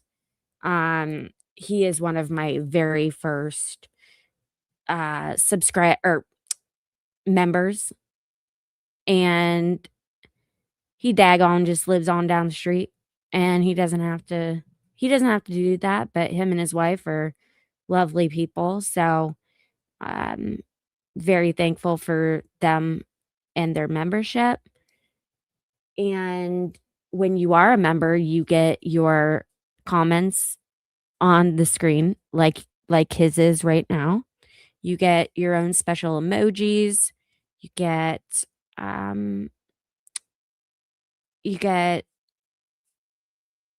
discount on merch, which I know I've been asked for a million times. There's a lot going on right now. And you get members only content, and there is a members only stream this week. I have finally adjusted my schedule so that I can do my members only streams again. So keep a lookout for that. Taxes are the 15th. And as a 1099er, I feel like I'm suffocating saying that. But I have all my stuff printed out so that Frank can take it because I'm not leaving the house. I'm leaving the house once tomorrow, and that's to go to the eye doctor because I need contacts for surgery. My glasses have been bothering me lately. I still have like scabs, and they're not too tight. So I don't know what the deal with that is. Also, let me say really quick, there is a Give Send Go for me, but I haven't been advertising it, hence why it doesn't have a lot of money. I will. I need to because my surgery is a month from tomorrow. And I will update you with the phone call I have tomorrow. But what I said on there is pretty much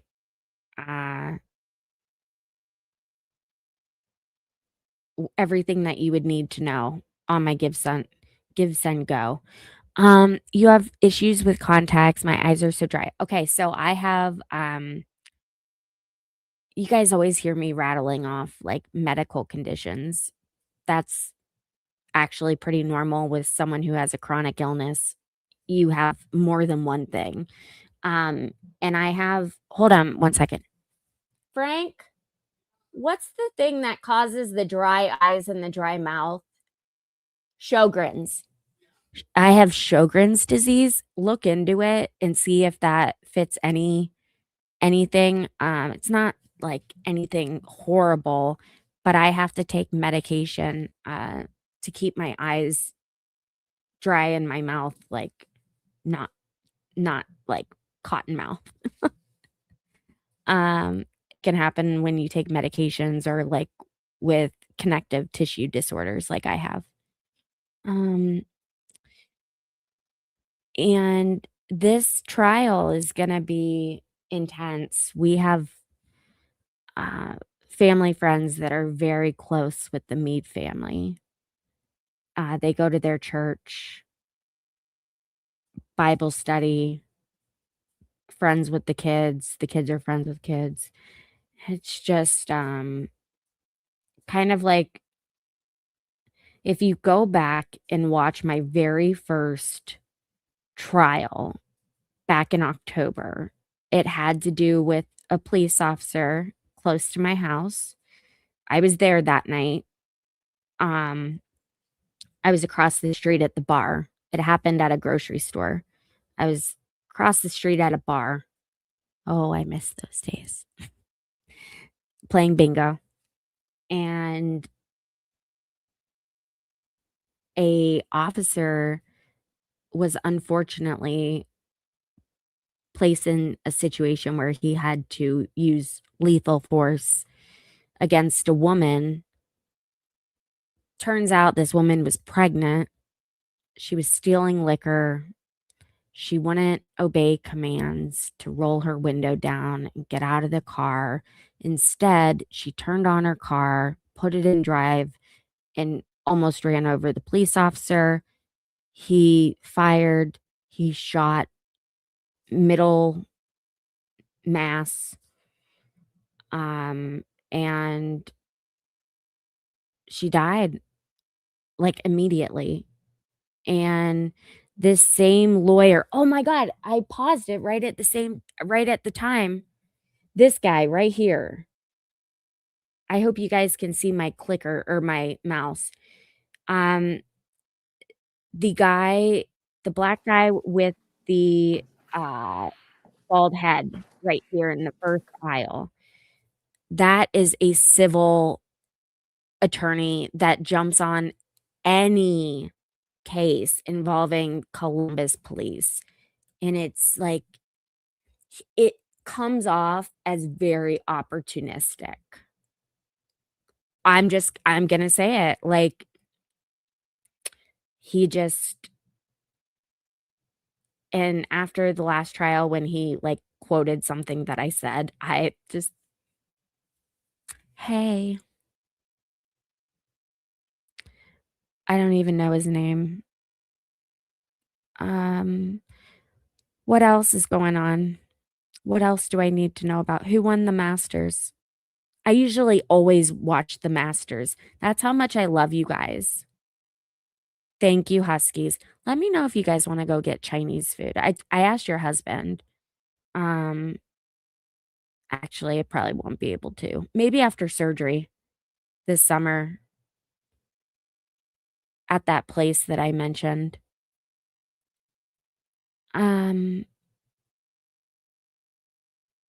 But here, oh, while I am thinking of it, okay, Jason Meade. Here, I'm gonna let you guys watch this before I go. It's like 30 seconds.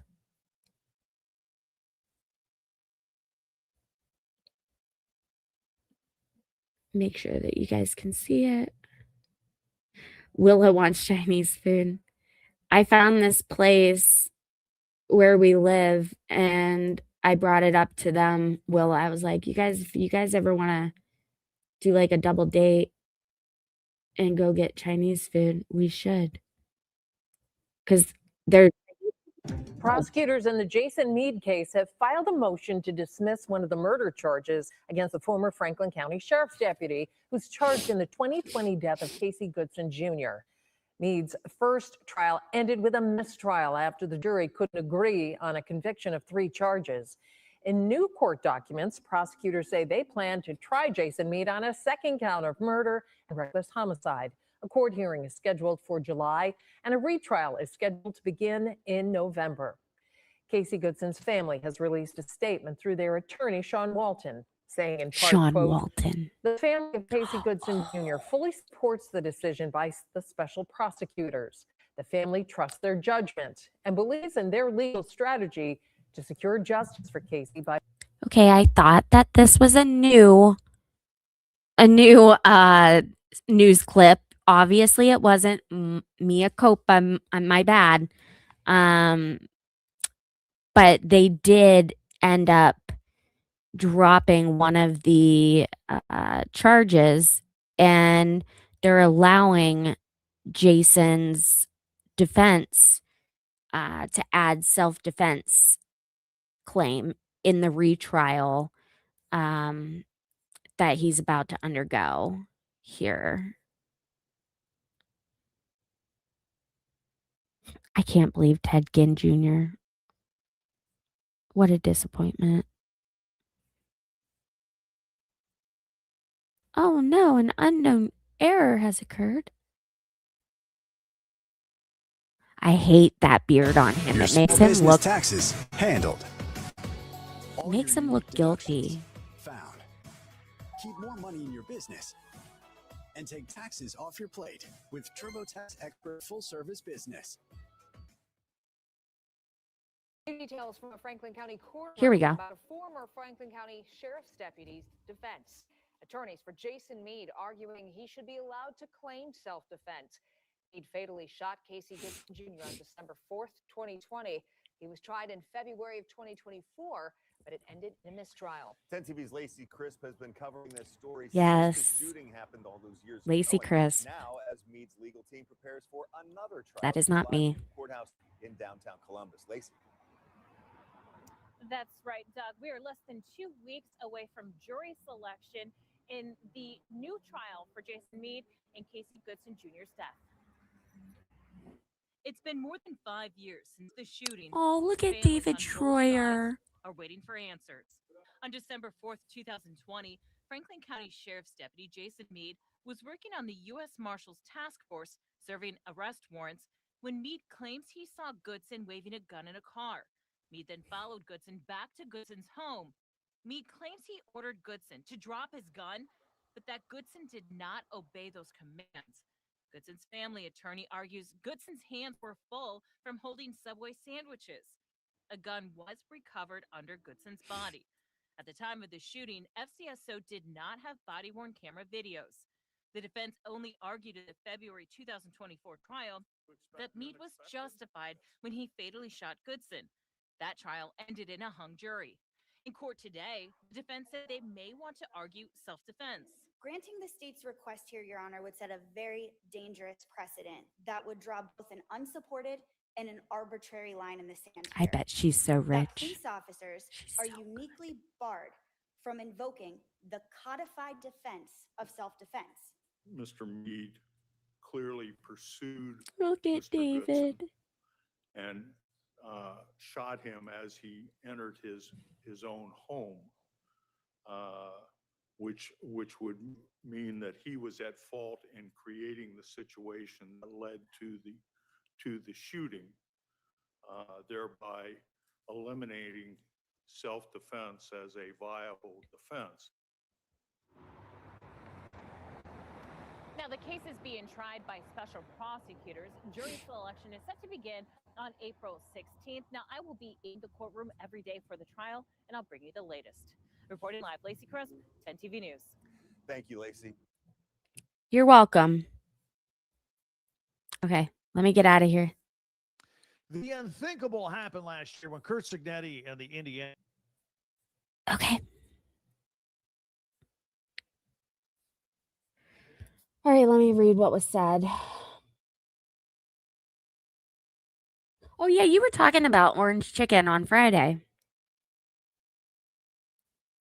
Yes. I love shrimp toast. And this place, this Chinese place, has shrimp toast. So I might just get the appetizer of shrimp toast and not share. No, okay. When you are on trial for murder, I don't think having a beard is a good look. Like, just my 2 cents.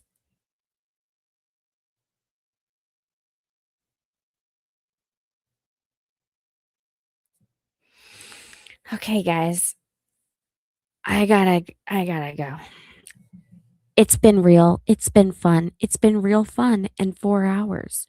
So please make sure if you are watching on your phone, one last time, let me remind you. If you are on your phone and you are watching right now, screen, you should see if you don't see that big thumbs up, tap your screen once, and up in the right-hand corner of your screen, you're going to see 3 dots. Then you're going to see my face, and it'll say, do you want to subscribe? And you say, of course. and hit the thumbs up button. Okay, so for everyone who's on your computer, just hit that thumbs up button. Make sure you are subscribed and turn on those notifications. Go where that little bell is. If you click on it, it'll say personalized. That's no good. You want all. And don't worry, I'm not blowing up your phone 24/7. No. For those of you on X, because I know that you're there, please heart this, give that a big heart, and please make sure to comment. You can retweet it if you want, but now that we're finished up with our stream, that's entirely up to you. And thank you for everyone who helped out tonight and any donations that were sent. I don't get to check those unless someone tells me I received a Venmo or Cash App in the middle of the stream. And I haven't checked the other fundraiser since yesterday. Thanks, guys. Have a great rest of your night, and I'll see you on Tuesday, most likely around 3, but it could be 3:45. So have those notifications turned on. Have a great rest of your weekend, and we'll talk to you guys later. Bye. Thanks, mods.